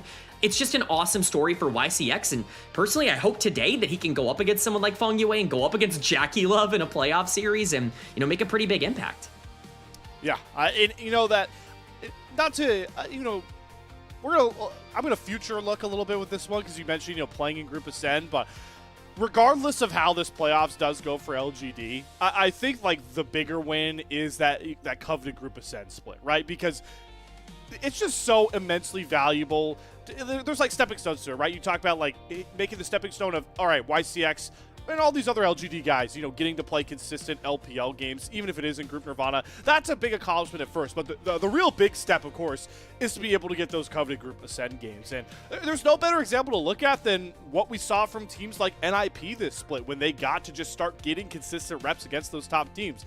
We got to see Awesome and Joel really blossom. We've seen so many players that have really taken advantage of getting those valuable reps against the best when it comes to the LPL. So we still have the playoffs to look forward to. LGD could shock even more people here, but I'm really excited to look forward to not just LGD, but all those other teams that are now in Group Ascend to see which of those players are, can really make that huge jump that we always see once players get to play in Group Ascend. I'm just so excited. I mean, this is such a shocking playoff run, just in general. Like we had no clue that this was going to be the way that things went down. The fact that, top 8 just feels it could go in any direction. Again, one of these teams from play-ins, they're going to make top 5, guaranteed. There's no way that one of them, bare minimum, will be top 5, top 6 in the LPL. And that's just so cool for these players. You're absolutely right about getting that experience and getting that expectation. Not only do they get to play in Group Ascend going into split number 3, but even this round number 1, we saw it with Thunder Talk, but yes, we see it here with LGD, getting this experience on the stage for the playoffs against these top tier teams with these big crowds. It's such a great opportunity for basically everybody involved to showcase, hey, we were good in Nirvana, but we're not just good for Nirvana. It's already been made abundantly clear that these Nirvana teams can hang with a lot of the Group Ascend teams. Now the question is, can they continue to get better as they get more and more experience playing against them? Can some of them maybe shock even more of the LPL masses by making a statement in these playoffs? Here they come for the first time in what feels like for way too long. LGD taking the stage, brothers in arms here in the playoffs. We talk about how different it can be going from that online setup from the play-in tournament to now seeing hundreds of fans eager to see them take the stage. I hope these guys, of course, are staying locked in for the series, but soak in the moment that it is taking the stage here up against, again, Titan players like Tian and Jackie Love on the other side in front of so many of the masses. This is the cool moment that I hope they soak in for a second before they lock in, of course, ahead of our Game 1 draft. We have Top Esports and LGD in front of the masses here ahead of this playoff series. I'm so excited, Slayer. And let's not forget, LGD is an org, for those of you who might not have been around for a very long time. This is a pretty prestigious org in the history of the LPL. Yeah. They've been to Worlds before, representing the region. They were in Group Ascend back in 2024, the upper group back in 2024. And who was on that team? Bertel and Xiaoya were on that team to play in the upper group. These are players that, while we talk about them being underdogs and having no experience, they at least are familiar with being in the conversation for it. And LGD as an org has always been an org that I've talked about overperforming. Every year we rank them as a bottom 1, bottom 2 team in the LPL in terms of our predictions and our expectations, but they've trusted their own process. And every year they've been either near the top of the bottom group or in the upper group. They always are able to find a way to be able to make it work. And who knows, man, if you're a team that's known for overperforming, can you really ever be truly counted out in matchups like this? that is a very philosophical question, K-Man, that you cannot levy at me in front of potentially 5 games of LPL action at this hour. But a great question nonetheless, as we are getting set here for that Game 1 draft, which means it's time to hone in even more specific and start talking about draft approach, K-Man. Of course, let everyone know at home with our new first selection. If you're still not used to it, start getting used to it. Top Esports will have the selection. They decided to go with Blue Side, and LGD came back with Counterpick. I do find that particularly interesting. I feel like we haven't seen that approach too often, but what that does give us, K-Man, despite all this first selection talk, is a traditional draft when it comes to, years and years of LOL esports history. It certainly makes it easier on the eyes to try and analyze the draft phase and let everything go. We all got so used to draft phase for so long. It's been definitely an adjustment period, even for us casters, going throughout this year to make sure that we go, oh yeah, first pick's on the right side. Yeah, yep. And they're coming out of second ban phase and they pick first. So good that we get that here. I'm really going to be looking, like we said earlier, towards jungle priority. I expect solo lanes to be saved pretty late in these draft phases, unless you are going for like an early Scion. I think that that's definitely possible in a matchup like this. However, if you do want to go for these more aggressive solo lane matchups, I expect mid lane to, unless one of the, Orianna, Ryze types of champions are up, be saved for a little later.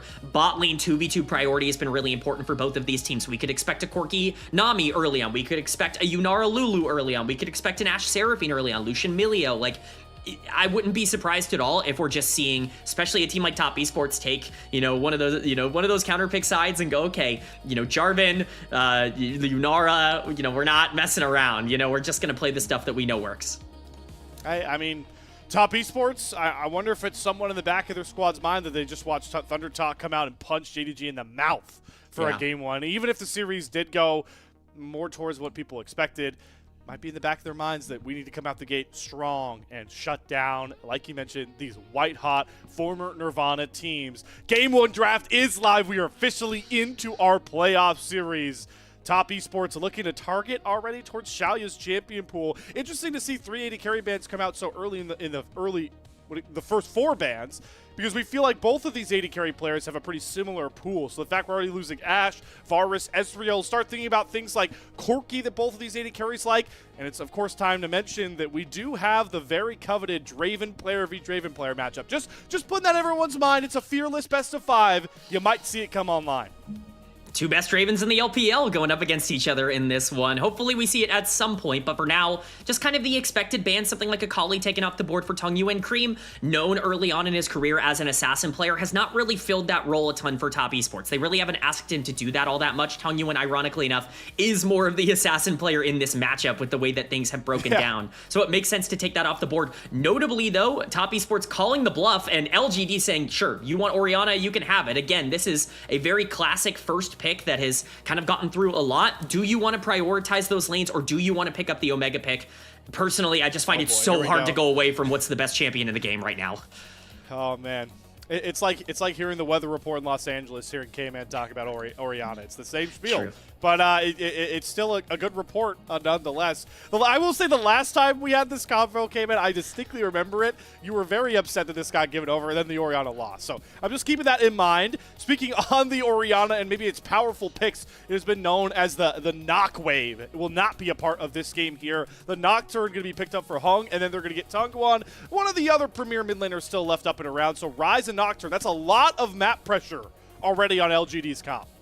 But the biggest problem, and you're right, that's a lot of map pressure, is you left up the Jarvan. Like, you could just make an ultra team fighting comp and force them to come into you. Who cares about, like, the ability to play the side lanes if you can basically force around any major objective? There are so many junglers that get to pair off really well with Orianna. Also worth noting, earlier on today, we got to see an Orianna come out from JDG, and they were not doing so well in the early game, and then all of a sudden, Orianna hits a couple of shockwaves, things become a lot easier. So it's actually going to be the Trundle locked in. We've actually seen this pairing a little more commonly lately because it gives Trundle a way to actually be more survivable as an engaged threat in terms of the way that he can find his way into fights. The Rumble and Orianna combo is devastating, and honestly, I just really like the start to this draft for Top Esports. That's great logic, but I'm still always going to be a little bit upset that we're depriving the people of not just the Jarvan Orianna combo, but then the Hot Pocket as well. I mean, it's just such a beautiful thing to see. But hey, I get it. Trundle priority going to come across here. Also, Tien denying another hung jungle pick that he likes to go do. Keep that in mind for Fearless later on. This is interesting to see, though, the Ambessa. Birdall's going to slam this down. I think this is the one advantage LGD really get, is that Birdall isn't really like looking to play tanks a lot often. So to see the Trundle be locked in, he doesn't feel scared about his champion pool with that one. He slams the Ambessa to try and bring a very damage-heavy LGD topside. It is damage heavy, and Trundle is a tank buster. That is, what he does. He's able to steal those stats, but I don't think Ambessa is easy to play into Trundle. I think Ambessa, Nocturne, these are champions that do kind of struggle a little bit to play into Trundle's whole kit. It's not just the tank busting that makes Trundle so scary, it's the pillar as well, and I think Ambessa having to full commit and really being able to slow down a lot of the attacks that are coming through, it's just kind of a disruption here. Birdall is basically banking on the fact that he can get a big lead in this matchup against the Rumble, but bot lane bans are going to be coming through. That's the only thing left up. The Zeri Yuumi off the board, the Caitlyn off the board, Lulu off the board, which maybe takes away something like Yunara, even the Lucian. Of course it has to be Corki. It's the most played AD carry for both of these two. Nami is also still available, and it really is one of the few strong pairings that is left up, and it might just be something like the Misfortune Nautilus that is the answer. Misfortune not, or I know you might wait with bated breath when I say this. Misfortune Rel was also a pretty big wombo combo. Regardless, I want to see Funguay go for something that's very engage-oriented, because that's the downside you get with the Trundle and a Rumble in the top side. You need a fight starter, even if you like the Orianna to be able to create more with the Trundle. Yeah, you need something that's consistent, the first point of attack here for this top esports team fight, because now this Nautilus locked in, it is clear. Top esports are leaning to try and dominate the 5v5s with this composition. I mean, it's a good comp to do it with. It certainly is a little bit scary. We get a hover here. I'm not going to, say anything until we get an actual lock-in, because I think that there are plenty of different ways you can go. If this isn't Nami, I'm going to be very surprised. It's going to be the Rel. We were just talking about this. I am not the biggest fan of Rel in this meta. I think it's really difficult with her lack of survivability to be able to do the things that she really likes to do. And specifically, what I think this does against Misfortune Nautilus is take away a lot of Corki's lane pressure, which can be a little bit scary. Now, obviously, Nocturne Rise is a massive threat in the mid game, and if you can get Corki unlocked, you have plenty of different ways to play side lanes and to be able to open up the map with picks. You cannot let this game get out of control. You're looking at multiple lanes that are going to be affected by Trundle. Rumble Orianna is going to be a nightmare to deal with in team fights. LGD have to be super proactive with their mid-jungle duo, which is exactly what did get them over the line against Weibo. If they can do that again, they can get some leads here, but TES feeling pretty comfortable, I think, with their comp as well. And, this is a very fun topic to bring up with this game state, because with first selection, a lot of people try to have the convo of, hey, certain champions we feel like benefit and certain styles benefit from picking certain sides of the map. And I'm starting to see why top esports may have liked blue side. I actually think setup for Drakes is really in top esports' favor. Now that they can go a bullet time over the wall, a rumble ult from over the wall that's on their side of the map, being able to pull those champions away from a rel engage, I think is super valuable here. And the people that are left up, I think really are fine getting caught by that Magnet Storm with this rel, right? You're pulling a Trundle in, you're pulling a Nautilus in. They want to be in melee range with a tanky character left up on your team. So I'm really interested to see how top esports approach trying to play for that soul early with this blue side selection. It's one of those niche moments we get to talk about what map side selection can mean. But we'll get to that as we are live for Game 1. Top esports LGD, the second series of our Split 2 playoffs, live on Summoner's Rift.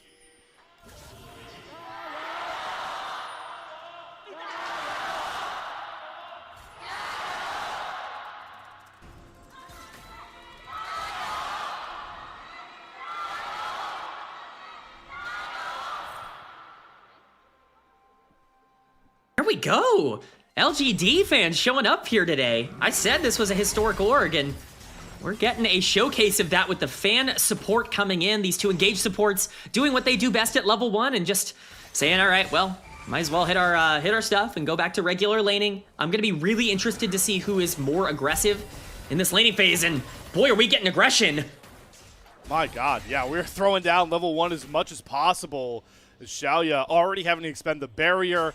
A barrier and heal off the board for both these bottom lanes. We like to joke about level 1 usage of those summoners as Funguay is going to hit another dredge line. And, well, you said it. Corki, without the Nami, loses a lot of that lane prio. And already Xiaoya having to base without really even getting to farm that first wave. Classic top esports and Jackie Love domination of the bot lane. I voted for both of these two, JackieLove and Feng Yue as all pros, and they're showing why here. This is my biggest problem with the Rel. She's maybe the single worst laning support in the game right now in terms of at least the champions we see in professional play. Really difficult to be able to consistently make this work, and if this Misfortune can get a lot of priority over the bottom side of the map, that certainly makes Nocturne's job more difficult. Feng Yue already making that roam up to the mid lane. There are pings coming down. They actually could be looking for something on this Rise. Could be a punish. Nonetheless, definitely have to play respectfully towards that fog, but YCX also able to spot out TN on his clear, but here you go, you called it out, K-Man. Feng Yue looking to make this gank. Tangwan gonna have to flash the dredge line as he opted to path away from his turret. So a ton of early game value out of this Nautilus. Feels like we're back in 2025, how quickly we get those supports out of their lane. Feng Yue has won 2 lanes already with the way that he's played Nautilus, respecting the fact that Rel is here, doesn't want to overextend, but Tian's making his way up. That is indeed here. 2v2 being batted. Oh my god, this is classic LPL. We're throwing early levels, everyone up into the river. The pillar is going to slow down Hung. Spell shield not going to matter. Double flashes. Flashes galore coming out, but it's top esports that are just way stronger and better positioned. Just like that. But 2 kills picked up for TES, and they're right where they want them. Cream and JackieLove already on the board. Feng Yue is dominating the beginning of this series. We had questions about whether or not these young players on top esports were going to be able to step up in these big moments. This Nautilus has single-handedly won the entire early game pre-4 minutes. It's been an insane performance already, and you're absolutely right. The gold is in a perfect spot. A kill on Orianna, a kill on Misfortune. That's going to be priority onto the bottom side of the map. Even Tien getting 2 assists there is really big, and Feng Yue's not even done. Not even done indeed. He is just everywhere on the map right now. Hung, he gets that crab, but he's going to eat a dredge line. A perfect pillar placement comes out from Tien, and now it's Zoeon that is here to get in on the action. Tien grabs a kill as well. We saw JDG falter in a game 1, and Top Esports might have taken notes. It's the perfect start to this series. Absolutely unreal. Feng Yue doesn't have flash. Oh my god. Man, the value of this Nautilus is getting in the first 4 minutes was nearly unbelievable if he hits that dredge line. Actually, just an insane performance from Feng Yue. This is why I voted him second team All-Pro. I think he has been a truly elite performer for Top Esports, even in some of their bad moments, and he is showing why that overall confidence is worth it right now in this game. A fantastic start, and honestly, when we talk about the comps for these two teams, LGD relies so much on being able to control River, on being able to set themselves up around these objectives first, because Top Esports, when they get control of an area, can't really lose it with Rumble and with Orianna and Misfortune. That's become infinitely more difficult with a 2K gold lead already on the side of TES. Man, I mean, throw out everything we were kind of already talking about from this draft is kind of where we're at. It's just really going to slow down that mid-game power we were talking about. Is Cream's going to punish Tangwan without flash. That's a beautiful flash shockwave at TN again. Perfect pillar placement. It's going from bad to worse for LGD. Top Esports are not messing around. That's what you get for burning the Rise Flash at level 3. It's insane here, the amount of priority and aggression that TES are playing with. We've been waiting to see this version of them since they kind of started to go on a little bit of a colder streak towards the end of the regular season. If there were any questions about whether or not we were going to get the best of them in this first series, well, right now the answer to that seems abundantly like yes. Hung at level 5 is sitting around this crab, going to be trying to get that level 6 as quickly as possible. Oh my god, Feng Yue! He's got a magnet on the edge of his dredge line. Is it Crab Xiaoya through the wave? He's got to burn the flash. The heal has to come down from YCX. Utter lane domination across the board here for Top Esports. I mean, this has got to be one of the better support performances we've seen in the early game all year long in the LPL. He is completely winning this game for his team. Credit to everybody else as well. JackieLove following up well on a lot of these aggressive plays. Tien has been in the right place at the right time. Every single call that's been made has been the correct one. Look at the level difference already between the junglers. Tien is basically a full level up and now gets the crab as well. And I mean, it's just, this is gonna really just hamper the fact that LGD, we were really hyping up going into this, not even just mid-game, right? When we get ultimates online, the map pressure they'd be able to have to try and get that gold advantage to bring into the mid-game. it's just so stymied, right? Hung just now is able to tick over towards level 6. Tanguan has a significant item disadvantage when it comes to, you look at Cream's inventory. It's just really going to hamper what we felt like was one of the stronger points for this LGD composition looking forward. And then we think about, how does Top Esports look their most deadly, right? This split so far, K-Man. You outlined it well. If you see Top Esports up 2+ gold out of the early game, they usually win those games. That's exactly where we're already at 7 minutes. I mean, this is classic Top Esports, and the thing that scares me the most, I already talked about this Trundle being very scary in draft because champions like Mbessa and Nocturne, they just have a really hard time being able to deal with both the pillar and just the general, like, attack speed and slows that come out from Trundle and the ability to intercept a lot of that just free roaming space in these team fights.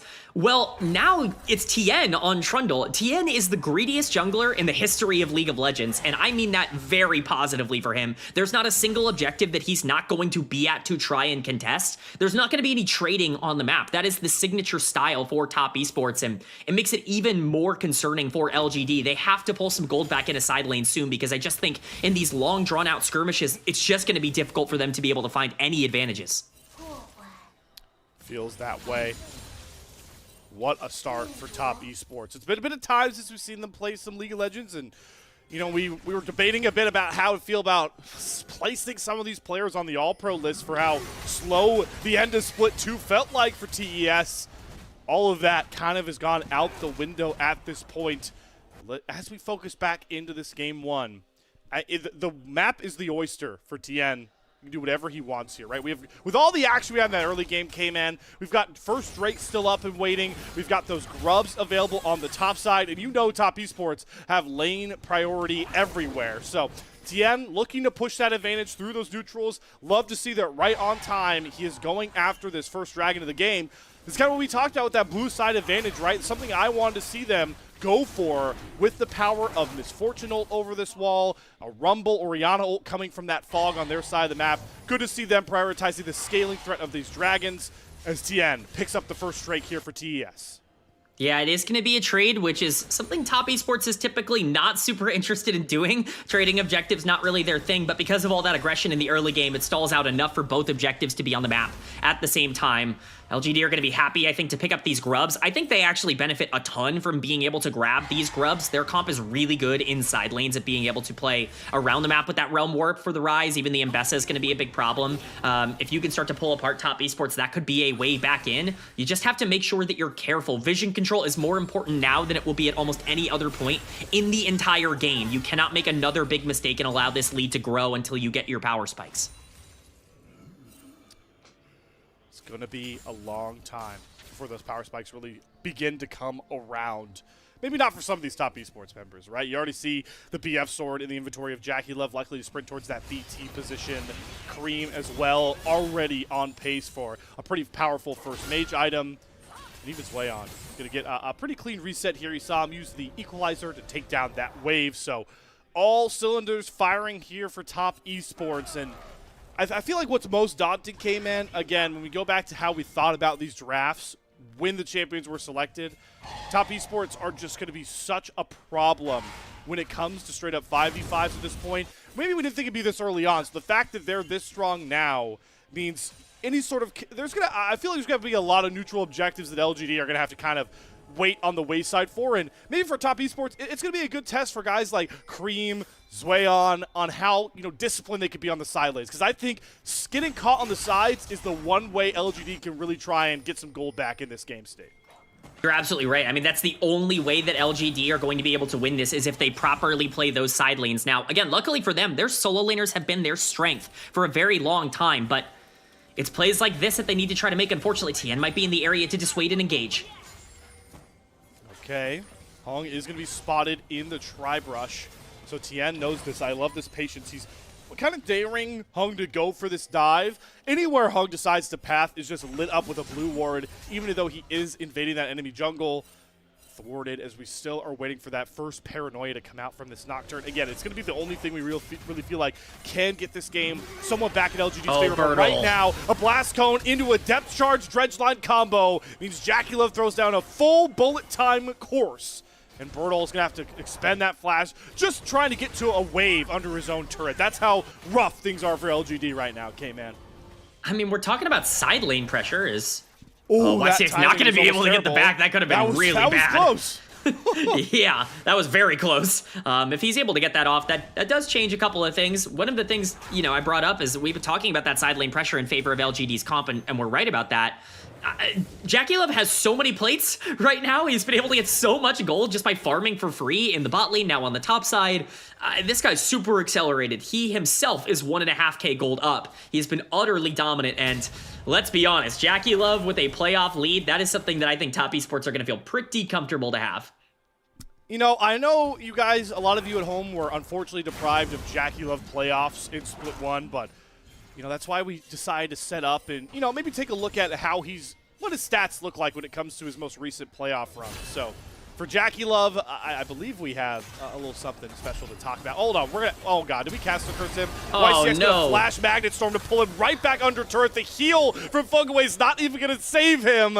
And just as we're talking about JackeyLove in the playoffs, he gives over a critical kill to LGD, a shutdown to Xiaoya. Well,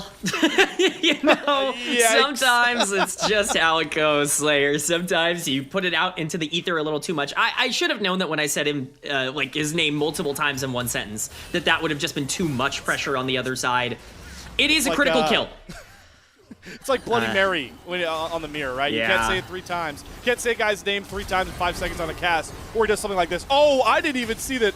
Thank you to our observers. Fungaway fail flashed over the wall and dredgelined into a wall. That definitely didn't help either. Certainly not an ideal way to play that. Fungaway's allowed maybe one gigantic misplay after how many plays he made in the early game. We do get those JackeyLove playoff stats now, which should give you some confidence that even if he is going to run it down randomly in one fight, around 10 minutes, he's going to be just fine. I mean, I know we don't have quite the context for these numbers. Let me tell you, they're pretty darn good. There aren't a lot of AD carries that are putting up these numbers at any point throughout their career, let alone in some of the biggest moments. JackeyLove, one of the most clutch players in LPL history, certainly one of the most accomplished. Still in a pretty good spot, about 600 gold up, just a little bit more over to Xiaoya than maybe he wanted. Just a bit, yeah. Helps him, complete that Triforce. At least be able to be on tote with 1-to-1 items as Fungaway hits another dredge line, and there's the shockwave with the Trundle combo you were talking about. YCX down on a simple warding mission, and that means that TES get another quick dragon towards their cause. They're going to get on to that close to soul point here. Easy.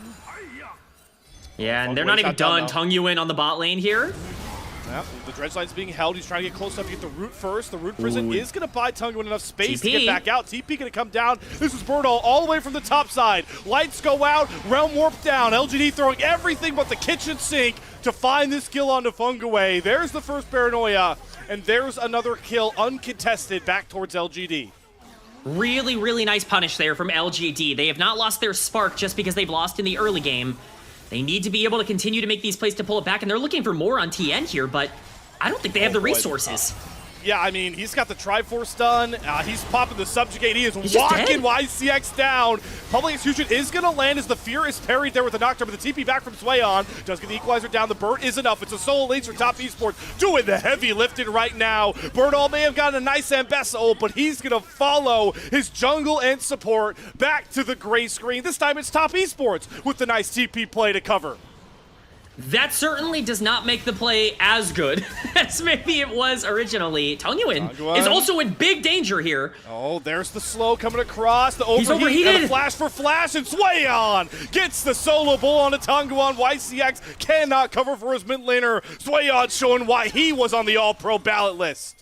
Yeah, maybe we got it wrong on the broadcast. This guy looks pretty darn good on the Rumble, huh? Yeah, he's just absolutely destroying people. We get a replay of this entire exchange. This is already insane. First off, he's getting the tower for free on the top side, so that's a ton of gold already invested in him. YCX, for some reason, feels like he can just zone out TN. TN's like, fine, yeah, I'll take you down. If I have to trade my life and get that Rumble TP onto the backside, that is more than fine for this play. Look at Cream, by the way. He has basically no mana, and yet he's maximizing his damage on this Orianna. It can be a little bit difficult to do in some of these exchanges. Tongyuin has not hit any sort of power spike on the Rise yet, so the moment the Rumble arrives, it's free real estate, we'll just say, and then, the Rise definitely overstaying his welcome, giving another kill over. It's a 4k gold lead for top esports, and so much of that is now on the solo laners, almost a 2k gold lead for Cream on the strongest champ in the game. Coming into this split, okay, man, I know there was obviously a lot of hype to see Jackie Love return, reinstall some championship aspirations in top esports, but some people, including myself, were worried if this team was going to have enough with the departure, not having 369 here. But the way Zwayon has been able to play so far, just in this game and the split alongside it, seeing the rest of top esports pick up right where they left off from last year, where they were in the grand finals of Split 3, this is a really good sign for all those top esports fans who really feel like this team can be back to trying to contend for LPL titles. And so far, while it's a very small sample size, they are eating good. They are more than eating good. I think they're feeling pretty darn good, especially considering we just saw a Nirvana team take a game 1 off of a Group Ascend team in our first series, even if that ended up going in favor of JDG. Top Esports not wanting any sort of smoke in this one. As much as I do want to give them a lot of credit, and I will, I mean, TN's always going to be, running in there and making these greedy plays to trade gold. I mean, you gave Rumble and Orianna to the best team in the league, or one of the best teams in the league. It's really difficult to kind of play from this spot. And certainly Top Esports are taking full advantage of the strength of their champions. And now when they get the chance to set up around these rivers, it becomes even harder. And speaking of those river setups, we're about a minute 30, creeping on a minute until Infernal Soul Point. Hey guys, if you're ever curious what Dragon Soul really helps snowballing teams, it's Infernal Soul. So that Soul Point will be available in, at the 19.5-minute mark here for Top Esports. They're just going to try and dust off the last Tier 1 turret to get even more pressure on the map, even more power in those vision lines that lead towards the setups. And of course, right after that Infernal Soul Drake Soul Point Drake that I don't even know if it will be contested by LGD, Top Esports can set their sights upriver towards Baron Nashor, which will also hit the Rift at this time. And while that does seem like a pretty headstrong plan, folks, Top Esports are up 4.5k gold before we've crested 20 minutes. They can go for whatever they want right now. Whatever fight they take, they're going to win, so long as they have the numbers advantage. And again, this is just, I don't mean to harp on draft too much, but really don't understand the Ambessa pick here, and I think it really ends up hurting you. I mean, you pick this as a counter to Rumble in lane. You're down about 1,500 gold because of the turrets and the free double kill onto the top side. Now you're in a spot where Ambessa's going to have a hard time fighting into Trundle. You have to make a play work onto someone like Cream, but the wave clear of Orianna is so immense and consistent. Not only does that champion have a ridiculous amount of team fight power, she's incredibly safe in a side lane and almost impossible to punish. There's nothing to go for on the map right now other than this top lane tier 1, while more objectives just get taken for free by TES and they put themselves on Soul Point. It was something we were a bit worried about, right? That the way LGD could overload size no matter how much gold they're down. Our Soul lanes had to show some serious respect. So you're seeing Cream now all the way back towards his base because he doesn't even want to give a morsel of hope that he's going to give over this shutdown, and knows that his team is making the winning trade on the other side. Infernal Soul Point has been reached before the 20-minute mark, and now they're stealing away all of Hung's bot side camps here. So yeah, you give away a tier 1 turret, but this is some real discipline we're seeing from TES, and respect being shown towards LGD in this matchup already, despite the fact that they can play as greedy as they really want to, we feel like, with the lead they have accrued. So that's a nice sign to see that Top Esports are saying, hey, listen, we don't think we can just run over LGD at every corner. I mean, why take the risk, right? Like, Top Esports will never lose a 5v5 at this point, but speaking of risk, Jackie Love stepping up. Look at everybody around him, though. There's just no way that you can punish these immobile AD carry. This immobile AD carry right now with just the way that things are set up. Bongyue is constantly around him, and that allows Jackie Love to walk up to the Nocturne and just auto him down as they continue to push into the enemy's jungle. Breaking news, water is wet, and Jackie Love with the lead is playing aggressive, face-checking. Yep, nothing is new here for JKL in this one. Playing up on those mid waves, and I love to see Top Esports. They're just so fluid in their movements. Boom. We got all we want on the bot side. Time to make some super advanced wards set up on the top side. You can see Fungaway clearing out all of that advancing vision because they don't want to give LGD a scrap of a look towards this Baron pit. They want to keep them second-guessing that they can walk up to Krugs. They can play up on mid or top waves. This is clinical right now from Top Esports. A clinical start to their playoff run. I mean, this team looks so good from a lead, like from an advantage. This team just is so devastating to try and play into, and we continue to see them push that and push their advantage more and more. Again, side lanes should eventually start to come online a little more for LGD. The problem is a lot of their map has already been broken open, which means that they're naturally just not going to have a lot of the push throughout a lot of this game. The thing TES recognizes so well right now is that if they can force them into a choke point, there's just no way for LGD to play. They need to find these picks. They need to play these side lanes. TES's discipline is not only, foregoing any negative plays, but it's also basically forcing LGD into the exact spots that TES want them in. If they start up on the Baron right around now, I really don't know how easy it will be for even a team like LGD to fight back. And with the power that, a Trundle combined with a Misfortune and either one of the solo lanes, like that 3-man playing towards a Baron, that thing goes down pretty fast. We're not dealing with any slow Baron takes as well for Top Esports to add some extra sprinkles on the cupcake that has been this game one. So they could definitely thread to just try and take it down. Or if they find this clutch kill into Hung, that'll definitely shut down TN. Just another precision pillar. Fugway's going to flash to get the root. Hung going to flash towards the blast cone and does get himself out of dodge. But with Hung forced completely out of his topside jungle, I wonder if greedy TN wants a crack at the purple worm.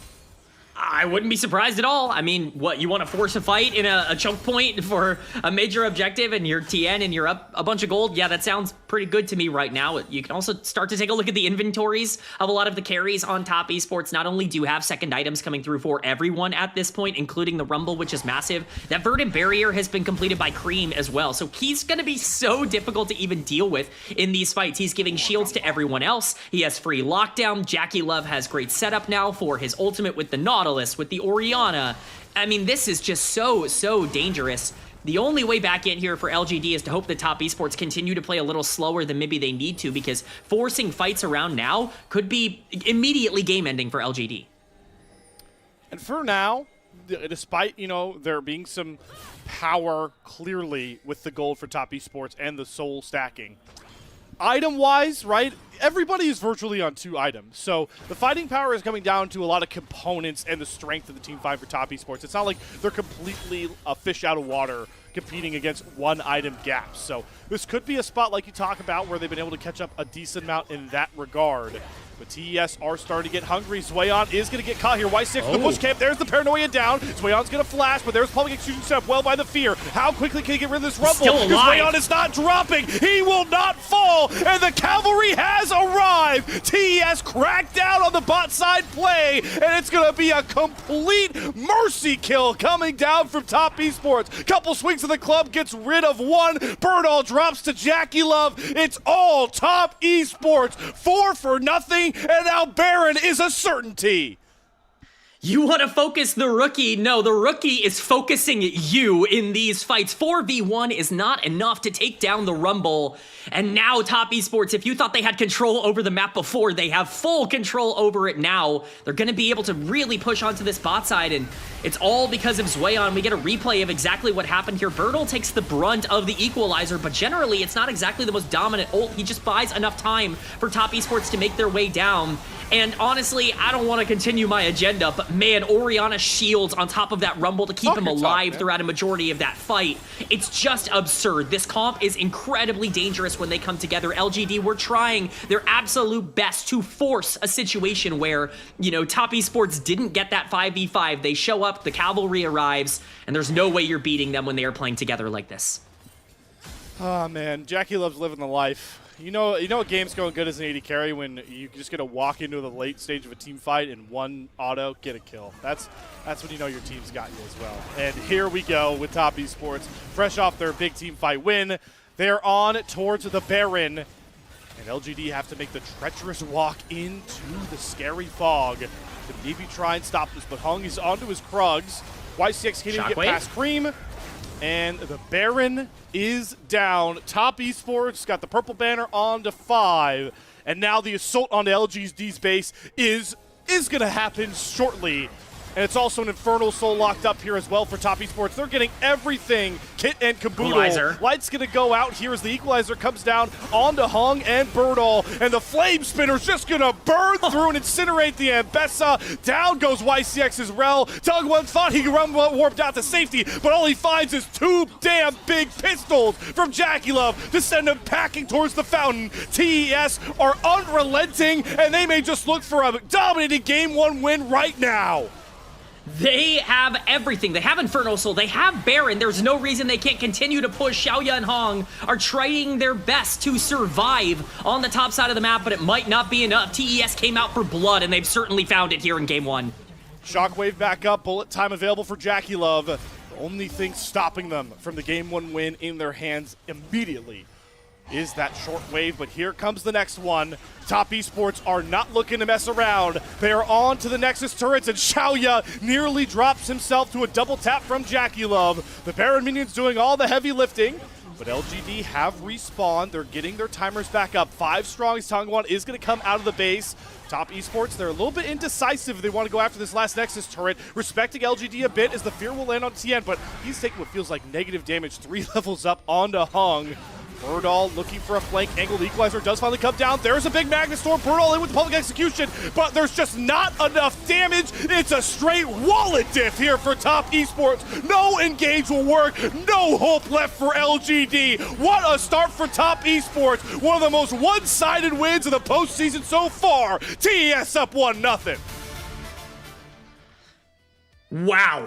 I mean, like, wow. That is such an amazing first game for Top Esports. There's honestly not even a ton that I can take away from it. They get one of the most dominant team fight comps that you can draft. They feel so comfortable. Their early game completely destroys any hope that LGD have of being able to play around their level 6 power spikes. And from there, we get to see vintage Top Esports aggression. I mean, this is as classic of a Top Esports performance as you can get. And for all the fans out there that were maybe getting concerned with the way that this team was performing down the stretch of the regular season, maybe there's a bit of a weight that's taken off your shoulders after this one. Yeah, if I'm hearing the guy that records a multitude of hours worth of podcast episodes say I have no words, that says a million words, K-Man, to how one-sided that game was. Wow, what a start for Top Esports. It's hard not to get, infected by the glory that was these former Nirvana teams getting into these playoff matchups, especially, again, after what we saw Thunder Talk do to JDG Gaming in Game 1. But, yeah, this was maybe a drop back down to reality a bit when it comes to top 4 of the LPL going up against top 4 of Group Nirvana. I don't want to, downplay what LGD was able to accomplish. Weibo is a really good team, and Weibo, I believe, beat Top Esports in the regular season. Like, we're not sitting here saying that those two teams were, like, guaranteed to be on completely separate wavelengths. This is how this should go. Like, this is the expected result, right? Like, anything other than this would have been more of a surprise. We were hyping up LGD because it's perfectly reasonable to expect them to put up a good fight. TES are not taking this lightly. Like, they are not looking at LGD as a Group Nirvana team. They are coming out swinging just as they would against the best teams in the league, and it is very, very clear. Slayer, I gotta stand on my soapbox. What a game from Feng Yue. I mean, oh my goodness, that Nautilus was disgustingly good, and for me, I think it's going to be a pretty easy choice who player of the game was. Yeah, we don't even have that conversation. What I want to do here, I know we just ran it, like, not even an hour ago, but Ice Fire at it, if we could put up the Tier 1 experience graphic again, just for a second to really highlight what Feng Yue having that big of a moment in this playoff game means, right? Listen, it's very funny, by the way, that he's the smallest guy in this graphic for Top Esports, because he's by far the biggest dude in the LPL. But all the way there on the other corner, that guy just put in his 74th Tier 1 game. I believe, maybe his, 6th, 7th, 8th game in the playoffs for Top Esports. And he was the MVP. Yeah, that was one of the greatest Nautilus games I've seen all split long, K-Man. Pre-5 minutes, that might be the best support performance we've seen in the LPL. I mean, genuinely, he won the game. Solo, pre-5 minutes. He wins the bot lane 2v2 with an aggressive engage. He goes mid and burns Rise Flash at level 3. He skirmishes with his jungler to get a free double kill to start the game. And then he goes up and secures top crab with his jungler to get another kill as well. Before 6 minutes, he had secured 3 kills for his team, both crabs. He had gotten Flash mid. He had gotten every summoner bot. I mean, how much more can you possibly do as a support in a game? It's actually just one of the most insane performances that we've seen. Credit to the rest of this team. They were excellent throughout the back end, but this game was free. I mean, this support performance was genuinely incredible. And, when talking about how support meta has really changed, it's been a breath of fresh air to see, the Enchanter 2v2 bottom lanes come out here. I know we all got very bored of the cycle of Rel, Nautilus, Alistar, Leona going around, but This game and what Feng Yue was able to do this early game really reminded me how much I missed supports just putting it all on the table and saying, I'm the engage, I make the plays, right? Fungaway could not have done this on Karma. He couldn't have done this on Lulu. Maybe could have done it on Bard. But you do this when you play the Nautilus, and you can see the reaction top esports fans. They're smiling 5 minutes into their first playoff game of Split 2. And if you want to be a little bit more, aggressive towards maybe why this was allowed to happen, this is the problem with drafting Rel as an answer to Nautilus, which is something that we're seeing rise a lot in popularity throughout a lot of the world. Rel can match a lot of those roams from Nautilus in isolation, but the problem is that Nautilus has so much more lane pressure with something like a Misfortune that he's going to have first priority on a lot of those roams, and you don't really have the ability to match and, go out there and make the same kind of efficient plays before level 6.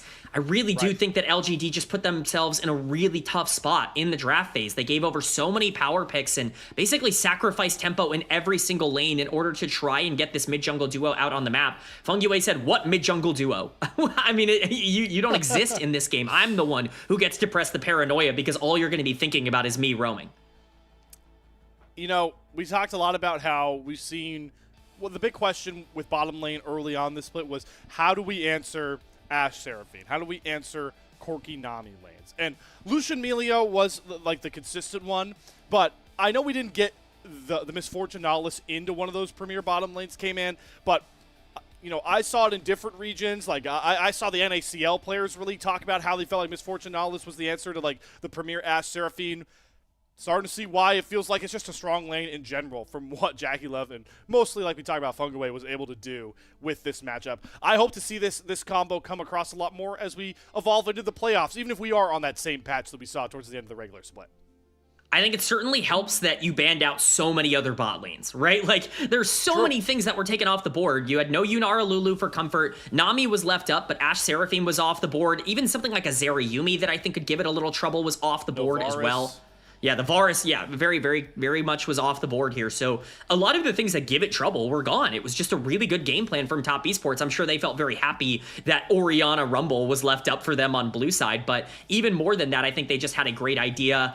I'm sorry. Like, Tien was excellent in this game, but how can this not be Fongyu? This was an unbelievable performance. Boo. Listen, stats go burr. Gold difference, all this goes crazy. It does not happen if Fungaway does not gift on a silver platter the greatest early game Tien could ever get here. The streets here at LPL English will remember that Fungaway deserves this player of the game, even if it does go over to Tien. Regardless, this award, it does not matter too much to these players. Most importantly, all right, let's see. All right, okay, you know what? I will at least be a little bit happy that we got some votes for the guy, all right? Our observers and casters recognized that Fungaway deserved this award. Came in. We can take that as like a little piece of solace, I'd say. It certainly is a bit of solace. I think we got a couple of votes for Creeman there on the Orianna. Another thing that we didn't really point out, no votes for Zweon, by the way, which I find a little surprising. But I will say, oh my goodness, don't let Orianna through. I mean, even if you want one fight to showcase why that was a problem, it's not even one where he got to do a lot of damage. When Zweon gets collapsed upon by 4 people, you throw the Orianna ball onto the Rumble, he's unkillable. Like, completely unkillable. And you get the shockwave and damage in the side lane. I mean, really, this was just a masterclass from Top Esports. They won everywhere. The cleanest single game of the very brief start to the playoffs we've had so far in Split 2 belongs to Top Esports. 1-0 lead here in their opening start to postseason play. Pressure continues to mount now on LGD. How can they find a response here? Well, to start, they'll have whatever they like selection-wise going into that Game 2 draft. Blue side, red side, first pick, counter pick. That's where they need to start to try and make this series an even 1-1 to make the series morph into a fearless best of 3. We'll find out what their plan is and more on the other side of this break. We'll see you guys soon.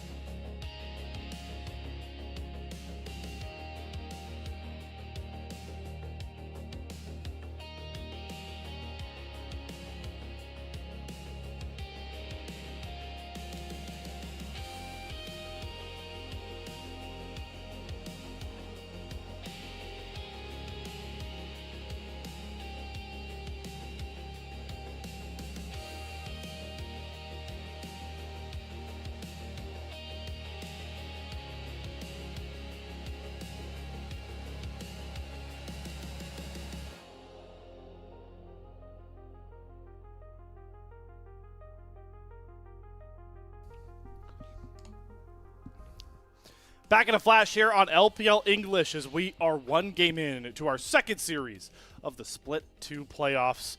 And if we have any indication off of one game alone, we are in for a quick second series. Top Esports with the cleanest game of the playoffs so far here, K-Man. But it definitely helped that they had quite an edge in the draft, but the execution was still more than pristine. Look, I mean, you can get the best draft in the world. Like, draft is about 20% of the equation. The other 80% is the gameplay. You still got to go out there and play the game. I will say, I don't think that I don't think that game was going to be very easy for LGD no matter what they did. It's just a really hard draft. I mean, you're drafting a 0 priority bot lane to let Nautilus roam. You're drafting, obviously, an Mbessa and a Nocturne into Trundle who can slow down their auto attacks. It's just tough, right? You're giving over Orianna. It was never going to be an easy game. That's the cope for game 2, right? It's like, yeah, we got blown out in game 1. We can't have that again, right? They don't get Orianna and Rumble and Nautilus. They don't get these options anymore. They need to get back to comfort. They need to be in a spot now where they can set up around their own objectives and actually control the pace of the game, which they basically forfeited over to TES in game 1. But we also learned from that game 1, K-Man, was, I don't want to, pump too much hope into Top Esports fans. But the fact of the matter is, we felt like Funguay was clear and away the player of the game. He's our player of the game for game 1. That's a rookie. Zwayon plays, probably the one critical spot where LGD might be able to get something back in this game. Give them a little bit of hope, a little bit of momentum. Plays it phenomenally. Plays a really good Rumble game. Rookie.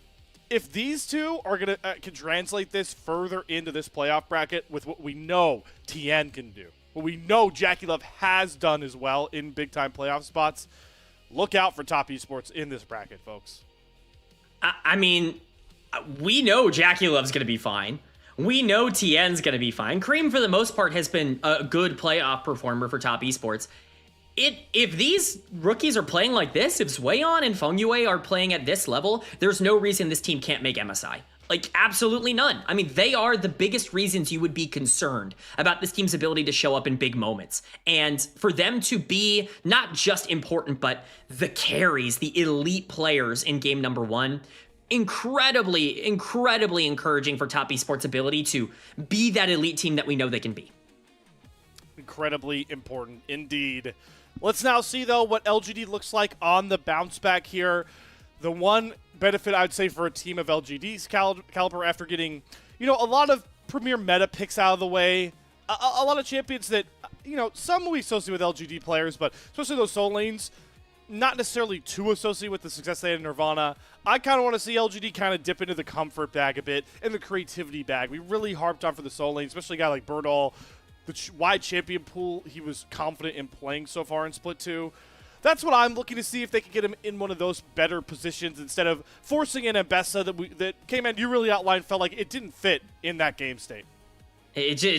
How are you going to play Mbessa in those fights? It just becomes so difficult to ever find anybody on the backline. You're hoping to disrupt the Wombo combo. The Wombo's inevitable in that fight, or one part of the Wombo bare minimum. So you're absolutely right. When Birdall gets these counter picks, I want to see something that can't just win early, right? With the Mbessa, you're hoping and praying you get that big gold lead onto Rumble in the laning phase so that you can be more relevant in the side lanes.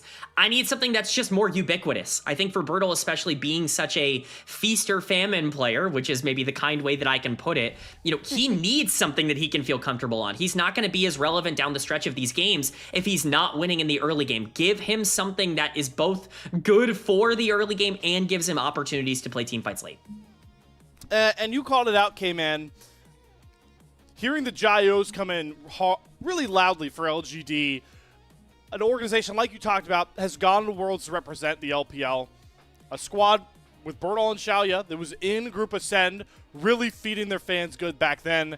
You really felt like that energy returning for such a staple org of this caliber, right? So I hope that they can just really show out here in this game too, put together a confident draft so they can reward those fans that have been, with them. A lot of them have been with them through those troubling times, through those Nirvana times, into this big spot here as well. You're absolutely right. Again, I can't reiterate enough that LGD, even before 2024, when this team was in the upper group, I mean, this is an org that's been to Worlds, that's had success, that has housed players like Peanut and Kramer and, CA and have had a lot of success in the past. So they are familiar with what it can be like to be a truly elite team in the LPL. It's just about making sure you can get that out of your players, and it starts in draft. I mean, it was the most important thing from last game, in my opinion, and they really need to rectify it. We're still seeing bot lane bans. Karma taken off the board again here, but the Varus, the Ashe, and the Akali going to stay as the exact same first rotation bans for top esports. Interesting. Okay. So, intriguing. So I do like to see the LGD kind of wanted to go for counter pick here. Again, playing into what you talked about, the solo lanes. So let's just see if they can take advantage of it. The Vi band going to be the final one here. A new band introduced here from LGD. But we still left up things like the Jarvan still available. We talked about that jungle priority. Tien is comfortable getting towards those bruisers, but feels like maybe he could get them a bit later in this draft. Interesting to see how we feel about the Annie B1 here, K-Man.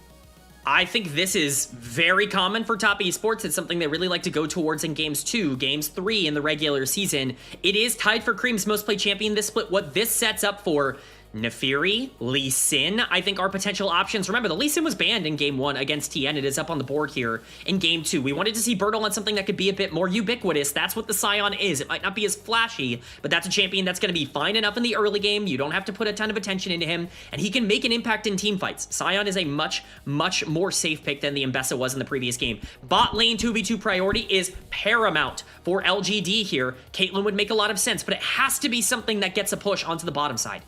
We saw Caitlyn Lux pop up in our first series. That's a bottom lane we haven't necessarily seen a ton as of late. Caitlyn Elise also something that really floats around there.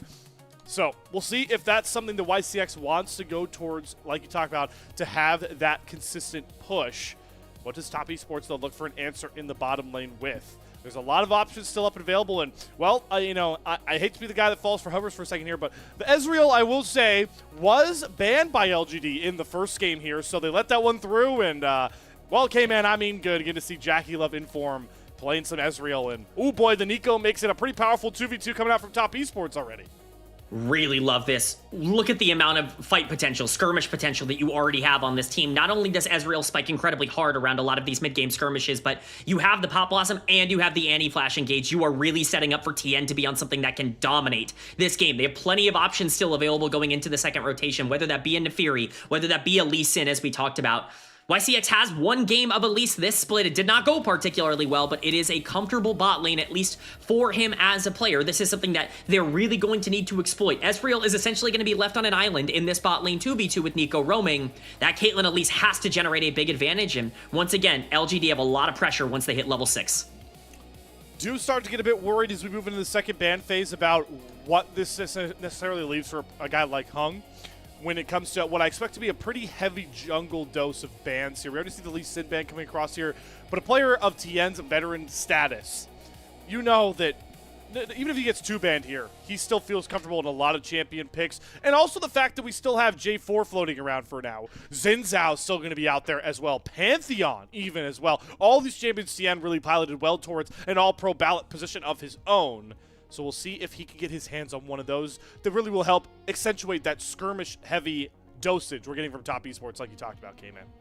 Also very possible in this one with the Sion on the top side to potentially see one of those skirmishers, something like a Jarvan or a Pantheon that still have a lot of priority to play alongside the Annie, and then maybe like a Vayne or something like that on the top side as well for someone like Zweon. It is definitely possible that they can still play for something more aggressive there, but LGD certainly see the same angle and vision that I do because they're taking away Lee Sin, they're taking away Olaf. They see so much setup already. They don't want anyone in the jungle that can capitalize on it. Notably, Naafiri is left available. Honestly, that very much looks like an angle for TN here. Yeah, we've already saw Naafiri pop up in that last series as well for Mr. Junja, another all-pro jungler as well. So we'll see if that Naafiri shout is one that comes to fruition. Tongwan looks to be the target of the top esports bans here, but oh no, it's going to be the J4 ban to come out late here for top esports. Interesting to see that come along. There is a lot of mobility, a lot of spread flexibility already with the Nico, Ezreal, and the Annie, but maybe they're just setting up because they actually want to go for the Naafiri. Lot of setup pressure on the Sion. Oh. This is, honestly, I wanted to call out the Wukong before, but Tien hadn't played it throughout this split, so I was like, maybe not, but this is a perfect comp for Wukong. You get to combo off of the Pop Blossom and the Annie engages. Annie Wukong, the most dangerous engage mid-jungle duo in the game. I'm guarueing an aggressive topside here. Something to punish this Sion, something that can carry. Zehen makes a ton of sense. We called this out in the pre-show, that Zweon Zehen has been a massive pick. Bertel Zehen has also been a massive pick. I love this draft for TES. Oh! The Vayne lock-in. Tongyuan's Vayne. Just like in the play-ins. Oh, yes, sir. And no Malphite this time around. Hey, Tongyuan had to struggle into a Malphite in the mid lane last time when he was playing Vayne, and it was a little bit of a different experience. Now, you get that Vayne with full priority into something like Annie. My biggest concern, Pop Blossom, Wukong engage, Annie engage, and Vayne's range is minuscule. This double AD carry comp can very much work, but where is the setup on this team? They basically need a gold lead to function properly. It does at least allow LGD to kind of foray into. Are we? Hold on, that's a late swap. Oh. Are we sending? Is this a Tongyuan Sion mid? I mean, they already had the Vayne mid, so this swap feels like a final here, K-Man. Wow, another twist. I mean, they've got a lot of tricks up their sleeve. That is abundantly clear. Honestly, I like this more. Sion mid is really, really impossible for Annie to punish at any point. I mean, her lack of damage is, completely punished by the fact that Sion can't die. You actually give a lot of pressure over to something like Nefiri because of that aggressive mid lane that you're going to be able to have. And Vayne gets to play into something like the Zehen on the top side and actually have priority. This definitely gives them more tempo in the early game, but man, if you're worried about anything, that mid game is still going to be terrible. Sion's gonna have no shove in the mid lane. Caitlyn Elise is gonna start falling off at some point. Vayne needs time to get online. Like, you still have a lot of the same issues. It's just a little bit more understandable now, and the lanes are gonna be a little bit more positive individually. Well, K-Man, we asked for it. We wanted LGD to really get into their own bag of tricks with drafting, and they have done just that. We are live for Game 2 draft with LGD trying to bounce back.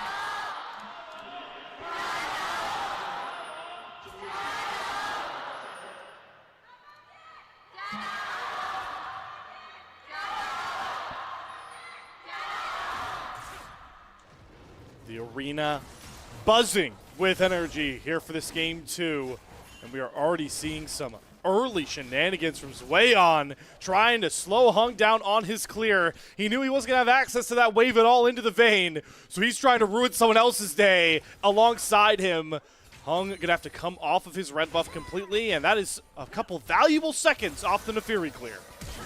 Certainly matters. Flash oh, here we go. YCX to get the face range cocoon. He goes into the ignite. It's flash out of Jackie Love, but Xiao's been able to stack up the lethal tempo as well. Trades significant damage back onto Fungaway. Man, LGD, they are not messing around. They are not looking to repeat the disastrous early game from Game 1. This is how you use Caitlyn Elise. They have to get on the board early. But Tien's here. He's going to try and punish this level 1 bot lane duo. There's no flash on YCX. I wonder if he took Trickster second here to try and come over the wall. No, because he's going to need that dash, so not going to be able to utilize that punish. Maybe just trying to make sure that YCX didn't try to get even more feisty, and Jackie Love and Vungaway can settle in a bit more, but there's some slowdown time on Tien's clear now, so both of our junglers a bit hampered. Yeah, they're going to be in pretty similar spots in terms of where they're at. Definitely really exciting to see LGD actually play this far forward. I cannot stress enough how important it is that they continue to play like that. One of their biggest strengths is being able to get a lead onto that bottom side. If this Elise can start roaming and can start to be really proactive for this team, that is their opportunity, their avenue to find success in this game. As much as we talk about the Sion potentially creating some better lane matchups, I still really do not favor LGD's draft. I think it's pretty difficult to execute, especially late game here. One way that you can neutralize that is getting a big lead onto Caitlyn, and at least they've started that off here. Yeah, and even if Ezreal does feel a bit slippery with the Arcane Shift, no flash on AD carry is a clear sign for repeat punishment, either through an Elise Cocoon or even through Hung paying a visit down towards his bot side. He's currently on bot side, of course, because he's clearing top down and will be a bit quicker out towards this first crab here. It actually looks like he's going to skip his blue buff just to secure this bot crab down. Yeah, it's certainly interesting to see the way that these junglers have wanted to try and prioritize their camps and what lanes they think are most important to try and make sure that they can, keep safe in a lot of these instances. I think especially for someone like Hung on the Nefiri, we've talked about Hung being more of a facilitator for this team. He was one of the lowest junglers in the entire league in terms of damage percentage throughout the regular season. He's got a lot of responsibility to carry in this one. Bertle obviously going to be a part of that as well. But this Nefiri, I mean, if you can start getting onto the back line and get that lock on onto, Annie and Ezreal, it certainly becomes more dangerous to try and play these front-to-back team fights. LGD have tools, but that pathing is going to really matter because you can't really afford to fall behind in terms of tempo. You talked about what tempo means for these early lanes. Hold on, Jackie Love gonna shift forward, but it was all for the minion bait. They didn't know Funkway was sitting in the wave, flying, and wait, it's first blood to Jagulov, but Xiaoya finds the trade, and he's got the trap set up. Funkway's gonna have to flash over, but a 90 caliber net forward from Xiaoya, one auto short from finding the double kill, and now he's gonna have to run away from Tien. Flash Trickster forward, and Xiaoya's gonna have to flash as well. It's first blood TES, but Xiaoya with the better reset off a kill of his own. Okay, that is certainly a very interesting trade for the game state. I talked about Caitlyn needing to get some gold under her in order to make this game a little easier in the mid game to start to accelerate her. That's exactly what you want to see. However, gold onto Ezreal can also be pretty dangerous when you start to play these front-to-back 5v5s. YCX gonna try to get even more gold in the mid lane here, but Cream has sensed it out, and unfortunately, just not a lot of gank setup coming in from the Scion on the top side, especially with no mana. Scion in the mid lane. You still got to get used to saying that. Okay, man, after LGD have gotten pretty freaky in this game 2 draft with their solo lanes. But this is the kind of creativity we've seen from Bertle and Tongguan all split long. As it looks like we're actually going to have a bit of a tech delay here. As I think I could decipher this one, K-Man. I think I know what's going on this time around. I'm going to go out on a limb here. Tien may have disconnected from the game. A hunch. Detective Slayer is on the case in determining maybe what the issue might have been. Yeah, I wish you had a comically large magnifying glass so bad. But I mean, hey, more fun early game. Maybe fun, I guess, is relative. If you're a TES fan, maybe it's a less fun early game, but certainly a more competitive early game than we got in game 1. And I really think both of these teams are still in spots where the game can be opened up pretty heavily. Notably, Ezreal Flash going to be up in roughly a minute. Caitlyn Flash going to be down for quite a while if Wukong wants to make his way back down there. Still, though, maybe some time for Xiaoya to survive for now. It definitely feels like, despite all the shenanigans we had set up with these early lane matchups towards the top side as well, and how we feel like that's throwing a bit of favor towards LGD. The bottom line is with both these jugglers, Nefiri wants to, cycle through full clears in this early phase, and then Wukong, it's all about getting to that Cyclone, right? So Tien is going to have to wait until he can get towards that level 6. That's a big point, power spike point. That's just like the whole big emphasis of this draft that you were really preaching, K-Man. Get the Pop Blossom online as soon as we can. Get the Tibbers out. Let's get the Cyclone out, and TES can start making magic. I mean, honestly, if I'm going to favor a draft, I'm almost always going to favor the one that has 3 very clear engage threats, right? It's just so easy for top esports to find their way into these fights. And for a team like LGD, you're already expecting them to be underdogs. You're already expecting their execution to maybe not be quite as clinical as it might be for a team like top esports. This draft can't afford a less clinical team. It just can't. You need to make sure you play it correctly. The pickability of something like Elise to pair up with Nefiri is essential. And then you add Caitlyn onto that, right? I've received some pushback in the past for saying that Caitlyn is a really good late game hyper carry. I think a lot of people remember who Caitlyn was in 2019, 2018, even before that, right? 2026 Caitlyn is one of the scariest 4+ item AD carries in the game. That parabola that we always talk about with Caitlyn, instead of it being super far on this side, it is much closer to the middle of the game now. So, I'm very excited to see whether or not you can get that gold onto Xiaoya. The Caitlyn has already gotten a little ahead early, but they need this champion in order to be relevant with their range advantage in the late game. Great point, K-Man. All I can think about, though, is, you know how you see those scenes in movies and TV, or maybe you might experience this at home where it's like you're the kid at the playground and some kid pushes you over, so you go up to your dad and you're like sad and you're like, your dad's like, point me to the kid that did this. When you said to me people were pushing back on you that Caitlyn's one of the best late game scaling AD carries, that was the reaction I had as dad. I'm like, okay, man, point to me who told you that, because they need to start talking to. That's an absurd thing. That's like saying Elise is an early game champion. What are we talking about? I think people just kind of maybe look at especially like older Caitlyn and this idea that Caitlyn is such a lane bully and kind of mix up the fact that she is a lane bully that scales well. Like there's a reason Caitlyn is so scary to play into, right? Is because in the early game her range is very difficult to deal with in the 2v2 and gives you basically free push and free prio. And then in the late game her range continues to be a big problem when you're going for pop blossoms, when you're going for Annie flash, engages.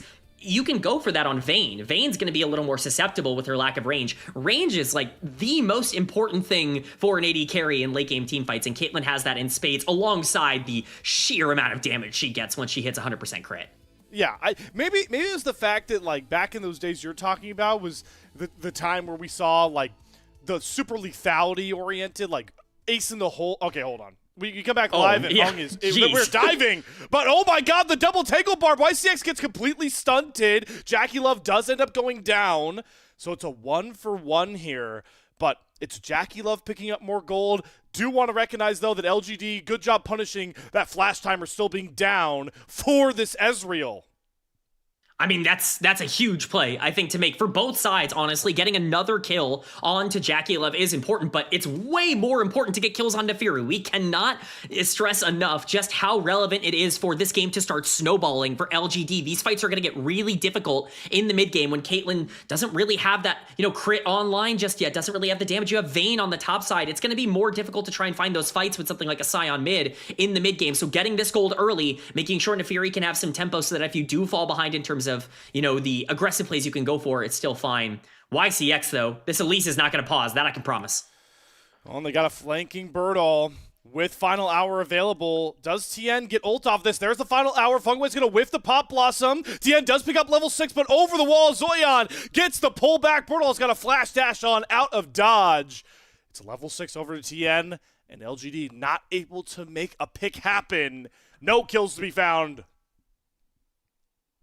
Completely disconnected. Like, I don't really understand what the play was even attempted to be there. Birdo goes in on the flank and nobody's available. YCX and Hung now pushed out of their own jungle. TN understands they burned so many resources. Sion ultimate, Vayne ultimate was used. Hung wasn't even in the area. It's not even level 6 just yet.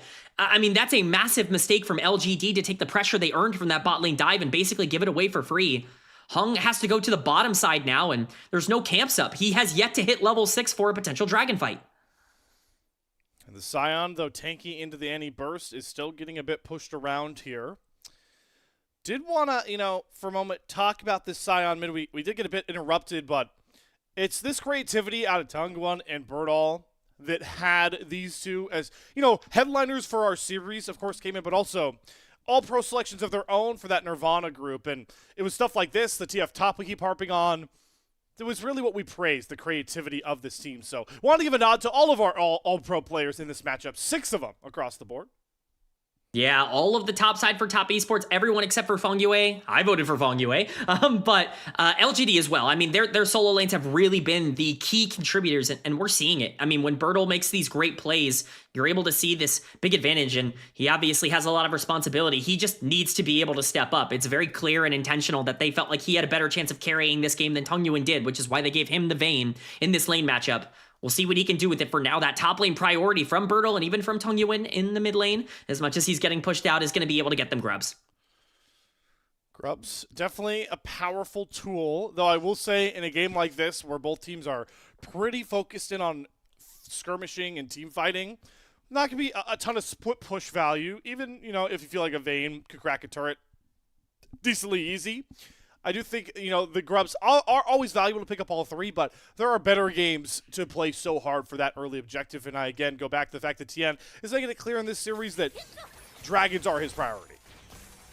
It's funny, both of these comps really want to fight just in complete opposite ways, right? TES, once again, for the second straight game, has drafted a comp that's terrifying in a 5v5. If you can get any of those engaged tools off, the rest of the team can combo really easily. And LGD is going to be looking for picks all game long. They don't want a front to back. Now, they might hit a point eventually where they can play around this Vayne and this Caitlyn, but Elise and Nefiri, like, these are not champions that want to be waiting to try and play around these objectives. They want to be growing their gold lead by being proactive, which is why it's so important to keep an eye on the vision. Teleport burn topside with the jungler in the area. And he's going to get moved up a little bit to try and dissuade any sort of dive potential, especially with no tank on the top side, but you just can't really afford to be utilizing too many resources because LGD certainly are going to be looking to punish that. Looking to play through the gold lead that they've accrued through Hung and Birdall so far. Birdall up about 700 gold. Good to see that. I assume the main reason why the swap happened between the Scion and Vayne has blossomed into this decent gold lead, about 500 gold. So we'll see how much of a difference that makes when Birdall gets that Hex Plate early on here. Assume that's what he's going with the early components of the Phage. We see that a lot. I believe so. That's what the Hex Plate is.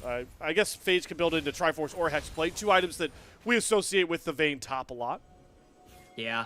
It definitely could be either. I mean, Triforce would make some sense this game if they wanted to do it because they don't really have a lot of consistency in these fights. So it really is whatever direction they want to go in on the top side. Final hour. Birdall. Yeah, he's run looking. Down Zweon.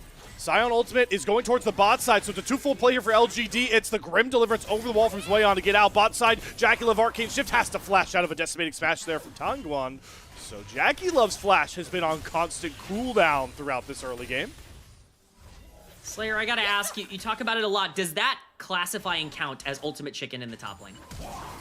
Yes, it does, but this is called ultimate one-sided bop down because Tien's bringing his ult towards the top side. K-Man, there's the Cyclone, there's Tien on the board. I guess he just didn't see him in terms of the counter measure once he burned that ultimate on the top side. Zweon obviously ults over the wall, but if Birdall knows that Wukong is in the area, there's no way he steps up on that wave. Just a mistake from the veteran top laner here for LGD that's punished pretty heavily. He's definitely not a member that can afford to go behind. Glad you used that word veteran, right? Because it's so interesting when we talk about the sheer amount of games Jackie Love has, the sheer amount of games that Tien has, even a guy like Cream at this point. In playoff series too, right? LGD do have a veterancy advantage in their top side. Birdall versus Zweon, and that's, again, where I want to make sure to give the rookie some praise for that Game 1 performance and see if he can do it again up against the guy that has the games played edge, the playoff games edge over him. Definitely looking to keep that going. Zweon's been excellent in this series, and now LGD looking to invade, but TES do not want to give this over for free.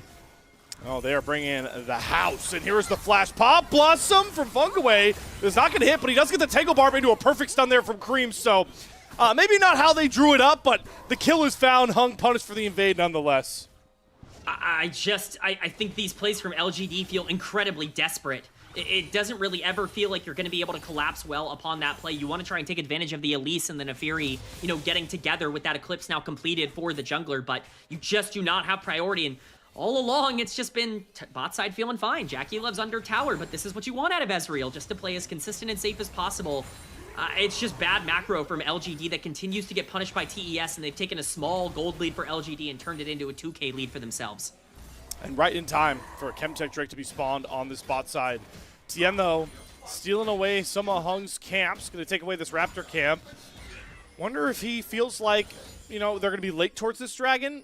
I don't know how much info he has that Hung is actually clearing down, top down as well. So it's actually going to be Tien that does have first access towards this dragon, but Top Esports have been pretty top side oriented, so they're going to have to kind of readjust their setup to try and make this dragon happen, but definitely helps to utilize that Nico clone to get some vision up.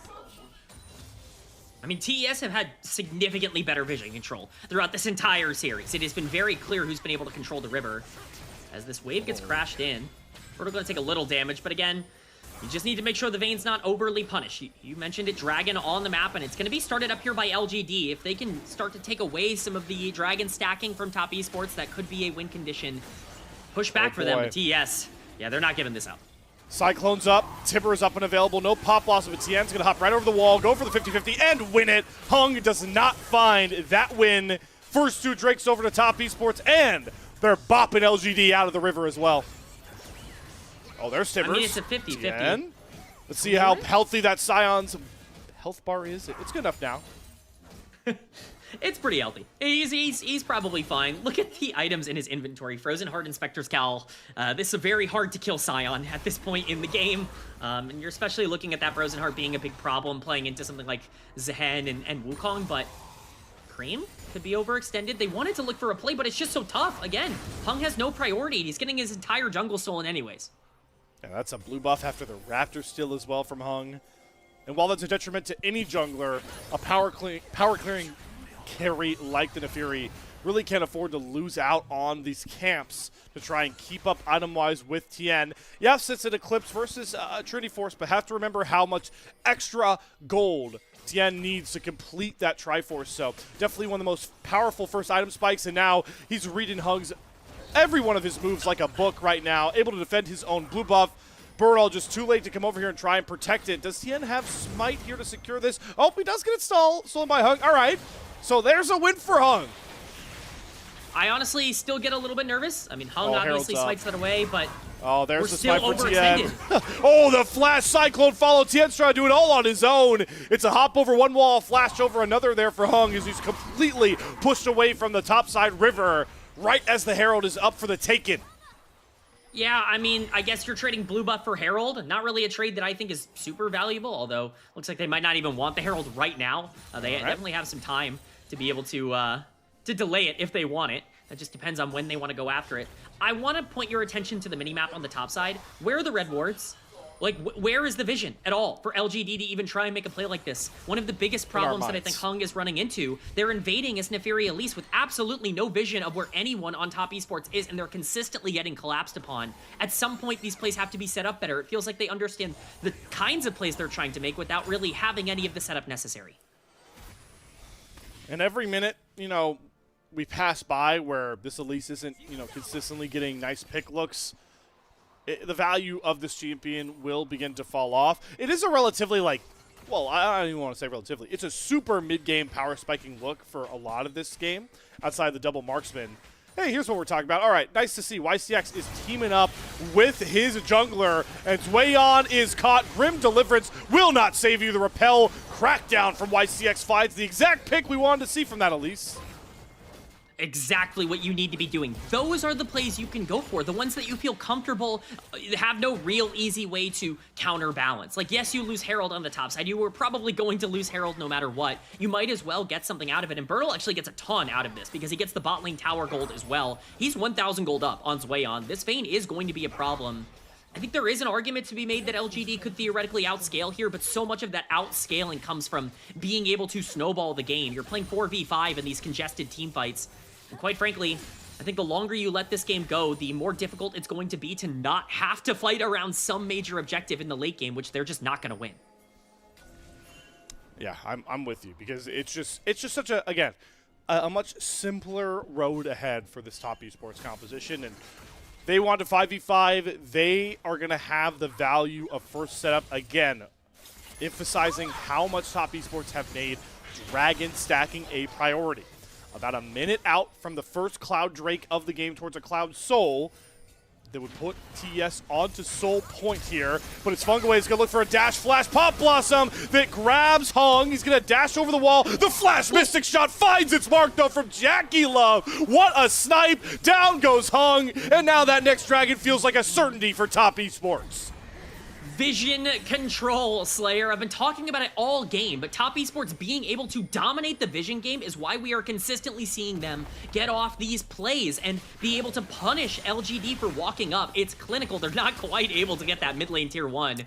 Wow. It's actually shocking considering the play that was made, but I'm sure they're going to be happy with the gold that they generate from that play. This Caitlyn that was drafted specifically to win the bot lane 2v2 into weak side Ezreal is down 500 gold going into the mid game against a comp with all of this engaged. The range will eventually get online, but top esports even being even in gold right now is certainly a massive advantage to them. Very big. Especially, again, if they can get to their Soul Point. I feel like this is such a centerpiece of what will allow them to bring their win con, home for a game 2 win here. It's LGD that TP'd into Angguan to bring it back towards the mid lane. And now with the Caitlyn traps, they can make it a bit of a harder walk-in for top esports. Yeah, they're trying to set up around this, but do they have the combat power to play front to back? All right, they're getting rid of the trap. Scream's going to take a headshot. That was way on TP'd into the pit. Now he's flashing right after Xiaoya. Forces a flash, the dread return will not land. Tongwan on the front line trying to use that Scion health bar as a resource, but there's the Grim Deliverance. Zwayon's going after Tongwan and Birdall. He can't find a way into this fight. The rain starting to prove pivotal here for LGD as the ace in the hole gets more damage. It's way on with that passive revive stacked up. Dares LGD to walk back into the river, and TES busts down the front door and take the dragon for themselves. This is the exact problem that they have. LGD have no way into any of these fights. You know what wasn't used? Pop Blossom or Cyclone or Annie Engage. Any of it. None of the actual Engage tools were used. It was Wayon zoning out a Scion. We're going to get a replay of the pick earlier. Once again, where is your vision? You are getting caught over and over again, just stepping up to try and survive because you have no easy way to check this with Elise and with Nefiri. It's a sniper shot coming in from Jackie Love on one of his signature champions, but it all comes down to the setup. One of these teams is so much more comfortable doing the little things, and that's what top esports get to benefit from, even if Swayon continues to get caught. Yep, there's the Hound's pursuit forward here. This is some critical gold to get into Hung's pockets, and they're going to donate that kill. So Swayon definitely being punished for his side lane escapades as Tien's going to go after Xiaoya. Dances around the trap so well as the Cyclone comes down, and we're just all about picking off people a little too far up on their waves right about now. I mean, we called LGD the pick comp, but you certainly can't walk into a Wukong if you're Caitlyn. That's not going to go super well for you. YCX already taking a ton of damage. He's 5 levels down on Jackie Love. Not going to be an easy game for this Elise. It's like a 4v5 at this point because they weren't able to snowball that bot lane. It just looks very scary. I think in isolation, you can make an argument here that LGD outscale from a damage perspective. They are double marksmen. They're going to be setting up around an Nefiri as well. I just get so scared about these team fights. And you know who I trust in team fights? These veterans that we continue to bring up. I trust Tien. And again, it's just the lack of vision. Look at where Tien is sitting. He understands that there's just nothing that they can do. Xiaoya has no clue where he is at any point in time. He just gets to jump on him for free. Feng Yue was on another flank on the other side, also completely unseen. It's complete map dominance from top esports. And what can they parry that into, K-Man? A dance around the Nash. And again, another composition that I don't think you could just kind of write off as a bit like, oh, I don't think they've got enough damage to kind of burn the Baron with nobody on the map. They've got more than enough damage, and also back to your point about setup and ease of execution, engage threat. Could very well CTN make the call for TES to start a Baron and then look for that Feng Yue turn with that Rocket Belt and flash soon up to try and make a team fight win here. But this is the one thing that's been working for LGD. Going after Zwayon on these side lanes. Look at the flurry of autos Bernal is throwing down. Zwayon didn't have a chance in hell to even look for a way to escape. Bernal with the solo bolo. I mean, if there has been an advantage point, we'll say, on the map for LGD, it's definitely been this Vayne going into the Zehen. This is why you move the Vayne top lane, right? It's not because Sion's going to have a ton of depth and power into something like Annie in the laning phase. It's because Vayne in a side lane can consistently take advantage of this Zehen. And Vayne is your win condition. If you can get to a part of the game where Vayne can 1v5 these fights, you know, that is the way back here. That is your way of being able to play against this full engage comp from TES. You just have to play so perfect, because that low range from Vayne can be exploited so easily by the multiple engage tools from top esports. The dance around the Baron is happening. You're absolutely right, Slayer. I would expect top esports to stall this out until the dragon spawns in just under 2 minutes here. Obviously, they're looking for an overextension, but if they have both of those objectives on the map, it forces LGD to make a choice, and neither is the right one. And while a lot of people, some people, you can definitely scoff at Cloud Soul when it comes to how much fun a Hextech Infernal Soul can be for the damage, Chemtech for Mountain for the resiliency. In this game in particular, the value of a Cloud Soul into a comp with the speed engage of a Nico, of a Wukong, even an Annie, right? All these Rocket Belt champions. It's a very good game to get Cloud Soul if you're top esports in my mind. It's not, even to deny it from this LGD comp with like the Vayne you're talking about, and the Nefiri as well. Whoever the Cloud Soul doubters are, I'm not one of them. That's very good. All right, Swayon, we're learning. Well, he's getting out. Yeah. He's not dead. I mean, that burns some priority. This mid lane tier 2 is going to be gone incredibly quickly. Multiple TPs coming in. They got to be careful into this tower. All right, the Scion is... They're going to be just fine. Set up, but you called it out, K-Man. Use the threat of a Baron as a stall tactic.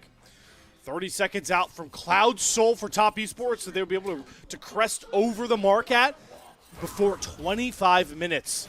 Tien already making sure that any vision YCX gets down now will be spotted out near this river. It's back to that vision game you've been preaching. The TS are going to be well set up, well adjusted for a shot at Cloud Soul. And it makes it even more difficult for this comp that has basically no free engage to get in. TES have done a great job staying patient. Now is the time to cash in on that patience and really pull this game apart. If LGD can win this, they can get themselves back into the game. You have to keep an eye on Bertle. Massive fight for the series stakes here for LGD as the battle lines have been drawn. Zweon and Fungway are trying to work their way into a flank of their own, but they are met with resistance so far. Dragon below 4k HP. Tien has already won a 50-50 overhung. This time he won't. It's Xiaoya's auto that stops the Cloud, so Fungway gonna go for a Pop Blossom engage, and he does find Bertle, who gets popped before he can even the final hour. Hung though with the trade, does find one, but it's Cream over the wall with Zweon. The top side here for Top Esports, doing the heavy lifting as Jackie Love remains untouched. A double for Zweon. Tug one soon to fall behind it, making a triple kill for the rookie. He grabs himself the quadra kill. The rookie on the biggest stage of his career so far is gonna casually stroll right towards Tugwan, trying to get himself the pentakill, but I think the turret is gonna spoil it. All the soul for his shield. Please, Tugwan, give the rook his flowers. He's toying with Zoyan, and he will finally get executed to ruin the highlight. No Penta, but I think they get a little bit more off of that. Yes, you lose the soul, but you grab the Baron and you grab a massive gold lead. What a fight from the top side. You perfectly outlined it, Slayer. The setup around this is actually pretty good from LGD. The fact that Top Esports are even flipping this in the first place is insane to me with the amount of engage that they have, but they burn it all and they burn it in the right spot. The Vayne goes down. Yes, the support has to give his life in order to do it, but that is a worthwhile trade. And Cream and YCX trading flashes over the wall is just icing on top of the cake as Zweon and Tien get to combine the engage and the damage to purposefully take down every single member of LGD. If there was no nail in the coffin before, it might have been there now. The one lane they had a lead in is gone. And now we are looking at a game state that is looking near impossible for LGD. Well, they're not staring down a Cloud Soul just yet. That's a bit of a win. But Baron was picked up. Let's see how much of a power play Top Esports can make out of it, because they've already got Jackie Love on the mid lane, working down the tier 2. I love this 4-1 split here. This is kind of, again, the power of the Ezreal, the safety of an Ezreal with flash and dash up. Oh, maybe we're going to test it right here as Hung's going to go over the wall. Jackie Love uses the barrier. Blast Cone does get Hung enough safety. Yes, not going to be a bap of the staff down for Tien to find that kill, but it's Hung that has to flash out, and it's more structures falling in the name of Top Esports. If I'm Neferi and I'm flashing for melee range Ezreal, I'm starting to reconsider maybe the game state that I have played. The game how I've gotten here in the first place. That is worst case scenario. Zweon, he's continued to push here. He's got backup. They're going to try and bust open the base here. They've got a pair of cannon minions that Xiaoya's going to have to deal with. I don't know if they know exactly where Tongguan is gone, so maybe they're fearing the Scion flank here. He's trying to hold that mid wave, just showing some respect the fact that LGD can try and collapse on this comp. But it's not Tien that's going to get jumped on here. He's trying to push up the mid wave. Cyclone out. He's looking to go forward, though. He is fearless. Maybe he should have advised some caution there. That's a valuable shutdown LGD are able to garner. He was in a very dangerous spot. I understand the 4-1 that they're looking to have there, but because Tongguan actually does a great job of culling and catching that wave mid lane, he's actually just basically dead from that point onwards. I think he understood that there was no way out and just tried to get as much as he could out of that situation. It's well played from LGD, and it is a mistake from Top Esports, but they're going to need a lot more than just that in order to get themselves back into this game. Notably, a minute and a half on Cloud Soul again. Yes, you got one, which is really important. It's good to get another. You need to continue the pressure. Caitlyn is starting to get closer and closer to a power spike, but look at the wallet difference in the bot lane. 2,500 gold in favor of Jackie Love. We've already seen what he can do to the Neferi. We'll probably get a chance to see what he can do in a front-to-back 5v5 as well. Nations will fall. The sun at some point will explode in our solar system, and Jackie Love will still be a playoff riser. That's all I've got to say with that gold difference. I certainly don't disagree with you on that. Jackie Love has always been such a clutch performer, especially in games where he gets the opportunity to be proactive. This was a game that was designed for him to be weak side. Let's not forget. Let's look at this draft and say, yeah, Ezreal's our carry. No, he has just forced himself to be the main character of Top Esports, and if there's anything that you can say about Jackie Love, it's that oftentimes, whether teams want him to or not, he's the one who's going to step up and make himself known as one of the best AD carries in the history of League of Legends. Funneling all the gold he can get on the map currently because he wants to try and get this, and the Endless Hunter, get that completed. So he has extra. I would say the strongest Ezreal can really get. I feel like at the 4-item point, there's a lot of space for creativity past the build point at that area. See if he can be able to get it. I think it's obviously not going to come before this Cloud Drake. We're about 10 seconds away from it spawning. LGD are trying to look to separate Zwayon here, but he's got his passive fully stacked up, so he's not the target they want to go after. It's Zwayon that's actually going right after Birdall, limping away barely with the final hours. The Grim Deliverance does come out, but they've left Ongguan. The desperate Boulder front line goes down, and Fungaway with the dash flash, Pop Blossom onto 2. Good night, Xiaoya. Rest in peace, LGD in the game 2, as YCX will fall as well. No Cloud Soul needed. TES are looking to crack the LGD base. It took a little bit longer than it did in game number 1, but top esports are inevitable. Jackie Love wants even more. Bertle and Hung may have survived, but I don't think it's going to do them much good as they watch their base get exploded. Another team fight-oriented comp, another confident draft here from Top Esports. And they have picked up right where they left off in game 1. It's only a couple of housekeeping orders in to find these final kills. Top Esports, all business, and a bit of pleasure with these wins. 2-0 up on LGD. Okay, Slayer. Top Esports are here. They have shown up. Yeah, we are getting the best version of them. I can't stress enough, I love the way that they're approaching this series. I think their mentality and their game plan is perfect for exactly what this team is. We can talk about LGD going for these really difficult to execute comps with Nefiri Elise and playing, Vayne on the top side with it. You have to have so many things go right for this comp to work out. What has been Top Esports' game plan? Let us go in, let us 5v5, let us win. They trust themselves to be the better players. They trust that they understand exactly what they can do in these early and in these mid games, and it just gives them all the tools necessary for them to showcase just how good they really are. We've seen, a couple of Nirvana teams really get caught up in the chaos you mentioned some of these LGD drafts have created, right? They're hard to execute, but really confusing, like, game states they create. The answer for Top Esports has been simplicity, right? We've seen it in both these drafts. It's, okay, yeah, you can try and catch us out with a Sion Vayne swap that we maybe didn't see coming. Yeah, sure. You've got some lanes that will win early. Caitlyn Elise, the Vayne into the Zahen.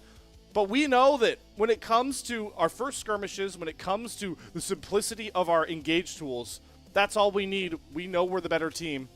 And it's worked out so far through 2 games. Oh boy, has it. I mean, yeah, we talked about this one being longer. Both are sub 31 minutes. I mean, it's not like either of these games really felt like LGD had a great foothold in. They were neutral for most of this game, but again, look at the draft. You can't really be neutral with Caitlyn Elise, with Nefiri in the jungle. You have to generate these leads, and I think that's really what I want to stress is just I love the confidence from LGD, but these are drafts you pick if you think you're better. these are champions you pick if you think you can outplay your opponent. I just think Top Esports are on their game here today.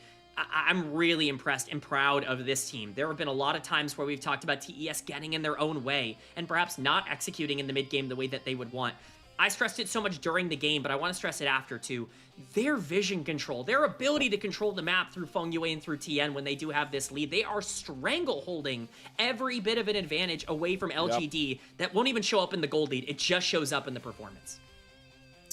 And, piggybacking off your point about, like, the worries that we consistently have had with Top Esports and the consistency of their play, you can really go off, like, how we talked about when it came to All-Pro voting, right? No playoff team that didn't go into the play-in tournament kind of limped into the playoffs more than Top Esports, right? Like, there were warning signs. And then you come up against an LGD team revitalized by the fact they're playing Group Ascend. They've got their fan base behind them again, playing in these high-stakes games. This could go very wrong. This could be a slippery matchup with when we talk about, like, the momentum certain teams bring in. Top Esports, no. They look like we need to start having the conversations about, is this even is this BLG just going to work through all the playoffs, right? Is it BLG and JDG going up again for a final? Is it a 2-horse race? I don't know, man. Top Esports are really starting to make me feel like we're going to have similar conversations about the playoff brackets that we were having in 2025 when they were winning splits, when they were making grand finals. I mean, this top esports team has been a contender all split long. We may have soured on them a bit towards the end of the regular season, but at their best, there's no question what this team can be, right? It's all just about getting that best out of them, and that's why I've been so proud of what they've done today so far. Obviously, the series isn't over, and you have to keep it up. You know, anything can happen. Even LGD was a team that went up 2-0 against Weibo and then lost games 3 and 4, right? Like, it's always something that you can do, right? You can always find your way back into a series, but what's been so impressive is top esports understanding exactly what they're good at and just going out there and doing it. They're not overcomplicating. They're not thinking too much about this. They're saying, hey, we can just outplay these opponents, and we saw that here today. JackeyLove has been on fire today. TN has been on fire. Fengyue has been on fire. Cream did more damage than Bertle in that game. The Annie outdamaged the Vayne. And when you're sitting in that spot where everyone is producing, where everyone is stepping up, when it is truly a team gap in every single way, how can you not get excited about a team that has already shown so much promise? And even, you know, the one name you don't mention there being Zweon. Oh, I think absolutely. I mean, like, he did, you know, get exposed a bit with the side lanes, overextending a bit. But I love the resiliency he showed. He goes down 0-3, comes back in the first team fight, nearly gets his first pentakill in the LPL, right? He goes 0-3 to 4-3. Gotta love that. Still understanding, hey, I'm in a great spot here. I survived the worst part of it. I'm with my squad. I just need to execute. And even in this fight where, you know, he doesn't really get a ton of the kills, this last fight, this final fight, he's flashing forward. He's playing with confidence. Awesome to see. The fight's over when he chunks out Bertle. It's just over. He wins the game instantly. And one thing I want to say to give him a lot of credit as well, he certainly didn't think he was going into Vayne when he picked the Zehen. Like, he was put in such a terrible position in this game. He's looking at a Scion, and all of a sudden he has to play one of the biggest losing laning phases that you can play when he's supposed to be the strength of this comp. When you want to play weak side Ezreal with something like an Annie Wukong to play for top side, now all of a sudden he's like, well, I can't do anything into Vayne. I'm losing the lane matchup. It's a hard game to play, and he weathered the storm in the early game. Made some side lane mistakes. That's just naturally something that's going to happen every once in a while from a top laner. But in the team fights, when he had to step up, he stepped up. He outperformed Bertle in the moments that he needed to, and that's another reason why this team's walking away with the dominant win. So, K-Man, who do you feel like is walking with the player of the game? Oh, it's okay. Zweon. Again, you know, I'm partial towards JackeyLove, JackeyLove in this one, I think. Nice. In game number 2. I think I'm 0 for 2 in terms of who I would have voted for player of the game throughout this series. We are 0 and 2. Slayman Cast, man. Listen, we make up the name. I'm with you. No, yeah, I thought it should be JackeyLove. Shocker, Slayer's picking the guy who played Ezreal. No, but in all seriousness, I think it should be JackeyLove. Curious where the voting goes. This feels like a case of voting based off the highlight. Yeah. Can't necessarily fault that as a play-by-play, though. I will say, if there's anything to take away, and it does look like it was, you know, pretty strongly in favor of Zweon. Once again, 4 out of 8. Once again, we got the casters and the observers kind of on our side a little bit. Maybe not so much with the JackeyLove, you know, agenda. That's the referees. But generally, I would say that, you know, what you can take away from disagreeing with player of the game so regularly is that there are so many people that could be player of the game. Right? Is that everyone on the team is performing well. If you're like, oh, it should have been this person, or it could have been this person, or it could have been this person, Top Esports is winning everywhere. They're just a dominating presence on the Rift right now. Dominating presence in the series as well. A 2-0 start. Couple of very fast finishes as well from Top Esports. Kind of reestablishing, despite all the hype of this play-in tournament, when it comes to the playoffs, Top Esports are not messing around. We'll see if they can push over the finish line with a couple of brooms, or if LGD will have a bounce back here. Game 3 coming your guys' way after another extended break.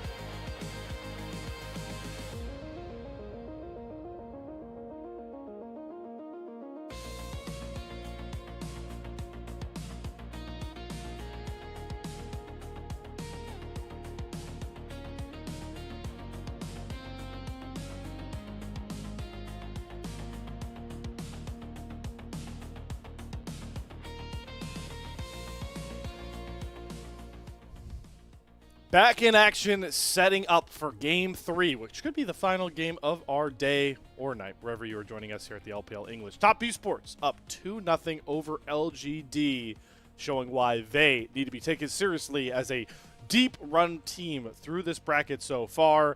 It has been, K-Man, again, it's hard for me to stray away from the point that I made coming out of Game 1, where it's, you know, the execution's been phenomenal for Top Esports, but it's also been helped out that we just really, if we took the, you know, the nameplates off, we would favor their drafts heavily as well. I mean, it's just so hard to play the game for LGD in Game 2. It was hard in Game 1 as well. Like, they drafted something, you made a good point off camera, Slayer, where you said in Game 1 they undercooked, so in Game 2 they accidentally overcooked, and I think that that's a great way to put it. 0 engaged drafts for a team that's worse, it's hard, man. Like, when your engage is either Elise pick or Scion ult, like, that's tough, man. Like, it's just so hard to play the game if you're in those positions. You have to find ways to make it a little bit easier for yourself, because honestly, the gameplay itself in the mid game, while they were not exactly playing perfect and their vision control wasn't very good, they were even in gold. If you have any engage on that team, maybe you actually have a way back in. So let's start, you know, theory crafting, like which champions with ease of execution, particularly in the engage facet, do we feel like is still up? Because I know a lot of those premier junglers are still up. My mind goes to, like, if you want to look for a Pantheon, right? Simple point and click stun. Jarvan, Flag and Drag, Cataclysm, very reliable. Are there any other, you know, champions outside of the jungle you feel like that can maybe facilitate this that LGD could look towards? I think playmakers could really work here for YCX. I think the Elise was a big problem in game number 2. They definitely took the wrong approach after game 1, where they lose the 2v2 so hard in game 1, they feel like they need more priority. They probably regret not taking the Nami, and so they go for a 2v2 that's going to be really aggressive. The problem is, it's a 2v2 that requires you to have an early lead. If you don't get it, the game is instantly over. I want to see something that can be a bit more ubiquitous. Bard would be really intriguing to me. It's something that's been left up on the table this whole series, and I think it's exactly what they're looking for. Gives them a little bit of 2v2 priority. It gives them the ability to make plays and engage and play make down the stretch of the game. Gives YCX a reason to be able to roam, especially if you're going to play it into an enchanter. Either that, or maybe even something like the Aphelios Thresh could be on the table. Keep an eye out for champions like that. The number 1 champ I want to see for LGD is Skarner. I think Skarner this game just feels so obvious, and if I'm LGD, I'm slamming it every time. And you know, going in line with, like, the point and click conversation here, Skarner's a good shout, but hey, I think this is a good. Let's just, Bertol, if you want the TF, like, let's go for it, right? Sure. Let's just get yellow cards coming out. Let's get rapid fire cannon TF with Destiny. Let's throw out yellow cards. That's an easy setup as well. So these are champions that not only fit the bill for what we want to see for ease of execution, but are right in the LGD wheelhouse as well. So we'll see if they give that a look here for what could be their final draft of the upper bracket. Again, we didn't necessarily hit this. It's a little bit obvious, but I do want to remind everybody, nobody gets eliminated here. The LGD are not done in the playoffs if they lose this game 3. They will be able to fight for, you know, a higher placement in the playoff finish in the lower bracket as well. They definitely will, and you can bet that whoever they face in lower bracket is not going to be nearly as bad as Top Esports will be. I believe it would be Thunder Talk if they were to go down there. And the very Top winnable Esports play series. JDG, I believe, if they Yeah, win this very, one. very winnable series for LGD. So it's really just about building some confidence here. Again, if you can pick up a win against Top Esports, that does so much for building that momentum. And especially if you can start to identify the kinds of comps that really work for you, even against top-tier teams, building that repertoire and that understanding of who you are and what your identity is as a team, that is crucial towards making a big run. We've seen so many lower bracket runs in the LPL, especially this year, where the lower bracket's going to be wide open, I think, for most people. LGD was a team that came out as one of the top seeds in the Group Nirvana for a reason. They're going to get to play against a lot of their competition. You know, we just need to see them get that confidence back. Let's see if maybe they can get some confidence here going into this Game 3 draft. Does look like we finally had some, you know, side flip arounds. Finally, we had a traditional draft set up, but for this Game 3, we are going to be going first pick for Top Esports on the red side. I like this a lot for LGD. Getting blue side seemed to actually be kind of important in this series in terms of the consistency with Top Esports being able to play around those objectives. The problem is, counter pick while it does get more relevant and important later on in the series, does take away your ability to basically dictate what kind of comp you want to play. We're seeing very different bans here. A lot of the bot lanes that have been banned out are left up. Ashe Seraphine notably has been banned out this entire series and has been left available. TES hovering that Ashe. I think it's an insta-lock here. LGD are probably going to take away the Seraphine, but I think we've seen so far globally that the Ashe is usually the better end of that deal. Yeah, and if the split up does come across, we saw Fungaway hover the Melio earlier on in this series. Wouldn't be shocked if he goes for that. That's the next best pairing we usually see next towards that Ashe if the Seraphine split does come across. Wow. LGD though, wow, okay, so just kind of a rogue Jace pickup here, but what I assume to be came in a strong lane that Birdall wants. I mean, it's technically a flex, and it's not anymore, because here comes the Skarner. You know, I begged them to take the Skarner. They wanted Birdall on something aggressive. Well, you know, we got the two things that we were looking for. I just worry about value at that point. Jarvan, Lee Sin, Xin Vi. I mean, oh my goodness, like, there are things available. Like, you know what I mean? Like, it is really scary to leave so many things up. The Kiana as a carry threat. It really doesn't matter what you can go for, and you're giving Ashe Seraphine over. This is a very, very scary start to the draft for LGD. They are going for full comfort and basically getting rid of meta. You can talk about that as a plus or a minus, but they're certainly going to give it their best shot.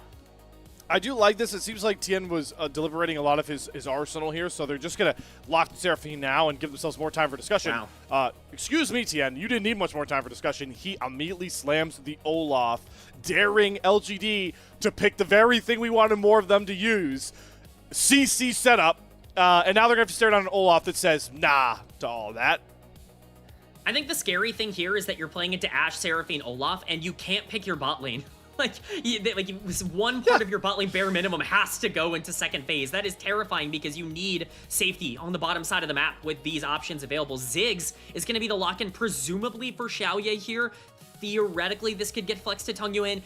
If anybody is going to be able to pick it up, it could be Tongyuan. In fact, he already has a game on Ziggs this split, so maybe this is just a mid lane, you know, priority pick and you're leaving your bot lane for later. Either way, it's a bit of a flex, but right now, Top Esports, once again, are just getting so much early power, so much priority on the map. I think LGD, like I said, are getting comfort, but it becomes very, very scary to see exactly what they might round this out with since they need both damage and safety on the bottom side. They do at least have the identity of the range of the poke comp, right? So we're going to have Ziggs throwing bombs everywhere. We're going to have enhanced shock blast coming through. And I do kind of respect the digs of Skarner Impale into Mega Inferno Bomb, right? It's kind of like holding up like the meat on a skewer to get burned alive with the middle of that Inferno Bomb. It's still kind of a hard combo to consistently get off, but I see the vision nonetheless. Lots of jungle bans coming out from LGD in the second phase. Interesting to see that. I wonder, I guess maybe was I wrong in thinking that this could be an Olaf jungle potentially, or? I think it's very flexible. Neither Tien or Zwayon have played it this split. You're getting rid of the crazy psycho supports. Honestly, I would have encouraged LGD to take those in this particular matchup. I think the Elise already showcased that the crazier the game goes, the better. But this Olaf definitely can still be flex top lane. This could very much be an answer to Jace. We've seen this in the LCK throughout a lot of the beginning part of this year as an answer into the Jace. It's going to be the Yorick actually locked in. So Ziggs bot, Jace mid. Ziggs bot, Jace mid, Yorick top, Skarner jungle. So we're waiting for that support pick to come in, but certainly this does make things a little bit more interesting. It's going to be Xiaoye's first game of Ziggs. A lot of power in the mid lane. You're lacking a lot of teamfight damage. I mean, that is the #1 concern here for LGD, and especially if this is going to be an Aurora lock-in to play into something like Jace early, yeah, you're going to lose a lot of the poke battle, but if that Aurora finds any of the members on the backline, that could be really scary. All right. I respect, again, the idea here for LGD. They have been bodied in team fights, so they have drafted a comp that tries to avoid every team fight avenue possible in traditional sense. They're going to try and outpoke before a team fight, or they're going to try and, you know, have a Yorick on the other side of the map and make it really hard for TES to 5v5 team fight. But that is, again, a harder style of comp to execute, and with a Xin Zhao Ashe Seraphine combo, I mean, this has just been a beautiful draft here for Top Esports. They're hovering Draven. I mean, that would be insane. Don't fall right? for it. Don't fall for it. There's no world this gets locked in. I mean, this has to be a support, right? Okay, let me calculate this in my head. Go ahead, man. I've got nothing. Is this Ziggs? Skarner support. Is it Skarner support? Are we playing Skarner support in Game 3? Is YCX pulling out Jace jungle? Okay, well, that's certainly a bit of a different calculation, I think, from what I looked at. This is a lot of cooking for LGD. It's certainly something where they are in the kitchen, they are throwing it out. Clearly, they are attempting to see if this works. Zig Skarner feels like a matchup that's going to get massacred into Ashe Seraphine. And if I'm looking at a draft that I don't want to play into Olaf, it's Yorick, Jace, Skarner support. What do you do to Olaf this game? Like, Zweon might just be actually unstoppable. Okay, man, the only other time I felt this speechless looking at the end of a draft was when I watched Moham lock in Rammus support for OMG. That was the last time this happened. Yeah. All right, I'm not even going to look at the goal.gg. This is the first YCX Skarner support game of his career, in case anyone's curious. What the hell? Yeah.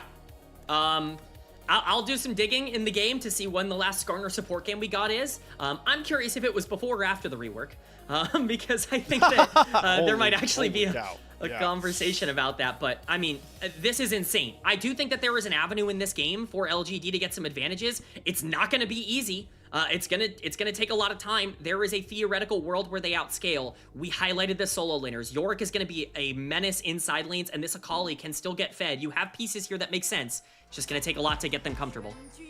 LGD have lost their minds with the Game 3 draft. Let's see if it gets Top Esports too crazy to match.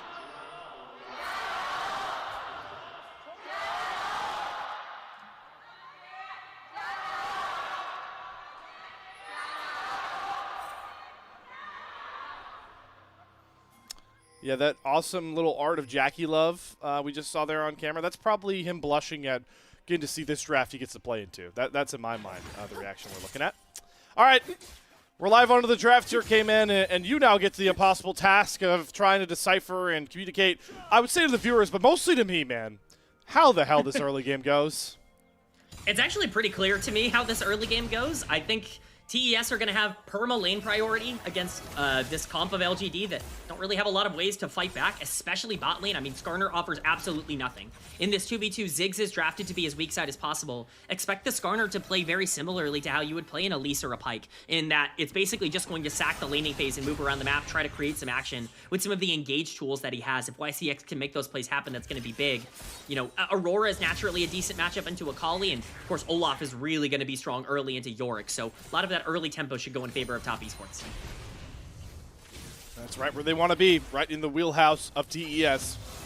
A team that has been, at times, on par with BLG with how they translate early game leads into victories. So we'll see if that is exactly what goes down. Early indications is yes. Zweon getting a huge push here into Birdall. The bottom lane already aggressive with the Ashe Seraphine. That means Tien gets to, you know, the jungle is his oyster, right? His world. He gets to go wherever he wants. He will be spotted looking for this invade, so Hung gonna recognize, hey, I'm in a vertical jungle scenario. But this is a vertical jungle where Xinjiao gets to play against something like a Yorick with an Olaf on the top side, and the Jace has to watch his Skarner die. Oh my god. The only mistake there is Jackie Love flashes already after getting the first blood with lethal tempo.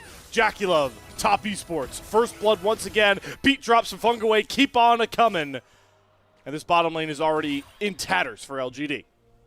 Look, we got to do a little bit of a search in that time. There have been 8 support Skarner games this year. One of them in the LCK, played by Kellen of BNK Fear X. You have players like Vista and Elio as well in the LCP showing some presence for it. But generally, this is a pick that needs to get out of laning phase. It's no surprise that Ashe Seraphine are going to be able to dominate it, giving over that first blood to a player in Jackie Love that we know can step up and absolutely take over in these games is ginormous for their ability to find success. And once again, as expected, like this Aurora does really well into Akali as well. It's not just bot lane that's generating advantages. This Jace is going to be begging and praying for one of these lanes to start pushing.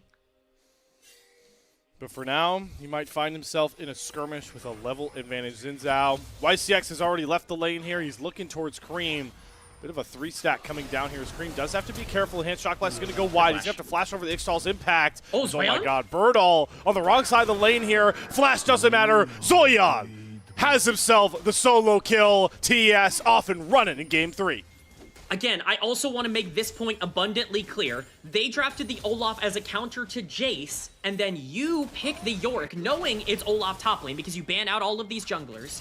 Yorick gets destroyed by Olaf in this matchup. I just don't understand. Zweon's going to have such a free time being able to take advantage of this. Not only is he going to win early, he's going to be able to stop any split push potential from this Yorick in the late game because he can force fights anywhere on the map. This is really well played from Zweon, but Bertle being this pushed up with no jungle intervention is just a massive mistake. I don't really understand what the idea is here. Zweon's had a fantastic series, and he gets an aggressive champion. The flash is completely unnecessary from Bertle, gives over the kill, and Olaf and Ashe are now both in positions where they can dominate the rest of this early game. Zweon doesn't even burn his flash there. You know, I will say for YCX on the support look here, he has burned multiple top esports flashes. That's Fugaway that had to use the last one. His Hong does show up. Nice enhanced shock blast will land, but flashless Jackie Love is still yet to be really punished there. Hung, more time wasted, where he could be clearing camps.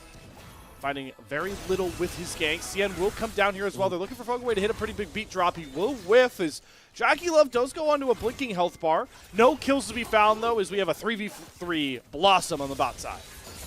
Yeah, you definitely don't want to underestimate the damage of Ziggs when you're chasing him down. The ability to kite from that champion is immense, and nobody knows that better than Xiaoya does. LGD, of course, facing a pretty strong Ziggs themselves in the play-ins, but there's going to be a little bit of a trade in the mid lane. Ult burn here from Cream. Tong Yuan as well will utilize it. I mean, look at the CS difference in the mid lane. Cream is absolutely decimating this matchup. Another, pick in Akali that you drafted, I believe, into the Aurora. Like, knowing what you were going to play in another matchup that I think is very difficult to play out. We have not hit 6 minutes yet. Top esports are up about 2,000 gold. Tien is going to knock down the Chemtech Drake, the first Drake of the game, to already get the ball rolling on those dragons. Top esports have gotten a hold of all but one dragon that was stolen on a Xiaoya auto in Game 2. Outside of that, Tien has been the Dragon Master in this series. Is pretty low after his engage with that Drake, so he's not going to be able to get the Scuttle Crab, but small losses. Top esports are firing on all cylinders on another early game in this series. I mean, 1.5k gold up at 6 minutes is pretty darn good, but doing it, especially on these champions, is really important. Once Tien hits level 6, their combat power against this comp that kind of needs their range, it's going to be very, very dangerous. Dragon, of course, as you said, going over to top esports, but it's significantly before grub spawn, which means that Tien finally gets to do the thing that I think he's addicted to the most in League of Legends, which is pressure every objective before 10 minutes. There is no one who does it quite like Tien. It's been his entire career where he's basically said, if I can get Dragon and Herald, then I'm going to try and do that. Now he gets grubs to do it as well, and Jackie Love probably going to be fine absorbing some of that pressure on the top side if it means that the Xin Zhao can fight even more in the river. Ashe is another champion that fits in that wheelbarrow of, all right, it's fine if you weak side me. It should be relatively safe, especially once you get access to the Ashe arrow. He's over to level 6, so could use that defensively if YCX tries to make a flash play onto him to find an Ixtal's impact stun, anything like that. So I don't hate leaving Jackie Love to his own devices on the bot side because Fugaway recognizes that he's going to have to kind of match YCX's map pressure. You called it. The Skarner support wants to just kind of act like a perma-ganking Skarner jungle. So I expect to see both supports very much so out of the bottom lane. YCX, though, is spending a whole lot of time just staring at Cream. Oh boy, topside. Ragnarok is popped. Flash over. Oh, no. Over the plate place down from Birdall, and he's going to find himself the solo kill. The turret will trade it back out, but Zweon has established his dominance on the top side nonetheless. I cannot stress how bad trading 1-for-1 is for Yorick. Like, that is really not a trade that you even want to try and make. The more gold on Olaf, the worse it gets. And I talked about this a bit before, but look, Tien has hit level 6. You have a poke comp with Jace and with Ziggs. He can neutralize all of that by pressing R. LGD do have the inside track here, and Xiaoya has made his way up to the top side to get some plates here, but if they want to go for a fight, it's going to be very dangerous to do so. Hong on to the grubs. Tien actually going to, let him take those away. So it is going to be the grubs trade here for the Dragon. I talked about how in the last time we saw this, that it was not like a significant win. The 3 grubs are big, but it was a team fight-oriented game state. We'll give credit to LGD. Even if this draft feels really weird, K-Man, this is the team you want 3 grubs on. Yeah, I mean, it's exactly what you want, and Zweon's the target now with no ult. Good sidestep. Ragnarok, though, yeah, it means that he is cannon fodder for this Ziggs. Oh, no. Fugaway! The flash heal, he sidesteps the Inferno Bomb. Zweon still up. Another Q from Jason Stodge. Zweon is dancing on LGD. And here comes Cream with the 2-fold Hex. Gets the first kill. The Weirding gonna force YCX to flash right over the wall. But Cream will hop right out after him. Another blast cone's the only way YCX escapes. Fancy footwork from Zweon. What a beautiful play, Slayer. That's gorgeous. I mean, what an outplay. Fengyue and Zweon, the rookies that we highlighted, the players that we said needed to step up for top esports. What do? They completely outplay LGD on a gank topside. Zweon with the happy feet. The flash heal from Fengyue completely saves his life here as well. We're gonna get a replay of this. This looks completely doomed. First off, YCX just misses the engage. If you're gonna play starter support, you better hit the engage. Zweon looks like he is dead in the water, but Hung flashes out in fear of his own life. Who is here but a knight in shining armor named Fengyue? The Zigzult gets thrown down, happy feet there, Shock Blast comes through, dodges another one, and Fengyue now has to ult out as well. Yep. Again, 3 talent strike threat is enough to get Tanguan to use that Akali ult defensively. Top Esports now about to crest over towards their big 1-item power spikes and right in tune with a Cloud Drake that will spawn in about 40 seconds. YCX desperately trying to set up vision, but there's Fengyue to cancel all of that out. Top laner's not going to have TP here, so they're going to be left to their own devices just the way Zweon wants it to be. He's looking to chase down Birdall once again. Okay, you do have the Maiden doing some nice work. There's the Ragnarok use, but they hit Shock Blast. Hung was waiting in the wings. And Zweon will finally fall. Hung and Birdall needed to get their get back from that top lane dive. Yeah, you really had to make that play work. Hung has to be careful here, though. You can't walk into a Xin Zhao. This Yorick is really low. TN wants to look for this play. There's obviously no TP on the Olaf, so he is alone up here by himself. Still very, very well played by Hung. Birdall does a great job to bait his enemy top laner into another exchange, knowing he wants to try and fight these 1v1s. And again, it's just a little bit more gold over. I guess you cut the lead down to 500 gold in favor of the Olaf as long as you get this crash in. But still, Top Esports feeling pretty comfortable with the game state. Dragon's still on the map to be taken by either team. Yeah, both junglers paying a visit towards top side is really going to slow down that pattern. Hung is hanging out here. Wow, this feels personal. He's actually going to commit to this play. All right, Zweon does not have Ragnarok. No, doesn't have Flash. And Hung is here again. Dark Procession going to trap Zweon, and he will drop again. That one felt a little mean there from Hung, but hey, kill's a kill. It certainly is, and if you're going to get gold somewhere, it better be on the Jace. And it's really important to do that. YCX interrupted. Beautiful encore. No Ishtal's impact for you, Mr. YCX. Just a 2-fold Hex and an auto on top. And Cream grabs the kill. These rookies for Top Esports have come to play in the playoffs. Zweon sitting there going, if I must die so that my team may flourish, I will do so. Fengyue continuing to be an absolute superstar. Birdall is going to get this top tower. That's a lot of gold going in favor of the Yorick. Ziggs is up here just to make sure that nobody gets full turret gold, but is still going to be able to take it down regardless. It's going to be Dragon going over to TES. It's going to be Infernal Soul this game. We saw this in game number 1. The amount of scaling potential with Infernal Soul is dangerous. The snowball ability with Aurora, with Olaf, and Infernal Soul is terrifying. You can shut down Zweon all you want. If this guy starts to get free extra stats, a lot of these ganks aren't going to matter going into the late game. Credit to LGD, though. It was nearly a 2K gold lead not too long ago. They have cut it down by 2/3 of that, with Top Esports trading out again for the scaling threat, right, at this point. So we got the Dragon stacking. We'll see if TS can try and knock down some of these structures to start getting gold into their favor. It's not going to be bot side. JDG going to be pushed off of the bot lane turn, but Cream was one weirding away from finding the solo kill. Oh, Tungway goes for the shuriken flip, but TN, wind becomes lightning. And down goes the LGD mid laner. They're just styling on him, Slayer. They're just trying to make the flashiest plays they can possibly make. Yeah, what was that arrow? That was a little bit delayed. A little bit of a lack of reactionary skills there on JDG. I'm sure he'll be fine a little bit later on. Zweon still has a ton of pressure on the top side. When Hung isn't babysitting this Yorick, it's impossible to stop this Olaf, and that Hung might be in danger. Oh, yeah. Good knockback, though, on the hammer stance. So the 3-talent strike Nakabull not coming. TP coming in. On a YCX. Inferno bomb doesn't land. The Impale doesn't either. TN pops the progressive guard. He wants Hung. He knows he's mincemeat, but he's dragging down his partner jungler with him. Oh, my God. The healing from TN. He forces YCX to flash away from him. Tanguan will finally pick up the kill, but that was a lot used just to slow TN down. I mean, it's a 1-for-1 in the end, which you might not think is too bad. Then you realize both teleports were burned. Flash was burned on Hung. Flash was burned on YCX.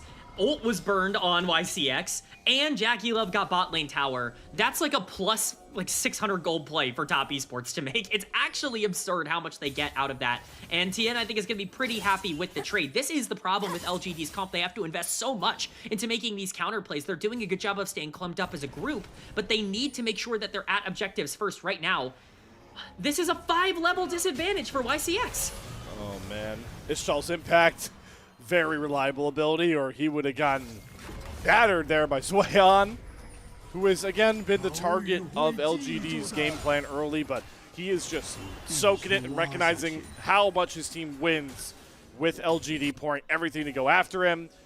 Which next stop shop there should likely be this Rift Herald. TN going to clear up towards it. Feels like a guarantee here for top esports. Still, I want to say not a spot that we feel like LGD can fight, but again, this draft, it's supposed to really pop at this point, except for the Ziggs. Yeah, I worry that you kind of just need to wait this out at this point. Like, yes, the Jace obviously wants to be a little bit more aggressive, and even the Akali Skarner, like, these are champions that want to be more aggro, but you kind of need items at this point to be able to make those plays work. It's going to be much more difficult if you go for plays down in gold and try and force things. You wanted some of those early game leads, you didn't really get them. Now the question is, do you have the patience to get yourself to a point in the game where you can be a little bit more aggressive in these side lanes? Again, Yorick will get online eventually, and at least be able to cause some havoc. I don't expect they want to try and contest a lot of these neutral objectives too much, and if they do, they better make it work. They try and walk their way in behind their Skarner support. Ishtal's impact, Impale need to provide a ton of value. There's a nice shock blast coming down there from Hong. Fungaway chunked out. Tanguan looking for a flank, but Cream has him marked. LGD do force top esports off the Herald now, and it's CS that are now going to have to try and force their way back in towards this pit. Or, as you see in your picture-in-picture, TES are going for the more immediate gold EV play, which is way on smacking on a tier 2 turret. I mean, this is a gold neutral play. You're taking Herald to try and get some plates for some major carries of yours, and now you're just getting plates onto Olaf in exchange for it. This is perfectly fine for top esports. It's certainly good for LGD to be able to pick that up. I think this is, again, a part of the game where they're trying to get anything on the map, and as long as that Herald is used correctly, you can actually get some nice priority around these dragons if it's utilized in the mid lane when these objectives spawn in around 30 seconds, but you need to make sure you utilize that Herald properly. If you're not going to be able to match the gold that you generated from pushing for that play, then obviously it doesn't really end up being worth it, and you certainly don't want to let Olaf scale out of control here. Scary, scary prospect. We've already seen Zwayon show up in those big, impactful team fights in all of our games. Think to how he's able to survive the pickoff attempt on his life on Rumble in Game 1 that really ended that game. Think about the quadra kill he had on the Zahen, nearly a penta, despite going down 0-3 in Game 2. Stepped up in that big team fight. So we know that Zwayon is built for those big team fight moments, but LGD, great use of that Herald and that satchel charge. They're able to knock down the mid-tier 1 turn and get a lot of value out of the Herald take they got earlier. Yeah, TP coming down into the bot side. LGD have the inside track, but TES are looking. Oh, Shroud protecting Tanguan for now. He just goes after Fungaway. Encore's going to go wide. Crestguard has to come up here. Fungaway going to have to flash out of the Mega Infernal Bomb. Shock Blast lands onto Cream's head. Engage ults down. Low HP support. LGD have a shot here to stop the Dragon stacking. That's huge. The Crescent Guard is also utilized in that fight to get Fungaway out, and I can't stress enough, that is the most important tool in top esports arsenal when you're talking about a poke comp with Jace and Ziggs that has plenty of different ways to get in. That ultimate from Xin Zhao can actually just instantly win a fight when you burn it early. It basically cedes all pressure over to the area. That's a huge pickup for LGD to stop the stacking. How much more can they get off this? Because again, this team does have some scaling within them. I thought the early game was going to be nearly impossible, and they are down in gold, but it's certainly not nearly as much as it could be. They have an avenue back into this game. They've got the damage to try and catch back up, but Hong is getting caught out. He flashes as the 3 Talon Strike knockup lands. And TN just walks him down. Big catch to find there, and the response for LGD on the bot side. Looking to go after Zwayon again, but YCX and Birdall do not have enough damage to even think about this dive. So there's no response there from LGD. Arrow does go wide from Jackie Love. Xiaoya able to stave off that dive attempt. I mean, they're able to keep their AP carry alive for now. It is more utilizing tools for top esports to get very little, but it is still a 1K gold lead. It's not quite as big as I thought it was going to be at this point in the game, though, Slayer. I really thought this was going to start to snowball out of control once we got that kill on the top side, once we saw the dominance that came in the bot lane 2v2. It feels like there have been a couple of pretty big mistakes from top esports that have allowed LGD to get back in this game. Now, Hung's macro and, you know, his overextensions in this series have consistently been a problem for LGD. He's going to need to clean up on that because this Jace is the entirety of the gold right now, and the combat power with that Serpent's Fang completed. He has to be in the right spot at the right time, and that's where I'm going to keep my eyes on LGD. They found an avenue, maybe for the first time all series into a game. We'll see what they can utilize it for. Hopefully to utilize it to settle into this sort of 4-1 split, this side lane supremacy. Trying to get Birdall comfortable playing with this Yorick, using the 3 grubs, and hey, doing stuff like this. Knocking down the structures the top esports can't really cover for. LGD are going to try and spread TES thin and poke them down, and maybe just pick them out. Ishtal's impact will land on a Fugway. He has no flash. He doesn't even get the encore off before he drops, but there's Tien again. Hung goes down on the trade. Tien still has access to that Crescent Guard. He's able to use Birdall to dash out and take the 1-for-1 trade. It is a 1-for-1, which is obviously pretty good for both sides. You know, the gold doesn't really shift all that much, but those 1-for-1s are really not bad for LGD. It's these kinds of picks that are actually pretty good to be able to pick up here. Again, the Olaf is a massive issue in this game, and I really do think he's going to be a problem to deal with in these team fights. But outside of that, Tien has a lot of gold, but theoretically shouldn't be able to take over. The Crescent Guard's going to be annoying. He's the one kind of getting accelerated. If you can keep this bot lane out of the game, you're not in that bad of a position. Fengwei, for the second time this game, has really been heavily overextended. Hung going to be the target because he's the entire gold lead, and yes, it's more gold onto Tien. But again, I really don't hate the idea of just going, okay, we'll trade 1-for-1, try to get some priority onto, you know, anybody else besides Hung on our team right now, and see if we can set up for more fights later. And hey, Tien did have to expend the flash to get that kill on the Hung, so you don't expend a flash of your own. That does, you know, take away some of the bite of the Xin Zhao. For sure. I think it's also really important to note, like, while it was support for jungle, you can't really do anything off of that. Like killing the jungler makes a lot of difference if there's an objective to immediately take off of that, which there wasn't. And so even if you want to take positional priority into account, it really just goes down to who is getting the kills. And overall in that, I definitely think LGD feel better about the trade. So right now, Top Esports is trying to match structure damage pressure, right? They want to open up more of the map of their own. It's no Tier 1 turret standing right now for Top Esports. They've been slamming on the mid-tier 1. Top tier 1 has been relatively healthy thanks to the fact that that's obviously Birdall's area of expertise on this side of the map. I think that's also what's kind of hankering the Top Esports playmaking, but at the end of the day, with Baron up, with another Infernal Drake coming up as well, the power of a comp just surrounded by Seraphine charging forward is the scariest prospect. So while, you know, LGD have done a pretty good job slowing down the game, opening up their style, it's time for them to try and have to answer for some of these big 5v5s or risk giving up soul point at this juncture. Oh yeah, we're seeing some engages. Once again, Zwayon looking Ragnarok. on Birdall. Yep, he's out of the dark procession, and there's nowhere for Birdall to go. He's going to have to try and fight his way out. Flash comes down, but there's another slow flash forward for Zwayon. Gets out of the Mega Inferno Bomb and gets the solo kill to boot as well. And now the floodgates have opened for picks galore. Tongwon going to have to try and push away from Tien as Between Worlds does come down. Dashes right on top of Cream, but he uses the Between Worlds to dash all around Tongwon, and once again has to perfectly execute himself out of the fight as Dragon re-enters the Rift. Slayer, I'm scared of this Olaf. I'm really, really scared of this Olaf. There is no point in the game where Yorick can ever beat him in a side lane, which is the scariest thing you can feel as a Yorick player. But even more so than that, pulling attention and resources like the Ziggs ult onto the top side is even more ammunition in favor of TES just having full control of the map. Xiaoya going to be a bit of a target here. He has Flash, and he's going to have to use it. As Tien was threatening a 3 challenge strike knockup once again. Keep in mind, you know, TES have found a lot of these pick plays. They've gotten themselves up to 10 kills, and I've yet to see JackeyLove hit an Ash Arrow. Just saying. Yeah, I mean, he's going to hit one. I can pretty much assure you that at some point in the game, he is going to hit an Ash Arrow. I'd be shocked if he didn't, and when it hits, it could be a very big problem for LGD. I don't think this game is completely out of, you know, I guess vision for them yet. I really think that they have plenty of ways to be able to continue to play this, but it gets harder and harder when you continue to play as if you're in a spot where you can be greedy and be aggressive. The most important member of this team is one that we saw just play really well and escape in that past exchange, Tongyuin in the mid lane here on the Akali. If he can find avenues to get onto some of these backline members, we've already seen the J Shock Blast get Seraphine really low. If Akali can execute the Seraphine or the Ashe and make these fights a little bit more lopsided, that could be massive as a turning point for LGD, and Tongyuin is certainly no stranger to carrying games for them. Needs to step up and find these big picks on the Akali. It has been a lot of playing back, playing safe. Rarely has that perfect execution gone forward. And you mentioned it, how Tongyuin has really leaned into some of these assassins to be, you know, for some of our other broadcast members, they voted him as the all-Nirvana mid laner.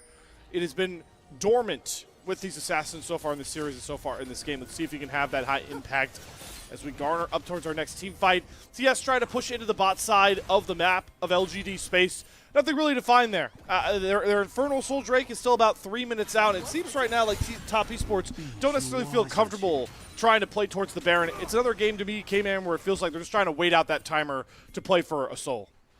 I mean, why wouldn't you? There's no reason to take massive risks here, and once again, you feel comfortable trying to play these front-to-back fights. You're looking at a comp for LGD for the third game in a row that doesn't really feel all that good about just playing standard and neutral. They want to try and get these picks. Hung continuing to look on Fengyue. That has been a very, very stable way for Hung to get pressure throughout the map, is being able to chunk out this Seraphine and punish her overextensions. If they're not going to be able to get that, it's going to be a lot harder for them to set up around these objectives. And again, if you're trying to play front to back against an Olaf that can't be shut down by anyone, like this Skarner or this Yorick on the enemy team, it starts to get scary. Another Ashero not going to find its mark. JackeyLove still hunting in Fog to see if he can catch Xiaoya. At level 2 ult, that will be back up well in time for the Dragon, and shortly soon, even before that. Still waiting on that first Ashe arrow to hit here from JackeyLove, who's just quietly been scaling up. Does have 3 items done on this Ashe, and while we have a little bit weird conversation to me about Caitlyn and her scalability as a champion in some people's perceived minds, I do think it's warranted to bring up the fact that Ashe does quietly scale up very well, and in a game with pretty low range outside of Ziggs, I mean, even Hung is going to have to go into that hammer stance. The value of a scaled up Ashe is going to become significant later on. Well, especially because Hung has to go into the hammer stance, right? Like, to get through the Xin Zhao ultimate, you have to be melee as the Jace. You have to be able to, you know, invest yourself into that. So it's really important for this Ashe to be positioned well. JackeyLove has been clutch and crucial for this team throughout this series. Up until this point, he's one of the greatest playoff performers in LPL history. You can't let him free fire. We keep talking about Zweion's lead on the Olaf, and while I think compositionally he's a bigger problem, JackeyLove's got that same exact lead on the bottom side here. Yep. As we continue to get more and more gold into the pockets of these side lane carries. TES are very much still in a good spot. They just have to make sure that they don't screw it up, right? This is still a comp you have to execute on. This is definitely the closest game we've had so far of the 3. Like that, though, they take that top lane tier 1, make sure Zweion has comfortable coverage to do so. He does have access to that top lane quest teleport, so he can still hang out over there. While the rest of TES redeploy on the bot side. The timer has run low for TES. Their dormant period in this game is over. They are looking to get Infernal Soul, a soul that very well could win them the series here. Infernal Soul here would completely change the inflection. Arrow goes wide. That's probably going to disengage a lot of the tools here for TES. Both of these comps do kind of want the enemy to walk into them. See if anyone makes a mistake. Oh, there's a big chunk there from Cream out of the Aurora. Hung down about half HP as the bottom lane's jockey for wave priority. Both waves are going to dissipate, but TES have the inside track. Again, look at the vision surrounding this pit. Just now, a ward comes down from LGD into the pit, but it's the end that's going to start up this Dragon. LGD, this is your last gasp in this series. It's a good Inferno Bomb onto Fengyue. He's poked down. Tongguang is chomping at the bit to go after this Seraphine, but LGD are getting pulled away from this Dragon. TN's kind of just handling it on his own. Tiago's going to go over the wall, execute Fungaway, find that first kill, but it's Infernal Soul over to Top Esports. They don't feel like they need to fight anymore. TN needs the Crescent Guard flash on out as Cream blows up YCX. Fungaway again perfectly executes back to safety, and Cream, Jackie Love can do the heavy lifting as Wayon runs down Tungwin with the Ragnarok Rage. There's Top Esports breaking open game 3. It's a knife's edge that the entire fight is played on. Tungyuan looks like he's gonna be able to take things over after executing the support, but there's just not enough from the rest of the squad. Infernal Soul goes over to Top Esports. They're gonna start up on the Baron now as well. Cream has been massive, and he's looking for Xiaoya here as well. Oh, daring Xiaoya to walk anywhere near this Baron. Instead, Hung is going to come on out here and start clearing out some of that vision, but the Baron is gone. It's the same rinse and repeat recipe here. TES get the soul into the Baron, and now, oh, I thought that was the arrow that was going to land. It's a flash for flash trade from Xiaoya and Creep instead. Tien is in a bit of a predicament as well. He's dead. Picked off. Maybe trying to recall in the Baron pit by himself, and he'll drop. So that's one Baron off the board. Well, I mean, it's something. I mean, the gold lead's basically exactly what it was before that fight happened in favor of Top Esports, but I think the game state has changed a little bit, mostly that 1.5K gold lead on Zweon. He's looking to chase down YCX here, but I believe the fighting is actually going to be over at this point. Thankfully. Hopefully we get a replay of that fight, as if on command. Here we go. Infernal Soul is so important towards Top Esports, so the way that they set up around this is really important because you need to keep the Akali off your primary backline. It's really well done from this poke comp to get Feng Yue down low, but it's only Feng Yue, and once again, Tien has so many tools to be able to make this poke comp more difficult to execute on. Once Feng Yue goes in and assassinates the Seraphine, what you see is a split. Part of LGD goes, okay, well, we need to go onto Tien even though the Dragon's gone because he's separated, but Hung's too low. YCX, the only primary form of engage, is completely on the other end of that with Tungyuan, your main damage dealer, and it just separates everybody by that point. Bertle has no damage, Hung has no HP, and your AD carry certainly isn't going to be able to take over on Ziggs. It's just bad teamfight coordination, Top Esports understanding the space a little bit better and being able to win the fight because of it. I get that Tongguan had the good flank look, but it feels really bad to commit even Hong's attention onto making that assassination work when you're just giving up the Infernal Soul. Tian really utilized the chaos of the backside of that play to get what really will likely be the winning mark here for Top Esports with that Infernal Soul. Now with the Baron, they're able to start knocking down structures like they're made of paper mache. Top lane tier 2 goes down. Cream gets a huge burst onto Xiaoya. Should be the mid tier 2 to follow suit after that as the assault continues from Top Esports on their Baron power play. Yeah, they are attempting to crack this base open. I think they will. Arrow hits. Oh, arrow hits there. YCX does get out of the beat drop here as Hung goes all in after Tien. He has to press the guard up. Re-engages. Win becomes lighting, finds the kills. Tongguan looks for the trade, but there's Wayon in the fray of the LGD backline. Finds Bertle, and boom goes the dynamite from Cream as he blows up another LGD member. Between worlds into the weirding is enough, and the hail of arrows from Jackie Love puts a cherry on top. A dominating series from Top Esports. They came into the playoffs a little bit off form from the regular split, but they have dismantled the Humpstart LGD TES sweep to move on in our playoffs. Top Esports look incredible in round number 1. You want a headline, that's your headline, is just how good this team was in round 1. Their drafts, their gameplay, their vision control, their team fighting, all of it was so immensely strong. And that's exactly what we want to see out of this team. We know that they have the potential and the capability to be the best in the entire league, or bare minimum one of the top 2, to get to MSI and to represent this region. We saw the version of the team that can do that here today against LGD. Very impressive. You know, we talked a lot about how Jackie Love and Tien really show up for playoffs, and despite the fact we felt a little iffy about how TES finished the regular split, all of those, you know, sort of worries, you know, anxiety around that sort of topic has been, you know, flushed out of the memory. Even if, and I know a lot of people are going to look at this series and be like, probably see just the box score and be like, yeah, of course Top Esports swept LGD. Again, want to emphasize that this is an LGD team that was revitalized with confidence, getting into Group Ascent, getting into the playoffs, knocking down Weibo. They should not just be written off as to get swept. I think Top Esports really approached this series with a lot of respect towards their opponents, and that's what really is the reason why this was a 3-0 sweep. Respecting LGD for what they did to get here, but recognizing that they were also the much better team. I mean, absolutely. It's that combination of respect and confidence that I think makes teams so scary, right? It's what BLG has done all year long. They basically said, we know that other teams have game plans that they want to do. We're going to respect that they're good at the things they want to do. So what we're going to do is either counter that or we're going to force them off of it because we respect that they can do it.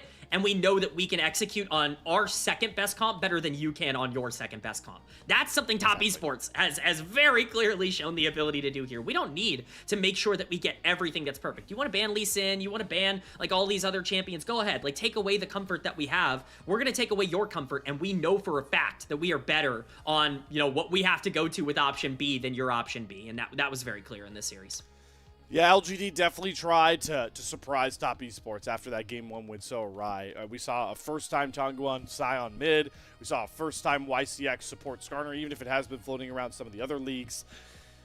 It's really hard for me to justify going for those looks in a playoff series like this for LGD, even if maybe they've gotten some scrim reps on those champions. That's the only maybe logic I could see, is if they like really practiced, you know, going for these swaps, going for this out of the box kind of Skarner support pick.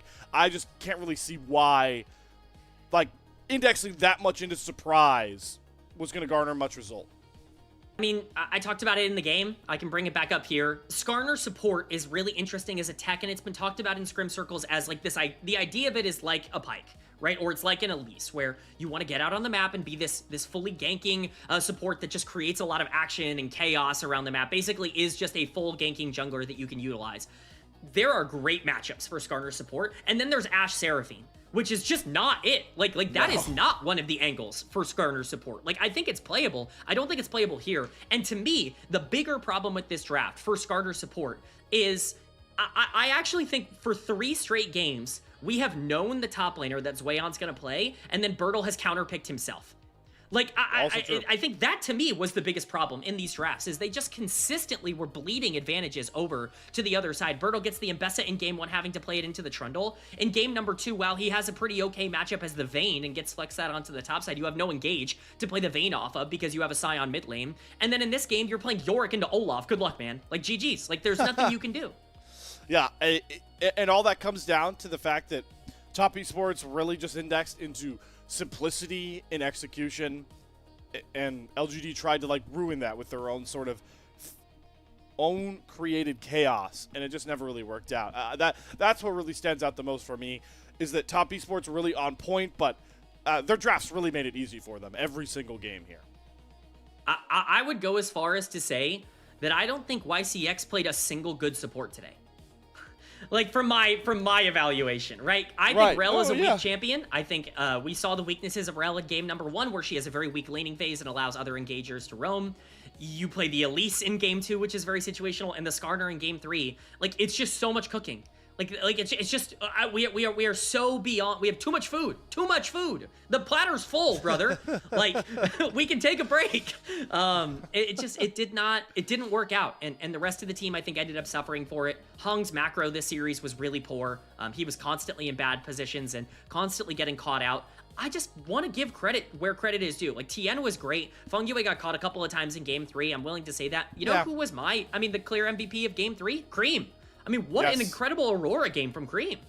Yeah, and, you know, we didn't see a lot from Tongguan consistently because Cream in the laning phase, especially in this game 3, I agree with you. I think Cream would be my player of the game, but across all of these games, it was Cream consistently up gold and kind of just jailing Tongguan. He didn't really get to roam and affect the map on a lot of his staple picks that we felt like he was so successful in Nirvana. It's because Cream was really up to play in the laning phase and, of course, transitioned much better into the team fighting. Kind of goes back to the point that outside of Zweon getting picked off on some side lanes and Fungyue maybe out-positioning as an enchanter in this game 3 at points, outside of that, Top Esports, everybody was really on point coming into this series. Everyone. No weak link. I mean, genuinely none. Like, this was a 5-man gap. This was a macro gap. This was a setup gap. This was a follow-through gap. Laning, team fighting. Like, I mean, really, this team looked great. Like, they looked great in this series. And if they're going to look like this, I get it. It's LGD. And again, people are going to write that off because LGD is a Group Nirvana team and the expectations are, lower for them. We saw a team like JDG drop a game to Thunder Talk, be kind of pushed at the beginning of game 2 as well, be down almost 3,000 gold. These aren't scrub teams. Like, you know what I mean? Like, this isn't like this isn't like the biggest gap of all time. These are No. teams that understand what they need to do on the map. Top Esports did not give them an avenue to play any of their crazy comps in this one. And at the end of the day, if you're going to be able to do that against bad teams, you're probably going to be able to do the same thing against good teams as well. And no matter what you say about, LGD, Thunder Talk, EDG, at the end of the split, they finished above Yep. IG. They're going to finish above Weibo. They earned that right. So, yeah, I really hope that I know I'm going to see it because there's always those people who are just like, well, yeah, of course they beat the Group Nirvana team in a 5-game series. Like, it's just that wasn't the scenario. That wasn't the vibe coming into a series like this. And again, you don't have to take it from my own mouth here. You could just see how Top Esports approached this team, how much they respected them, and then just try to take everything on the map with no repercussions. That is Top Esports showing that they understood LGD weren't even just pushovers. So why do you think they were? I mean, do you know how much patience they had in this series? This is the most patience I've seen from Top Esports all year long.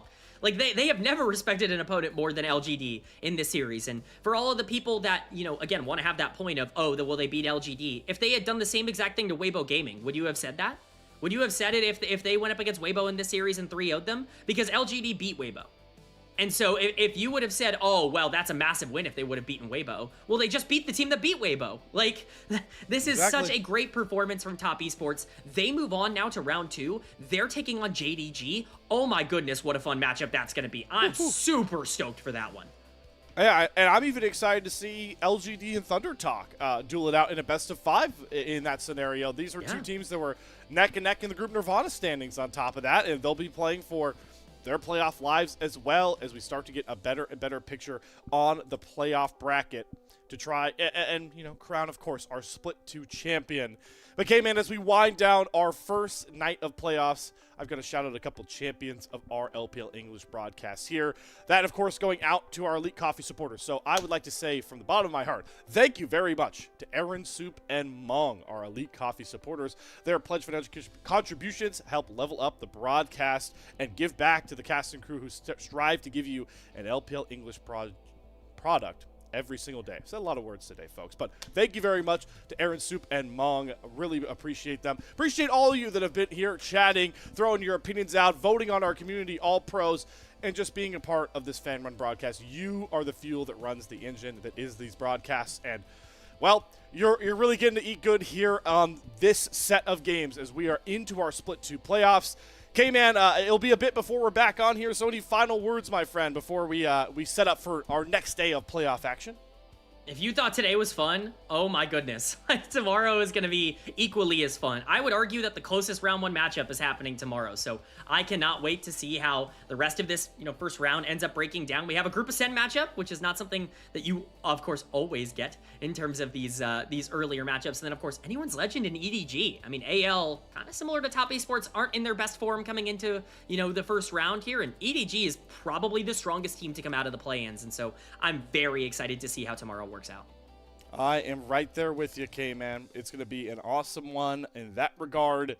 I believe we'll have Yanni and Cubby on that first series, and then Grapes and all go round out the second one. So, star-studded cast to take you through that one. It's been a pleasure to bring you Slayman Rock, Slayman Cast, whatever one we're going with. Either are goated. Big shout out to our producer, Ice Fire Ride, behind the scenes that went through the entire day of series.